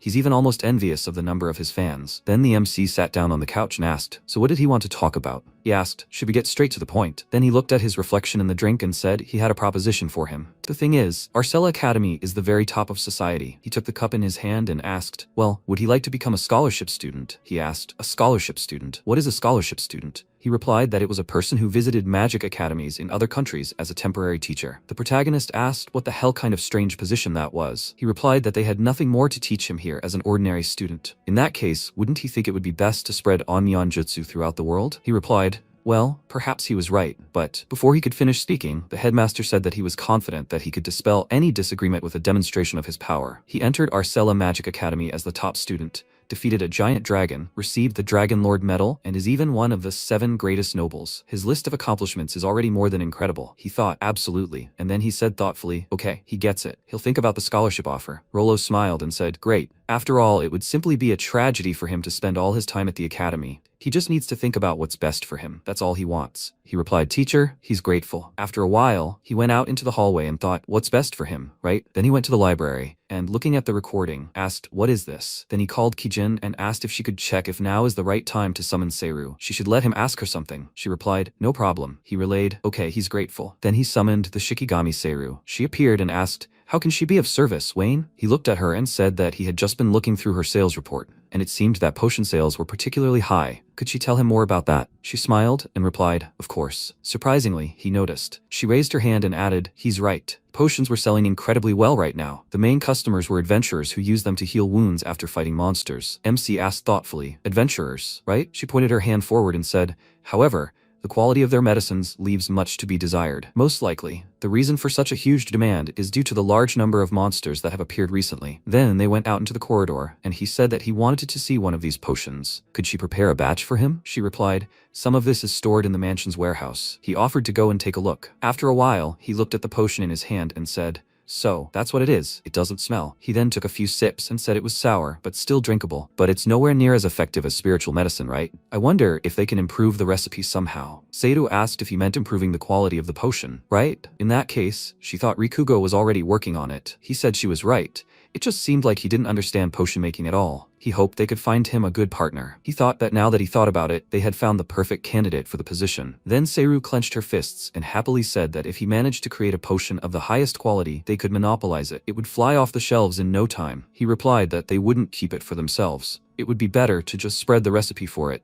She looked at him in surprise and asked, what? He closed his eyes and said, even here in the Granado territories, many people fall victim to monster attacks. It is his duty as a lord to lessen this burden as much as he can. He must put people's lives above immediate gain. This is exactly what his father, the previous head of the Granado family, would have wanted. And he wanted to honor that wish. Seiru smiled and said she thought that was a wonderful sentiment. He smiled, looking at her, and thanked her for her cooperation. He said he looked forward to continuing her wonderful work. She replied that she would do her best. Sometime later, Ulster Prison. The protagonist approached a worker and asked if he could see Nelson Hayward. At that moment, the head of the magical society, Luna Theory, said, Wayne, it seems he's quite an important person in their day. Why did he come here? The protagonist handed him a potion and told him to look at it. It was an ordinary potion sold in town. He wanted to hear the opinion of the man who invented maquia. What should he do to improve the potion's quality? He looked at him in surprise and asked why he had to tell him. MC came closer and asked if he just didn't understand the matter. He replied that he shouldn't play dumb. Who did he take him for? Then he raised his hand and added that, generally speaking, there are only two ways to improve the effectiveness of a magical medicine. The first is to use the highest quality ingredients for the potion. The second is to reduce the waste released from the raw materials, along with the active ingredients. He created maquia using both of these methods. The protagonist said, then, it should be fairly easy for him to improve the potion formula, right? He replied that he needed time for research. He only completed maquia after 10 years of analysis and experimentation. The protagonist said he knew he wasn't wrong about him. He had a proposition for him. He asked, proposition? The protagonist asked in response, why not serve out the rest of his sentence working for him? Then Nelson closed his eyes and said that he had changed him,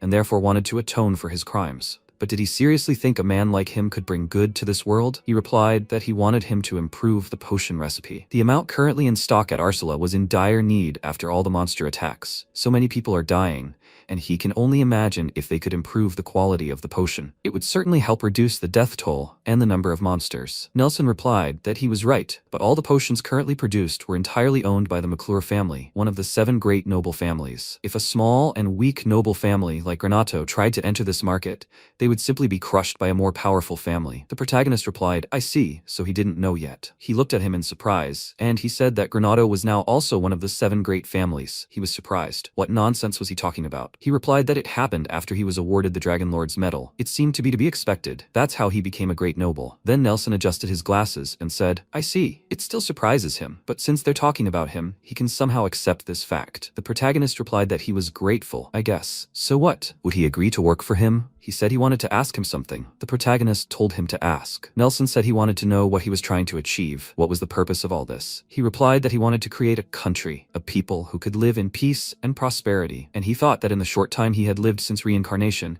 he had changed quite a lot. When he reincarnated the first time, he just wanted to work like an ordinary person, so that he wouldn't be betrayed again and become the supreme overlord. But he made a lot of new acquaintances, and then he finally experienced kindness and warmth from other people. And before he felt it, he truly cared about these people. Now he no longer wants to be just a ruler, he wants to make them happy. After all, this goal became the most important one in his life. He replied, I see. So, this is Wayne's great ambition, right? He would be happy to collaborate with him. What does he say? With these words, he extended his hand and MC returned his handshake, smiling, thanked him, and said that he looked forward to the opportunity to work with him. Sometime later, in the square, Nelson said he thanked them for coming such a long way from the capital. The protagonist said, welcome, Nelson. He replied that he was grateful, Wayne. Then he looked at Rikugo and asked, who is this? He replied that his name was Rikugo, and that he would be assisting him in his research. He would be happy to work with him. He reciprocated.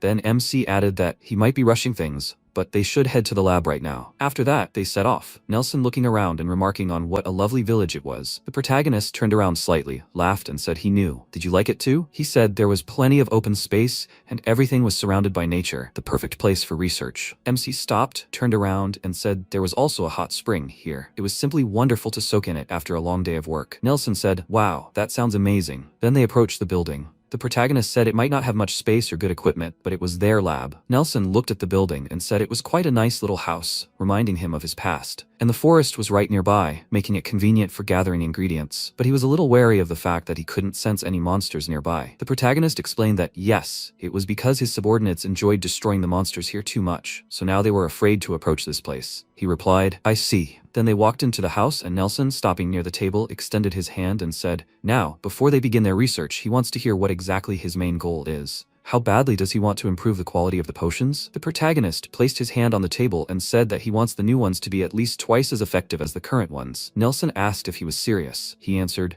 yes, he wants to distribute the highest quality potion at an affordable price. That's why he asked him to help him make it. Then he placed his hand to his head and said that he thought this work had now become truly worthwhile. Then Rikugo extended his hand and said, in fact, Wayne can create something called a spiritual medicine using Onmyon Jutsu, which already meets these requirements. Nelson said, so even that can be made. He added that the ingredients are the same as for regular potions, medicinal herbs and a magical herb. But since it requires the use of Onmyon Jutsu, spiritual medicine can't be mass-produced. So they want to find another way to improve the quality of potions. He said, I see, now he understands everything. He promises to fulfill their wishes. MC then said he has high hopes for him. He mustn't let him down. Rikugo smiled and offered to do their best together. He replied, yes, the fact that they'll be working together is quite encouraging. The protagonist then walked out into the hallway and thought, thus beginning their research. Now he'd like to learn more about those adventurers. Not that he's looking forward to it, but it's still worth visiting the Adventurers Guild. After a while, the Adventurers Guild. MC stopped near the gate and thought he changed into an ordinary adventurer to feel more at home. If they find out he's one of the 7 greatest nobles, they'll obviously treat him special. Now they'll know what's going on here. After that, he walked inside and looked around, thinking,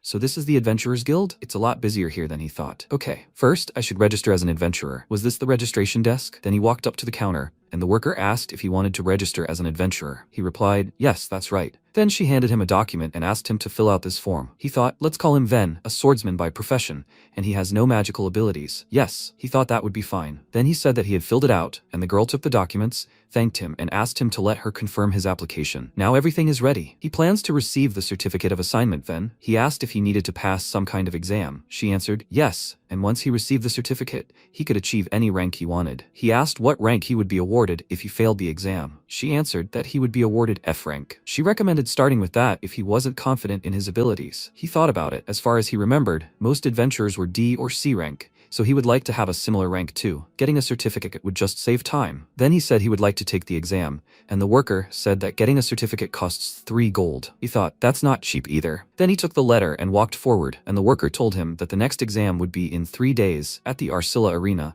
and he should please bring his examinee's ID card with him. He said okay. Then he opened the letter and thought, in 3 days? It seems this exam is held here periodically. 3 days later, the Arsilla Arena. Leon approached the protagonist and said she was an A-rank adventurer and would be their examiner today. She was pleased to meet them. The protagonist stood in the crowd of adventurers and thought about how 5 people were taking the exam today, including him. Leon then said that the exam itself was a one-on-one duel with her. The result didn't matter. She would judge their abilities by how they fought. The protagonist then asked, he apologizes, but could I clarify something? She answered affirmatively. He said he felt that if mages and adventurers fought on equal terms, it would prevent them from showing their best. Didn't she think so? She replied that all the examinees here were either adventurers or swordsmen. Some of them did have magical abilities, but ultimately, she would judge them solely by their combat skills. He asked, does that mean each examinee will have their own unique exam? She answered, that's right. He thought, that really makes the exam as fair as possible. Then Tina Hazeldine raised her hand and asked if she could have a question too. Will they be able to get an A rank if they defeat her, Leon? She thoughtfully replied,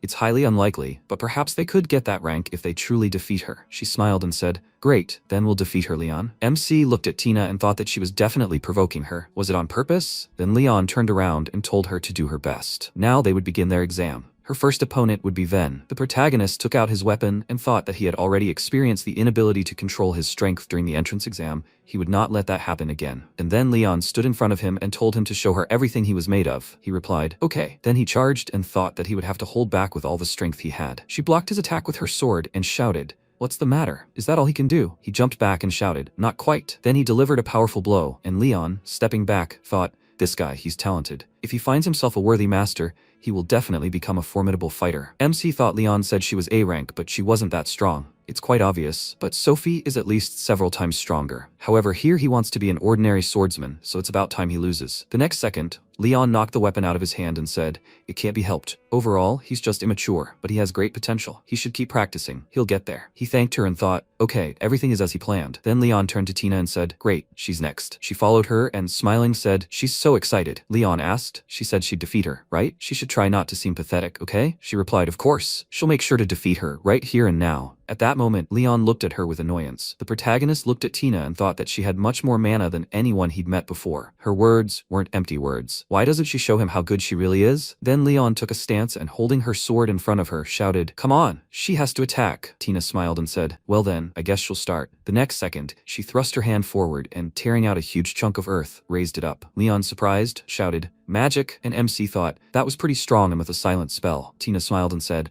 but using magic isn't against the rules, is it? Leon kicked the ground and shouted, that won't stop her. Then she charged. They crossed their swords and Leon jumped back, thinking, this girl parried the blow with ease. She screamed loudly and Tina asked, so now she's moving even faster? But she'd already shown her sword skills. With these words, she concentrated energy in her body, and Leon said, a newbie like her could figure out her techniques in a single duel? She shouldn't make her laugh. At that moment, Tina appeared behind her and, swinging her sword, asked, are you sure? Then she put the blade of the sword to her neck and said, she'll get hurt if she moves. So victory was hers? She released the sword and said, yes, she gives up, she's won. And then Tina happily said, this means she's advanced to rank A. Then Leon said, she's quite skilled. She never thought she'd lose today. In response, she smiled and thanked her. At that moment, the protagonist thought, she wields first-class magic and wields a sword at Sophie's level. She looks quite capable. After a while, Leon, holding the documents, said, this is the end of the exam. The results would be delivered to the guild tomorrow, where they could review them. The protagonist thought, is that it? He just hoped to be classified as a D or C rank. Then Tina ran up to him and shouted, hey, his name is Ven, right? She wanted to talk to him, because he had shown quite good swordsmanship in the exam. He thought this girl was quite energetic. Then he smiled and said that, although she praised his skills, he couldn't have won like her. Tina. She came closer and asked if he had given it his all. He thought she was observant. Then she folded her hands in front of her and added, his eyes and reaction speed were amazing, and his swordsmanship deserved special praise. In her eyes, he looked like a chrysalis about to transform into a wonderful butterfly. He said, he's asking. It's not like that. In the end, he was just holding back. She continued to smile and speak. Her eyes weren't given to her for beauty. Did he know? He wouldn't deceive her. He thought, by the way, they'd already been deceived by many things. Then she said, okay, they should move on to the main topic of conversation. He asked, the main topic? She pointed at herself and said she wondered if he would like to form a team with her. He said, team. Then he thought she was an A-rank adventurer, far from average. Perhaps if he was on a team with her, it would be more difficult for him to obtain information about adventurers. Then he said that he was terribly sorry, but he had to refuse. To be honest, she was much higher than the level he would ever reach. She was surprised, but she didn't think so. He apologized, and she folded her arms across her chest and said that if he didn't want to, then nothing could be done. She was very sorry. Then she waved her hand and said, okay, see you later. He agreed with her. After a while, Tina lay on the bed and, closing her eyes, said,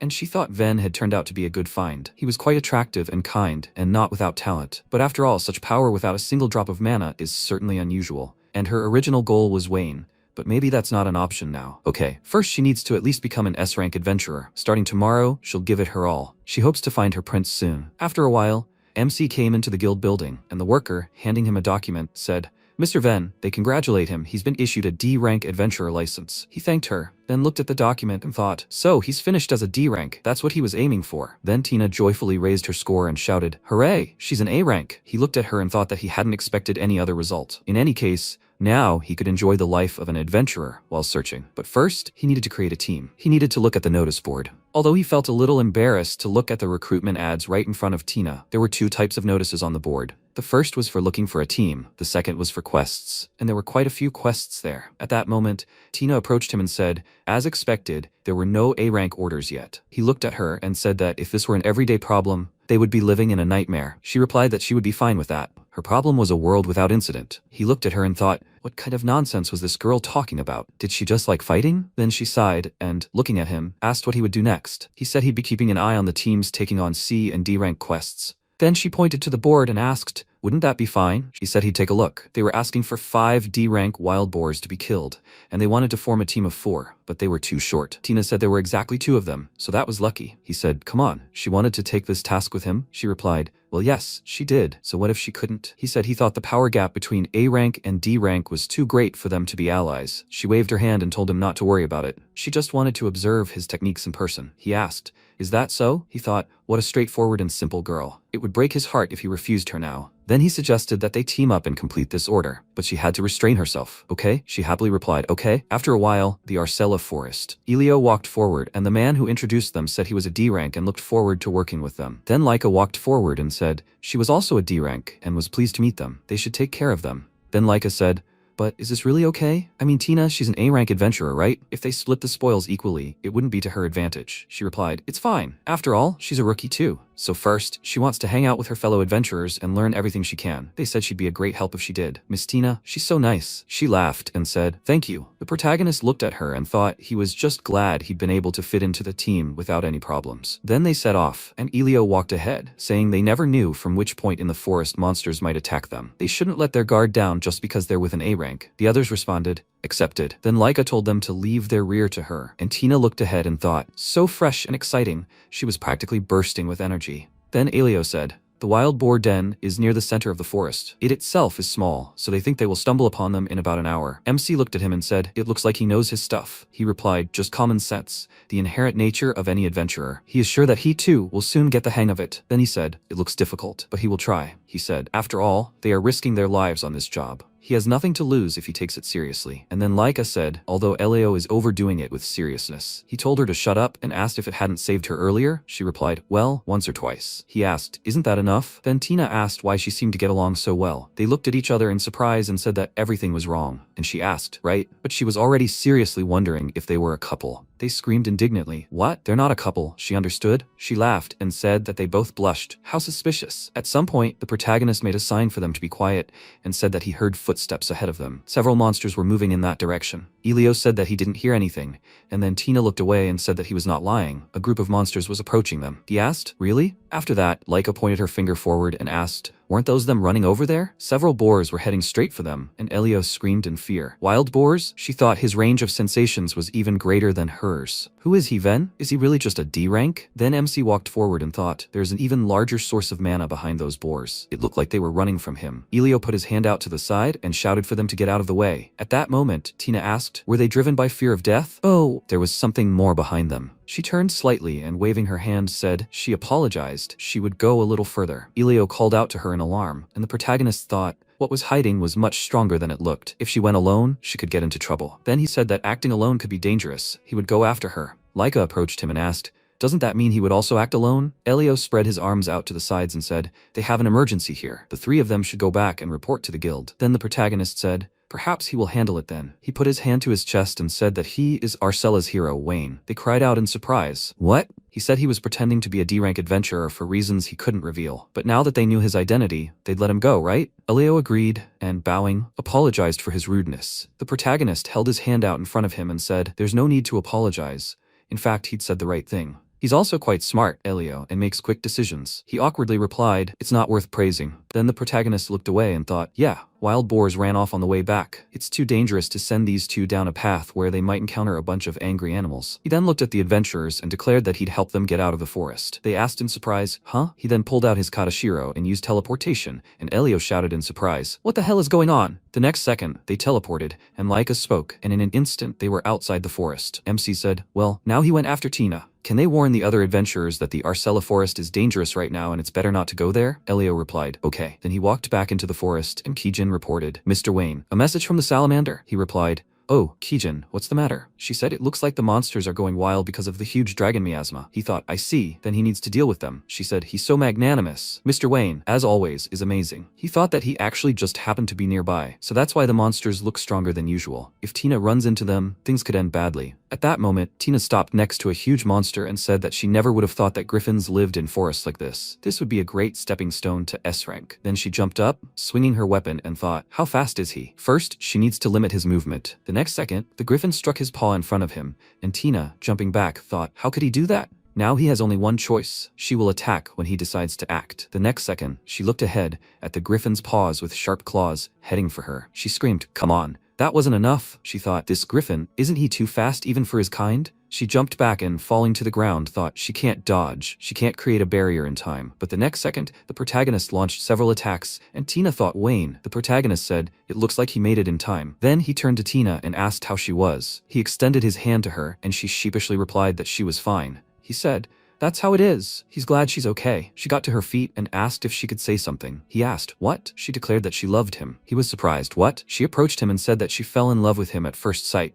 She asked him to be her boyfriend. He pulled away from her and told her to wait a minute. She can't just jump to the topic like that. She screamed. Right. She was grateful that he came to the rescue right when the situation got out of control. She was begging him to date her, ideally, to marry her. He looked at her awkwardly and said that's not what he meant. Her confession of love was so sudden, he doesn't even know what to say. After all, they don't even know each other. She noticed that he was right. He added, she barely knows him herself. Are they really talking about true love? She continued to hold his hand and declared, no, she knows everything about him. He's Wayne Granado, the hero of Arsula. He thought, there must be something to that. Yahello and Laika knew about him too. Then Tina put her hand to her chest and said, right, she hasn't introduced herself yet. She's Tina Hazeldean. She asks him to call her just Tina. He wondered if she just revealed her last name. He felt like he'd heard that somewhere before. Then he thanked her and said they should save the conversation for later. He looked at the monster and added that he still needed to sort out this mess. She agreed and added, but she didn't know if she'd ever see her hero again if she missed this opportunity now. He looked at her and said that she could just visit the lands of Granato. He didn't mind talking to her until she got bored. She asked, really? He said yes. He felt like this chance meeting of theirs was important. Then she smiled and thanked him. After a while, people gathered around the griffin's body and said, wow, that's amazing. Rumor has it that it was Mr. Wayne who slew the monster. How amazing he is. Then, Tina smiled, scratched her head and said, I'm sorry guys, and then ran ahead. Yahello looked at her indignantly and said, oh my god, can she do that again? She just has to think about what could have happened to them all if Mr. Wayne hadn't shown up. Laika smiled, put her hands in front of her and said, oh come on, it all ended well. And he shouldn't scold her after all, Mr. Wayne saved them. He replied, she's right. Then Tina asked, by the way, where's Ven? Laika asked, isn't he standing next to her? She was surprised. What? Next to her? At that moment, MC stood next to her and looked at her and said, well, Ven is him. She screamed in surprise. What? Ven is Wayne? She laughed lightly and said that now she thinks she was too rude. He replied that it was not so at all. And she asked, but why does he hide his identity under the mask of an adventurer? He said that he was interested in learning how they live. Just hearing stories about them is great, but he wanted to see for himself. He likes that they gathered a party, even if it was for a short time. He was able to understand a lot during this time. He's grateful to them, guys. The others, smiling, looked at him, and Tina thought, Wayne is an aristocrat, but you can't tell from his behavior what a mysterious guy. She's becoming more and more curious. So that's how she went to the land of Granado. This city is not very big, but it makes up for it in liveliness, and it seems to be growing rapidly. This is to be expected from the territory of a family of 7 great aristocrats. She stepped forward and said that she wants to see Wayne right now. At that moment, Seiru, standing nearby, looked at her and thought, is she talking about Lord Wayne? So an A-rank adventurer is about to meet with the Lord, and it's a woman again. Time to tell Kijin. Afterwards, Tina approached the entrance to the estate and said she was Tina, an A-rank adventurer. She needed to speak with Mr. Wayne. Perhaps she could see him now? Kijin approached her and asked if she could show her A-rank adventurer identification. Tina pulled out the documents, smiled and said, here's your guild card. Kijin responded by saying she didn't have enough information to confirm this information. Could she instead demonstrate her A-rank adventurer skills? She replied, of course she could. But before she could finish, Kijin invited her to the arena and fight there. She replied, okay. At that moment, Kijin concentrated her energy and thought that she must test whether she was worthy of facing Mr. Wayne. Sometime later, on the training grounds, Kojin was training. He looked ahead, then grabbed a few guys by the clothes and said, now they will do proper Yukemi. He threw them aside and shouted, that's it. Their results are getting better. They must keep up the good work. The others replied, okay. At that moment, Kijin approached him and asked if she could use the arena. He turned around, looked at her and asked who was with her. She replied that she would like to have a little sparring with her. Tina introduced herself and said hello. And Kojin, looking at her, said, oh, she is the newbie that Mr. Wayne was praising. Of course, the arena is theirs. Then he turned to the guys and said, guys, take a 5-minute break. After a while, Kijin and Tina walked into the arena and stood opposite each other. Kijin asked her not to hold back. She would try not to hit with full force. In response, she thanked her for thinking of her, but she was also quite strong. She replied that she had no doubt about it, but she still had to restrain herself. She replied, all right, she'll show her strength. Kijin said she should attack as soon as she was ready. With that, she concentrated energy in her body, and Tina, doing the same, answered as she said. Then she concentrated the energy around herself and thought, when she fought the griffin, she didn't show her best side, so she needed to give it her all now. Kijin looked at her in surprise and said, oh, without casting a spell. Then Tina sent several magical spheres straight at her opponent, but Kijin cut through them with ease. And the adventurer, she cried out in surprise, "No way! She can cut magic?" She replied, "Anyone can cut magic if they properly tune their mana and spiritual energy. It works the other way too." Tina thoughtfully said, "What spiritual powers are needed to use the onmyoto that Wayne uses?" She noticed that was true. Perhaps they would return to the fight, or was that all she could do? She replied that it wasn't so, that was just the beginning. Kijin said, "In that case, it's her turn to attack," she said, "Shukuchi." And in the next second she was right next to Tina. They crossed swords, and the adventurer thought, "How fast?" Kijin told her to hold on, then delivered several slashing attacks. Tina, stepping back, said that she was strong, but she wouldn't be defeated that easily. She sent several magical spheres forward, but Kijin dodged them and said that she was using interesting magic. She replied, "Of course, she invented it herself." She said, "Herself." Meanwhile, in the library, Tenku approached the protagonist and said, "Sir, he has collected information about Tina." He looked at him and said, "Good job." Then Tenku handed him the documents and said, "Tina is the daughter of Duke Hazeldean and in the Krunal Kingdom." The protagonist took the document and asked, "The daughter of a duke? She's from high society." He then began to look through the records and added, "Even among other aristocratic families, the Hazeldean family is known for its magical power. No wonder she's so talented. She even invented a new magic formula. A true genius." Tenku added that she came here to escape from her family. The protagonist said that she seemed to have a very free-spirited nature. Meanwhile, the fight continued, and one of the spectators said, "Amazing. He'd never seen a fight like this." Tina concentrated a few more magic spheres, smiled, and said that she really is strong. She thinks she can't be defeated even if she gives it her all. She laughed and thanked her for the compliment. At that moment, the MC contacted her and asked, "Kijin, has Tina shown up?" She replied, "Yes, she was here." He asked what she was doing. She replied that they were fighting. He asked if they could stop and invite her inside. She replied that she was apologizing and that she would do everything. The protagonist thought, "Yeah, she's the same as always." Then he looked at the records and said, "I wonder why she ran away from her family." He hoped he could help with that. After a while, they were sitting in the office, and Tina, smiling, said that she was grateful that he invited her. MC replied, "No problem, he just wanted to discuss something with her." She was surprised, "Huh? Discuss with her?" He replied, "Well, they'll get straight to the point." He wanted to apologize because he asked his subordinates to dig up information on her. She was from Hazeldean, right? She was surprised. "Wow, how did he know?" He asked, "From where?" She told him her full name herself, didn't she? She scratched her head awkwardly and said, "Come to think of it, it's true." He folded his hands in front of him and asked, "Why did she come to Arcella?" She replied that she came to meet him. "The hero?" He asked. "Him." She confirmed it. And at that moment, Kijin entered the room, holding a tray with a teapot and cups. She said, "Sir, she brought tea." In response, he thanked her and looking at Tina again, asked, "Why did she need to meet him?" She raised her index finger and said, "She said it before, didn't she? She wants to start dating him, and then they'll get married." At that moment, Kijin put the tray on the table and looked at her with irritation. The protagonist said, "Kijin, calm down." She smiled irritably and said, "She's completely calm, sir." She thought, "Not at all." Then the protagonist took the cup and said, "I see." Now he understood what she was. She smiled and asked if he agreed to marry her. He replied that it wasn't so. He didn't say that. She ran away from home because they wanted to force her into marriage there, right? She asked. Did his people even dig up that? He was absolutely right. She ran away from home because her parents wanted to marry her off without her consent. He said that's what he thought. So she wants to marry him to solve this problem. Is he right? She confirmed this and added that initially she wanted to marry him only for this selfish reason, but everything changed. When she saw how he fought, she fell in love at first sight. At that moment, Kijin thought, how can she kill her? And MC thought Kijin was planning something bad. Then he said that he would hardly be able to take her as a wife, but he could solve her problem. She was surprised. "Is that true?" He replied, "Yes, it's not difficult for him." He thought he understood that political marriages were possible, but she hadn't been so against it that she'd run away. Then he said he'd be a temporary lecturer at the Krunil Magic Academy. Then he could pull some strings and stop her engagement. She asked if he really could. He replied that anything was possible thanks to the Magic Academy system. Of course, it might not work. He thought that if he acted openly, he could ruin the relationship between Krunil and Arcella. He couldn't let anyone find out about this. He had excellent subordinates who knew how to act covertly. Then Tina pointed a finger at herself and said that she was glad to hear it, but he would really go that far for her? She didn't even have anything to offer him in return. She would agree, but she couldn't shake the feeling that she was being selfish. At that moment, he folded his arms and said that he was glad she understood that. She replied, "Of course." She didn't see any reason to help her at all, so why? He replied that she could consider it all thanks to her determination. He couldn't abandon someone like that in trouble, that was all. Tears appeared in her eyes. She apologized and looking at him, asked, "Then can she rely on him?" He replied, "Of course." She smiled, thanking him. She was very inexperienced. She hoped he would be gentle with her. He told her to stop. A very strange formulation. She laughed in response, and he sighed. At that moment, a huge magical symbol appeared on the wall behind them. They turned around abruptly, and Gerard came out to them and said, "There she is, Mistress Tina." She cried out in surprise. "Gerard? How did he find her?" He replied that it didn't matter, but it hadn't been easy. Her little rebellion would end here. They were returning home. The master was a merciful man, he would forgive her. The protagonist asked, Tina, what kind of magician is this? She replied that he was a mage who served Vandert, her fiancé, a member of that family. He was the only one in Krunel capable of using ancient magic. The protagonist asked, ancient magic? Then Gerard adjusted the glove on his hands and said that she should calmly agree and return peacefully.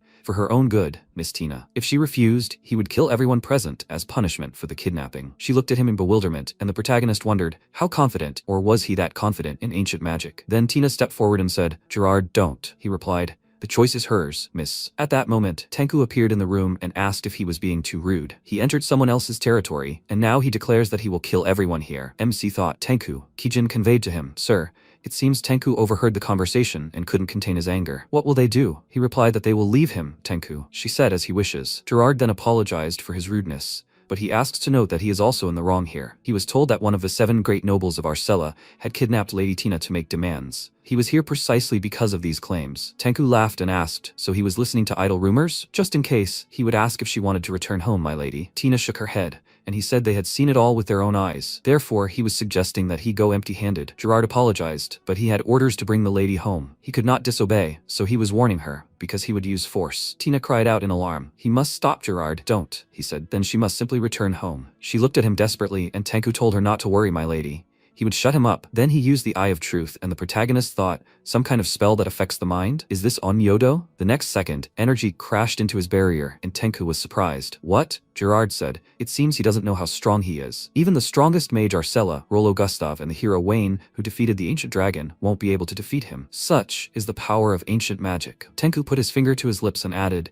it even infuriated him, considering himself the strongest, although he could only block such a trifle. The next second, he used heavenly shackles and magical chains bound Gerard's body. Tenku extended his hand forward and said, this is a divine treasure created by the ruler of the heavens, Amaterasu. These chains are made of divine and spiritual power. He cannot escape. MC thought, he decided to use a divine treasure. It seems he truly recognizes Gerard as strong, which means he is stronger than Rollo. Then he looked at the magic chain, but the next second, Gerard extended his finger forward and said, cancel. The chains scattered in all directions. Tenku shouted in surprise, what? Gerard moved forward using Nebula, ending up behind Tenku, and he thought, quick. He then sent a magical pulse forward, knocking Tenku back. Kijin then called out to him in alarm, and Tina screamed in fear. Gerard asked, Wayne, does he want to be next? Then Tina screamed, he has to stop this right now. She understood she was going home, so she was asking. She walked forward and turned around, asking for forgiveness. Wayne, in the end she had only caused him trouble. He said, Tina. Gerard then thanked her for her understanding. Miss Tina, and he asked for his forgiveness. Wayne, for his own reputation, it was better not to mention that Miss Tina had visited him. He replied, okay. Gerard then created a magical symbol and said, well, they're leaving. The next second they were gone, and Tenku, emerging from the rubble of the wall, adjusted his glasses and said,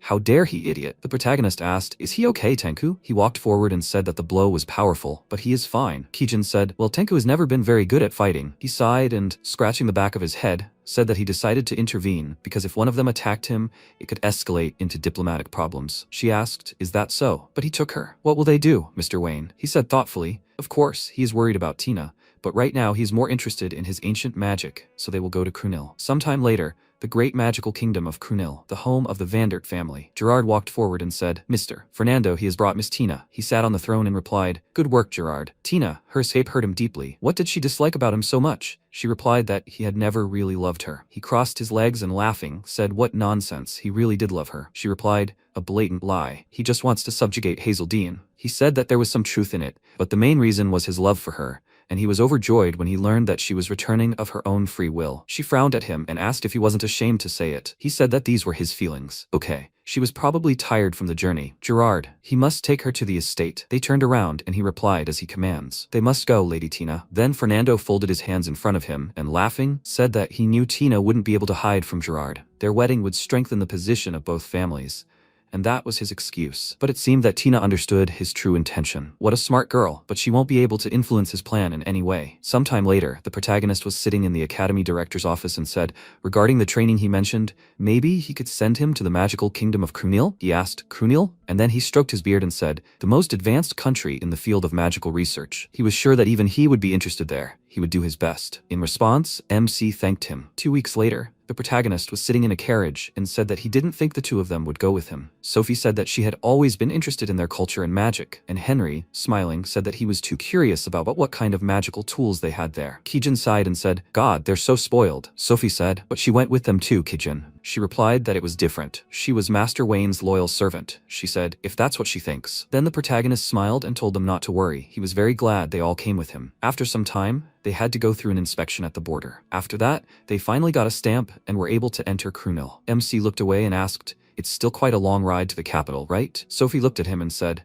"Since they're in Krunil, it would be remiss not to continue on wyverns." He asked, "Wyverns?" She raised her index finger and said that it was a unique form of transport used only in Krunil. She was sure they'd find the one who's scamming them here. Henry clenched his fist and said, "Yes, it sounds scary, but interesting." The protagonist looked at him and said, "Okay, they should try it." After a while, they approached a farm, and a worker said, "Welcome to his wyvern farm." They needed a wyvern? The protagonist said they'd like to fly to the capital. He said it would cost 30,000 nil per wyvern. The protagonist asked how many people could ride on one wyvern. He replied, "Maximum 2, and he recommended renting 2. After that, the protagonist handed him a bag of money and said, "Okay, here's 60,000. He thanked him for the purchase, and petting the wyvern, said he should explain how to ride it. He climbed onto the creature and added that each of them should at least know the basics. First, they should sit in the saddle on its back. They can control the wings with levers. They should try to fly. Once in the air, they will fly wherever they move the levers." Then Henry, climbing onto the wyvern, cried out in fear, "Calm down." And Sophie, taking a seat on the neighboring wyvern, said they were much more naughty than she thought. Then the protagonist said it was fun. Henry climbed down from the wyvern and, stroking its muzzle, said they always amaze. Sophie even sounded envious. Then the worker asked if this was really their first time doing this. They were doing great. Henry said they were sure of it. After that, the protagonist sitting on the wyvern said,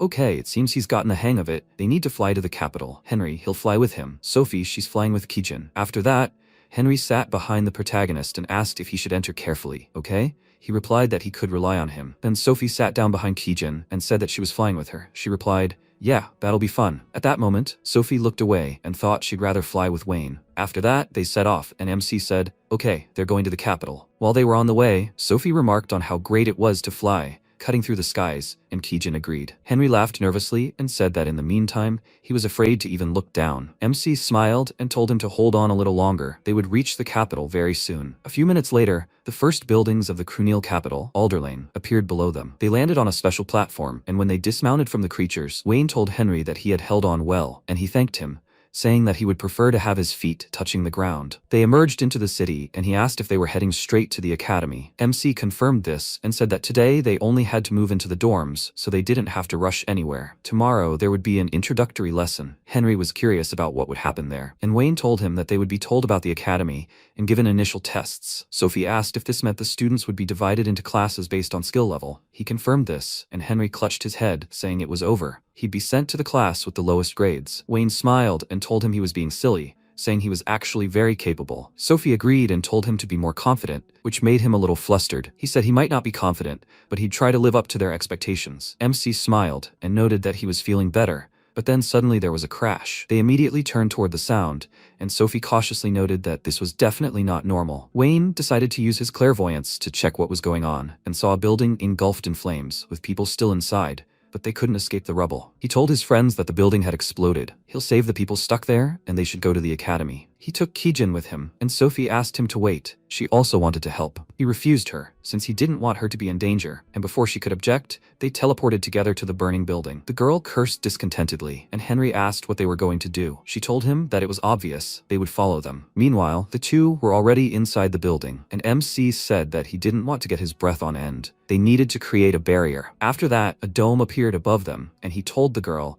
that they needed to save the victims as quickly as possible so they would split up. She followed his order and went to the opposite side of the building, and after a while, Wayne heard cries for help. He helped a man get out from under the rubble, for which he was very grateful, after which he picked him up and teleported outside. The people there immediately started asking him who he was and who he'd pulled out, but since he didn't have time to explain it all, he simply left the victim with them and teleported back into the building. He appeared next to Kijin, and she pointed to a man under the rubble, saying he was still breathing. He helped him up and told her there were 10 more people inside, and they needed to get them all out. After a while, MC pulled out the last person and teleported outside with him, where they were already helping the victims. One of those people looked at Wayne, admiring what an amazing mage he was, then thanked him for his help. MC told them he was doing what he had to, then looked at the building and said that now they just had to put out the flames. The mages were already working on it, but the fire started because the magical instrument circuits overheated, and fires with such a large amount of mana are difficult to put out. Then Wayne decided to take matters into his own hands and, rising above the building,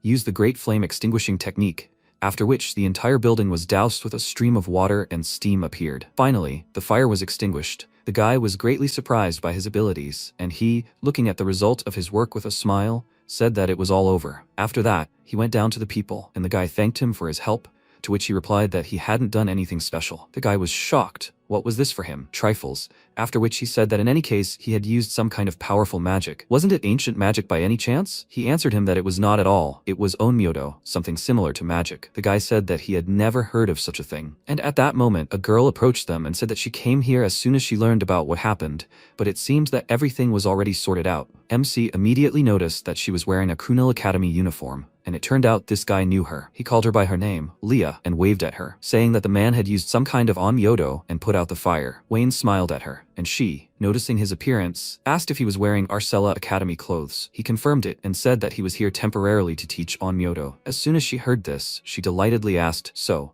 is he that same Wayne Granado?" He confirmed it, and she exclaimed with a smile that she didn't expect to meet him like this. He really is the same age as the students. When she was told that he was a hero who saved the country, she imagined him as a giant. Realizing that she hadn't introduced herself yet, she apologized to him and said that she was a third-year student at Kunal Magic Academy. Her friend added that she was the best mage among the students. They asked for her help when fires break out. MC remarked that she was very kind, since she was just helping out, and she exclaimed with delight, "He's the same way, right?" He doubtfully confirmed it, and she told him to be more confident. Then, Kijin patted him on the shoulder and apologized for interrupting him. Sophie and Henry were here. The girl gave him a displeased look, and the guy laughed nervously and noted that he seemed to have already finished here. Wayne apologized to the girl, saying that he had to come here, and she said that she understood everything, but she was still angry. She didn't think she could solve these problems so quickly. Compared to him, she felt helpless. He told her that everyone has their strengths and weaknesses. It was just that this wasn't the best job for her. His words only made her feel worse, and Leah intervened, asking if they were transfer students from Arcella. It seems that they were also very unusual. She was looking forward to getting to know them better. Sophie looked at her with slight surprise and asked, "So she's from Kunal Academy?" After they introduced themselves, Sophie felt very embarrassed, as her first impression had been simply terrible. But Leah didn't seem to notice at all, and said it was a perfect opportunity to show them around. MC happily agreed, after which she led them around the academy grounds and pointed to a building nearby, saying it was a magic research lab. Everyone had been busy studying ancient magic lately, but this place continued to research modern magic. Wayne immediately remembered that the guy who took Tina had used ancient magic, and Henry remarked that ancient magic must be amazing. He would like to learn it. The girl's tone immediately became rude, and she advised him to abandon this idea. This was a flame that burns at the expense of human life. He felt awkward and apologized to her too, after which she turned to him with a smile and asked why he was apologizing. She suddenly spoke in a rude voice. Sophie asked what she meant, but she asked them to pretend they didn't hear anything. She was sure they would encounter this magic. After all, they were exchange students. MC immediately realized she was hinting at something, after which she led them to the dorm, and Wayne clarified, "Did they have a separate building?" Leah answered him that they used to have many exchange students, but now they would be the only ones. Sophie asked why there were no more, and she thought for a second, choosing her words, and then answered that their academy had changed its focus. They haven't taken exchange students for several years. They are the exception. She thinks they only agreed because Wayne is a great hero. Henry smiled and called Wayne cool, but he said he couldn't get a reaction out of him. They went inside the dorm, and Leah said they could take a break today because they had the entrance exam tomorrow. Henry immediately felt uneasy, and she said it wasn't that bad. Usually they had to do practicals, but they would only have to take the written exam, so they had nothing to worry about. Sophie told Henry he could be happy, and he confidently declared that he would definitely pass the written exam. After seeing them to their rooms, Leah said goodbye to them, and MC thanked her for showing them around. She smiled and said that she should be thanking him, because he put out the fire. Meanwhile, Gerard came to Fernando to tell him the news and asked if he was sure he should have accepted Wayne. He replied that he was sure he had fallen in love with Tina, but this was a great opportunity. If Wayne tries to break off their engagement, they will gain leverage over Tina, and if something happens, he has it. They will continue to build up their strength. It is only a matter of time until their plan bears fruit. The only problem that remains is the engagement with Tina, but that is not so important. At that very moment, Tenku was watching them and realized that he was planning something bad. Gerard glanced towards the window and became suspicious, and his master asked if something was wrong. He answered that everything was fine, after which Tenku returned to Wayne and told him everything. He noted that Wayne completely underestimated him. Let him continue to watch them and find out what he is planning. Tenku disappeared, going to carry out his orders, and he thought that it looked like the engagement with Tina was part of his grand plan, which is why she ran away from home. Now everything was decided. He would do everything to break off the engagement. A new day had dawned. The exam was already over, and Leah informed the new students of their results. She praised everyone and said that Henry hadn't made a single mistake, while Sophie had only 2. He sighed with relief, noting that they had done well, and Sophie said that of course they had, but it hadn't been a problem for them. He laughed nervously and said that he was just glad he had passed the exam and didn't care at all about a perfect score. Kijin, puzzled, noted that she had made quite a few mistakes,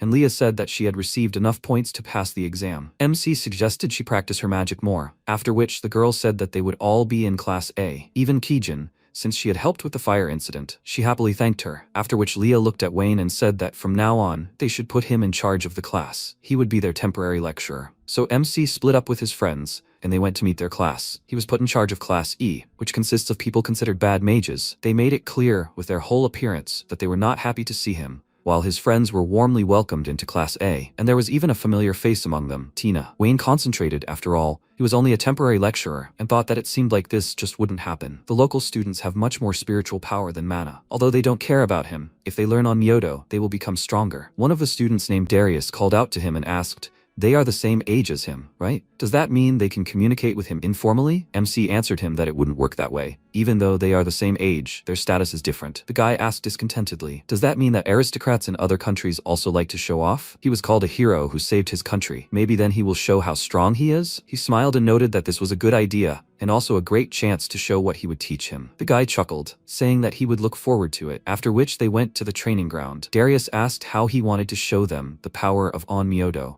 and he answered that he was their teacher, so he was not going to harm him. Therefore, he would attack him, and Wayne would defend himself. The guy smirked and pulled out a sword, saying that everything was fine with him, but he would not hold back. Immediately after that, he rushed into the attack, delivered the first blow, which Wayne blocked, and he angrily called him an idiot for using barrier magic unfairly. He told him that it wasn't magic, but on Myoto, and Darius hit him again, angrily telling him to shut up.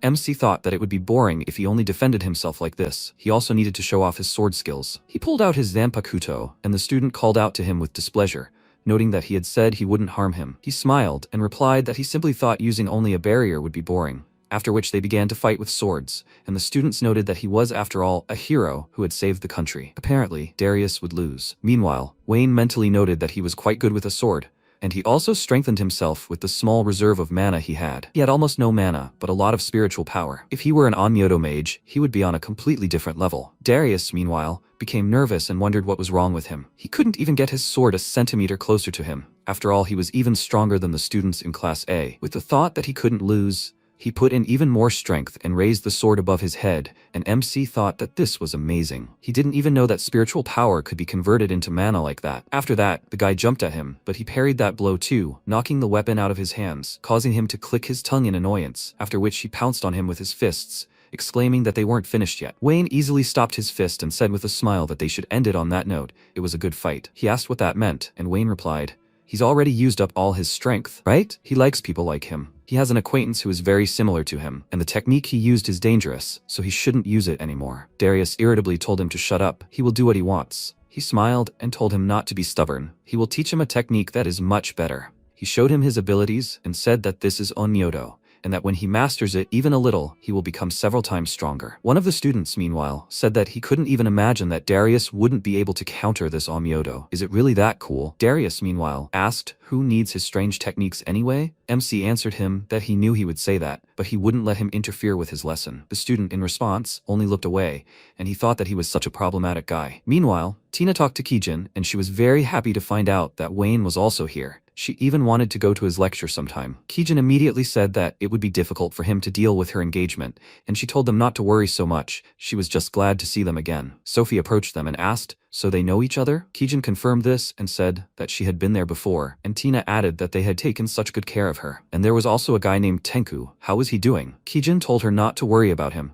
He wasn't the type to be hurt by such an attack. She sighed with relief and noted that the attack wasn't that weak after all. He had broken through the wall with his body. Henry remarked that it all sounded scary. What even happened there? The girl laughed awkwardly and said that it was a little scary, after which Leah approached them and said that it was time for lunch. They could eat in the cafeteria. Tina glanced at her and noted that it made sense that she would drag transfer students everywhere. She was the student council president, after all. She smiled and said that besides that, she also really liked them. Tina agreed with her, noting that they were Wayne's friends, after all. Sophie asked her how she met him, and she replied that he saved her when she was in trouble. Then she asked him to marry her. This made Sophie a little flustered, and Henry noted that she wasn't one to be shy. She proudly declared that such was the power of a girl in love, and Leah suggested they end the conversation there and hurry to the cafeteria. Wayne was already waiting for them there. Tina happily greeted him, saying that they hadn't seen each other for a long time, and he agreed. So she's in the same class as them? She confirmed this and proudly declared that she was a genius after all, to which he laughed and remarked that it was good to be confident. Leah suggested they start eating. They should try their cafeteria's specialty. Henry asked what she was talking about,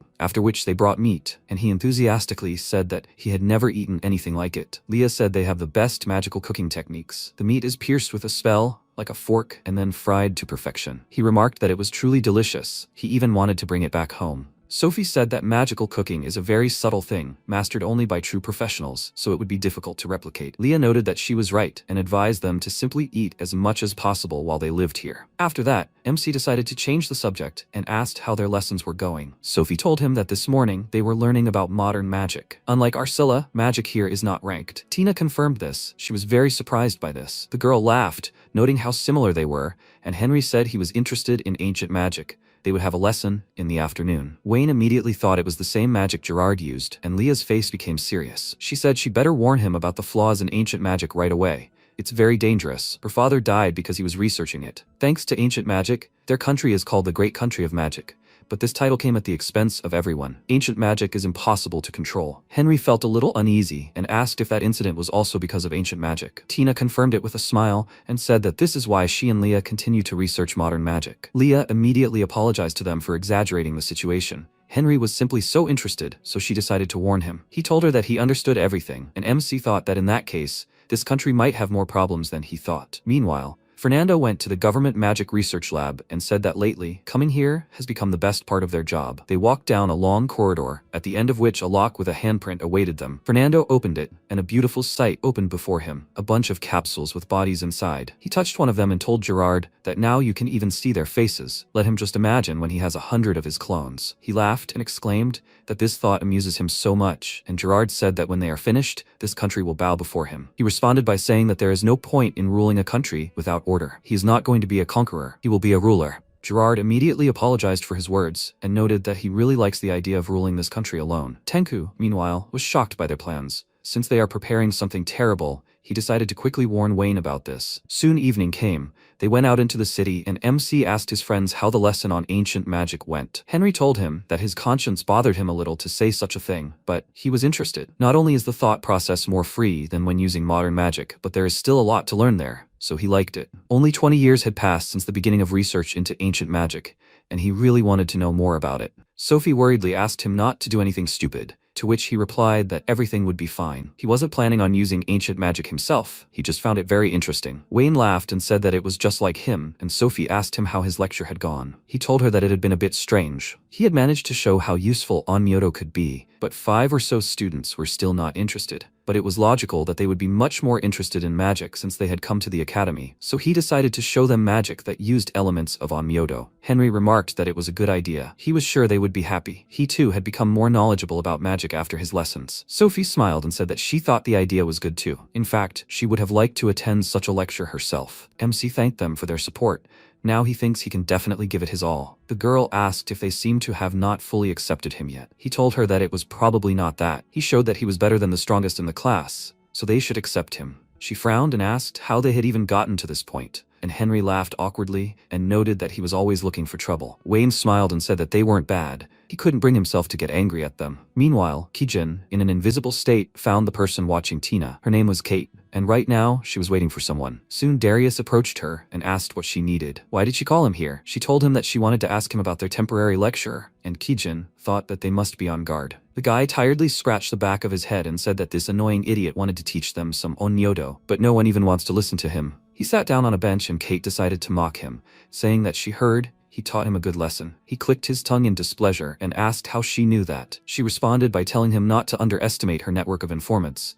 And he asked, so one of his classmates told her about it. Kate said that she knows that he doesn't like to lose. And that irritates him, right? He sighed and confirmed this. After which he declared that he was not going to learn this on Myoto. He decided to become the strongest mage in humanity. She came closer to him and told him to use ancient magic, and he said that she knew he couldn't. First, he needed to master modern magic well. She said that it wasn't really that necessary. If he meets one person, he will be able to use magic that was previously impossible for him. She is talking not only about modern magic, but also about ancient one. He noted that it sounded suspicious, but it intrigued him. He asked her to introduce him to him. He will see if he can teach him ancient magic. After that, Kate took him to meet him, and Kijin watched them go. Thinking that this ancient magic was involved again. She decided to follow them again, and seeing that they left the academy, thought, does this mean it is someone outside the academy grounds? She followed them all the way to the Vandert mansion, and she immediately understood who they were talking about. At that moment, Gerard's voice was heard. He said that it looks like a parasite has wormed its way in. She immediately turned towards the voice and saw a black and red sphere in front of her, after which she jumped aside and thought, did they notice her despite her invisibility? Gerard came out of the woods and asked if she works for Wayne. What was she doing here? She told him that she heard people discussing something suspicious, so she followed them. He asked what was suspicious she heard, and she told him that they would be able to use ancient magic despite the fact that they were bad at magic in principle. He asked what was so strange about that, then attacked her and said that he would have to get rid of her. Magic hands reached out to the girl. She immediately jumped, dodging the blow, and said that it seemed she had no choice. She would avenge Tenku. She took out a sword and pounced on him, but he easily blocked her blow and asked, is this all that Wayne's close assistant can do? She told him with a smile not to be arrogant, just because he blocked the first blow. Immediately after that, she struck again, interrupting his attack, and he thought, so she can cut mana? Meanwhile, she thought that she had restored enough spiritual power, almost as much as she had in the previous world. She could not lose to him. She struck him again, but this time he simply vanished into thin air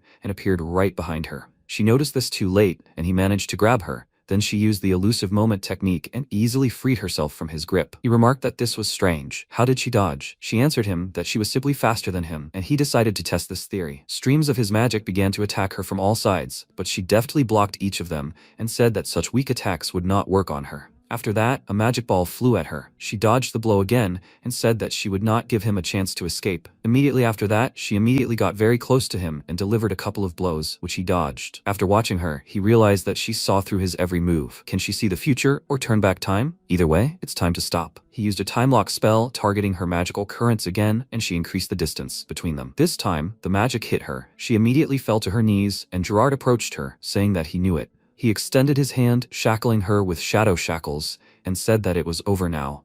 Kijin tried to get out, but she couldn't, and she also needed to quickly ask Wayne about this. As soon as she wanted to contact him, Gerard touched her shoulder and said that he wouldn't let her do that. He severed her connection with Wayne. She tried to reach him, but couldn't, which made her panic greatly, and he touched her face, telling everyone to get some sleep now. After that, she lost consciousness and woke up in some dark room. She stood up, wondering where she was, and remembered how she had lost to him. Her telepathy wasn't working, which meant she could only wait for Wayne to call her. Hearing sounds, she realized there was someone behind the curtain and carefully pulled the fabric aside. There were those she was watching, and Gerard. He glanced at the guy and noticed that he was clearly hungry for power, and he said that he had been told that he could make it so that he could use ancient magic. Gerard replied that he would be happy to help someone who had worked so hard for it, after which, the guy indifferently waved his hand and told him to do what he had to. Gerard was very pleased because a demon stronger than the one living in Kate could inhabit him, after which he reached out to the guy and imbued him with the demon. Darius immediately felt a change in his body. He coughed and, looking at his hands, exclaimed,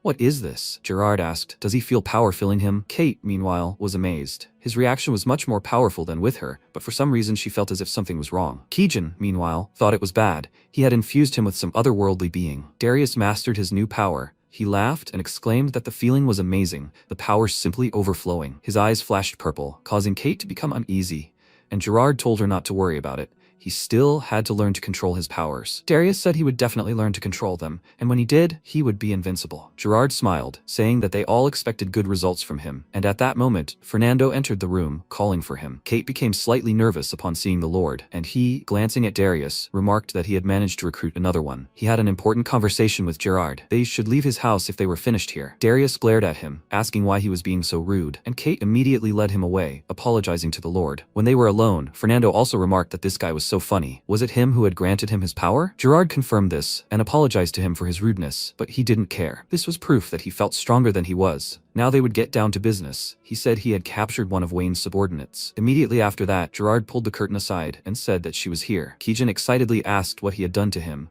and he answered that he had given him what he wanted. Now he could use ancient magic. She exclaimed that this power would one day destroy him, and he replied that it was part of their plan. She hissed curses through her teeth, and Fernando advised her to watch her words. Or did he need to remind her of her situation? She told him that he didn't need to bother. She wasn't going to obey them anyway. Fernando smirked and noted that she seemed to have excellent willpower. They would still have to resort to their plan to make her submit. She frowned and told them not to hope for that. She only obeyed Wayne, and he noted that that was precisely what made her the perfect guinea pig. After that, Gerard used a mind control spell on her, and she immediately grabbed her head, calling for Wayne in panic, her eyes lighting up. Fernando laughed and told his subordinate that he never ceased to amaze him. He was able to brainwash such a strong-minded girl so easily. He replied that his praise was an honor, after which the Lord told Kijin that she would still follow Wayne, but now she would pass on all the information to them. After that, she went to Wayne, who at that time was just discussing the situation with Tenku. He noticed that she was late, and she apologized to him. Unforeseen circumstances had arisen. He said with a smile that everything was fine. Tenku was just about to tell him what he managed to find out. The guy worriedly said that they were doing something crazy. He saw a huge number of clones of a man named Gerard. It was a frightening sight. It looks like Fernando is planning to seize power in the country. Kijin at that moment passed on all the information to Gerard,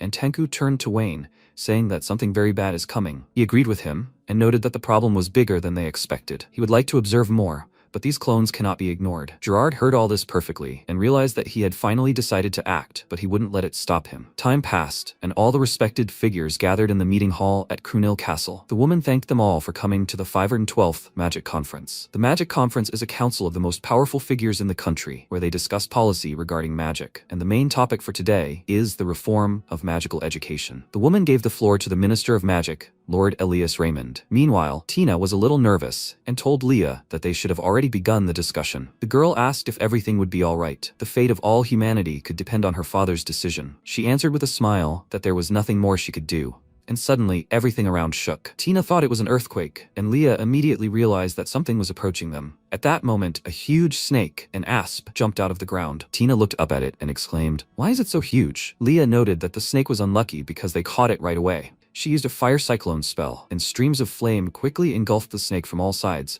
but it didn't harm it in any way. This caused her to panic, and when the snake attacked her, she jumped back and, confused, said that snakes are weak to fire attacks. Tina said that it seemed to be a unique specimen.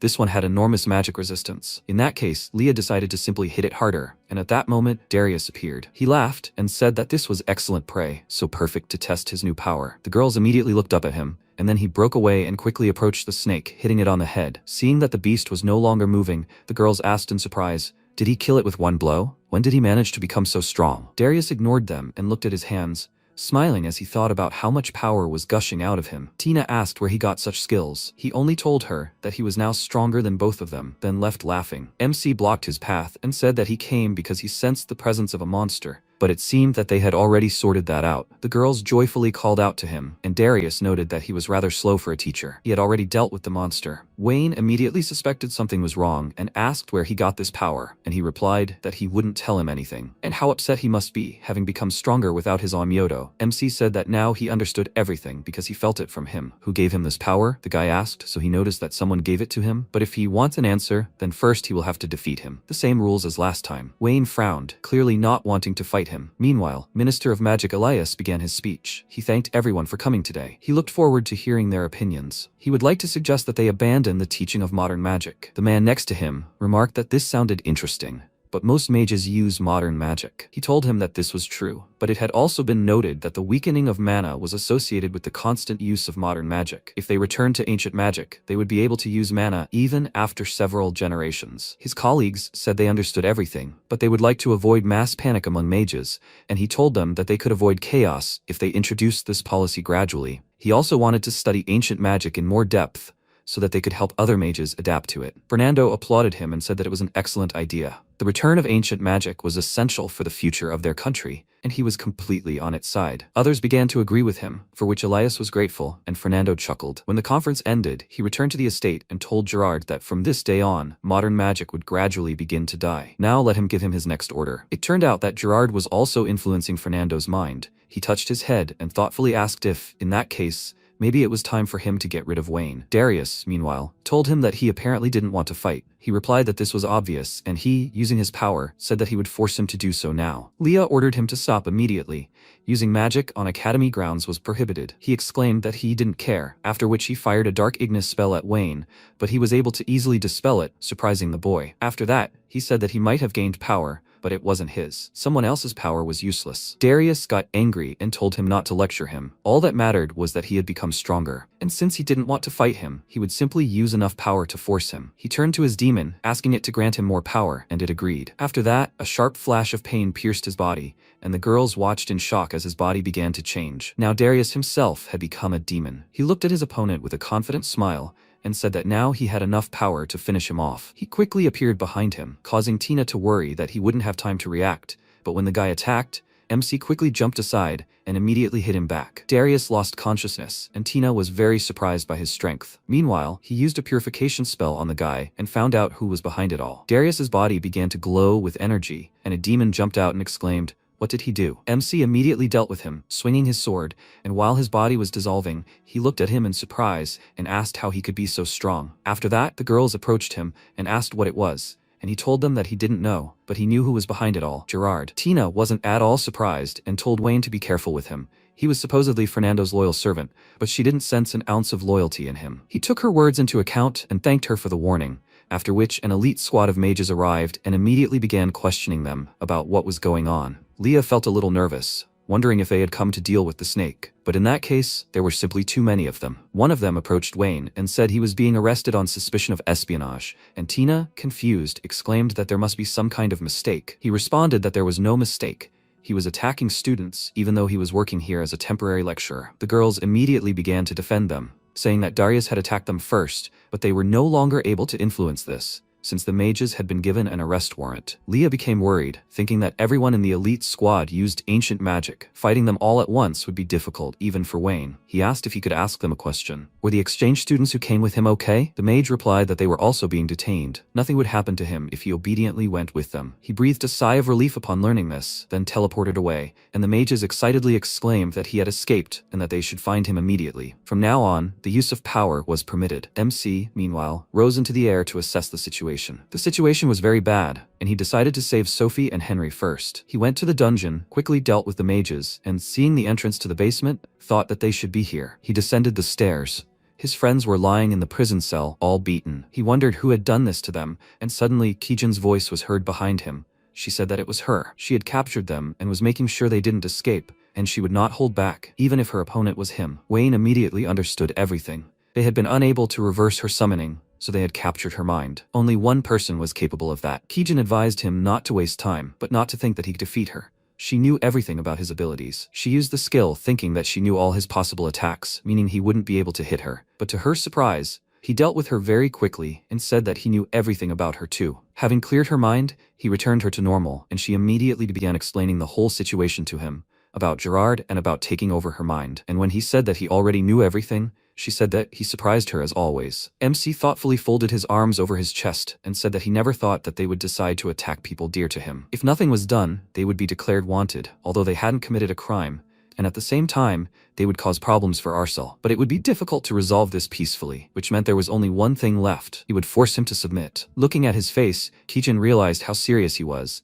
and he said that first they needed to move Sophie and Henry to a safe place. She told him to rely on her. They didn't see who beat them like that, so there would be no problems. Meanwhile, Fernando entered the lab with Gerard and said that all of his clones were finally ready. He asked, "So that's it?" Fernando didn't understand what he meant, and then this guy pierced his body with a sword. At that very moment, Fernando realized that he had been influencing his mind all this time time and asked if he didn't want to repay him for saving him from the ancient ruins. He answered him that he had been his faithful servant enough, he no longer needed him. Fernando fell, unable to stand after such a wound, and asked what he was trying to achieve. He answered him that everything was quite simple. He wanted to rule over all living beings. As a parting gift, he would tell him the truth. This body was not originally his, he simply occupied it. He is the demon god Zorotos, he is a deity. But while he was telling Fernando all this, he had already died, and he said that he was so pathetic. After that, he released all his clones. He had been waiting for this moment for a long time. He had finally come this far. His revival was at hand. AL came up with a very problematic spell. To seal him, they sacrificed hundreds of representatives of their race. He also sacrificed all his clones,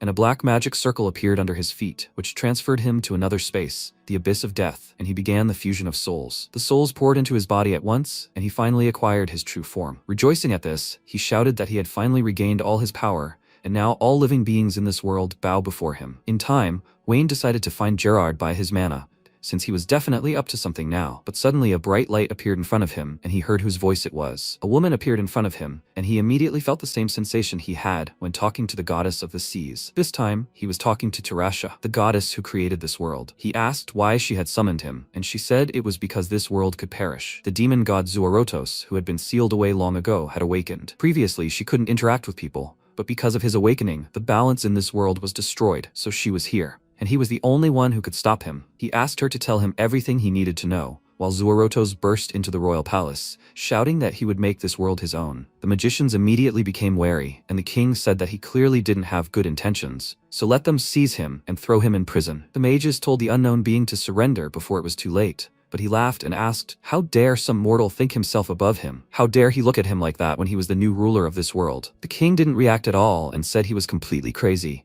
and that they should just take him out. The mages sprang into action, shooting several fireballs at the deity, but they didn't harm him in any way, and he remarked that their magic was so funny and weak, and that he would now show them how it was done. The flames of death immediately engulfed all the mages, and the entire throne room was filled with screams. When they fell silent, the king nervously asked, what was that? Zorotos approached him and said that they were now alone. He was afraid because he couldn't even comprehend his power. The king immediately bowed before him and fearfully asked him to wait, that he would pay him whatever he wanted if only he could spare him. He replied that he didn't care about the money or his miserable life. In fact, he was lucky to have met him. If he did as he ordered, then all the inhabitants of the kingdom would be able to master ancient magic, and his country would be the strongest in the world. He would become the king of the entire world. How did he like that idea? The king, of course, agreed and swore to do whatever he wanted, after which the demon extended his hand to him and said that they had agreed that from that day on, he would be his pawn. Meanwhile, Wayne learned all the details and told the goddess that his goal would not change. He just needed to defeat Zuorotos. She smiled, saying that she was glad to hear it. She knew she had done the right thing when she transferred him to this world. This news took him by surprise. She said that she had taken his soul from the cycle of reincarnation in his old world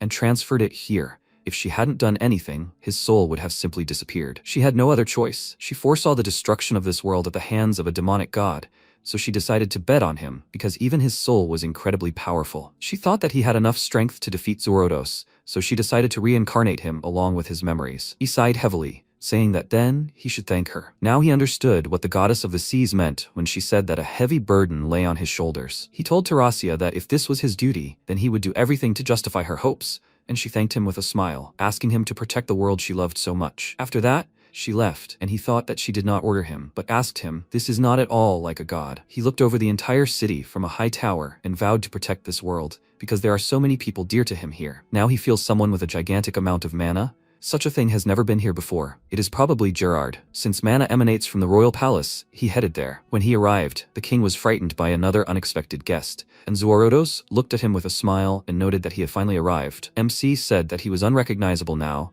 and he asked if he thought he could defeat him in this form. The king excitedly exclaimed that he couldn't defeat him. No need to play hero. The god immediately shut him up, as he didn't allow him to speak, and at that moment, Wayne attacked him with the Heavenly Thunder technique, causing him to immediately release the king and curse. MC said that he understood everything. He had only just awakened, but he would put him back to sleep. He would defeat him. Zuorotos became angry and ordered him to stop acting like an invincible hero.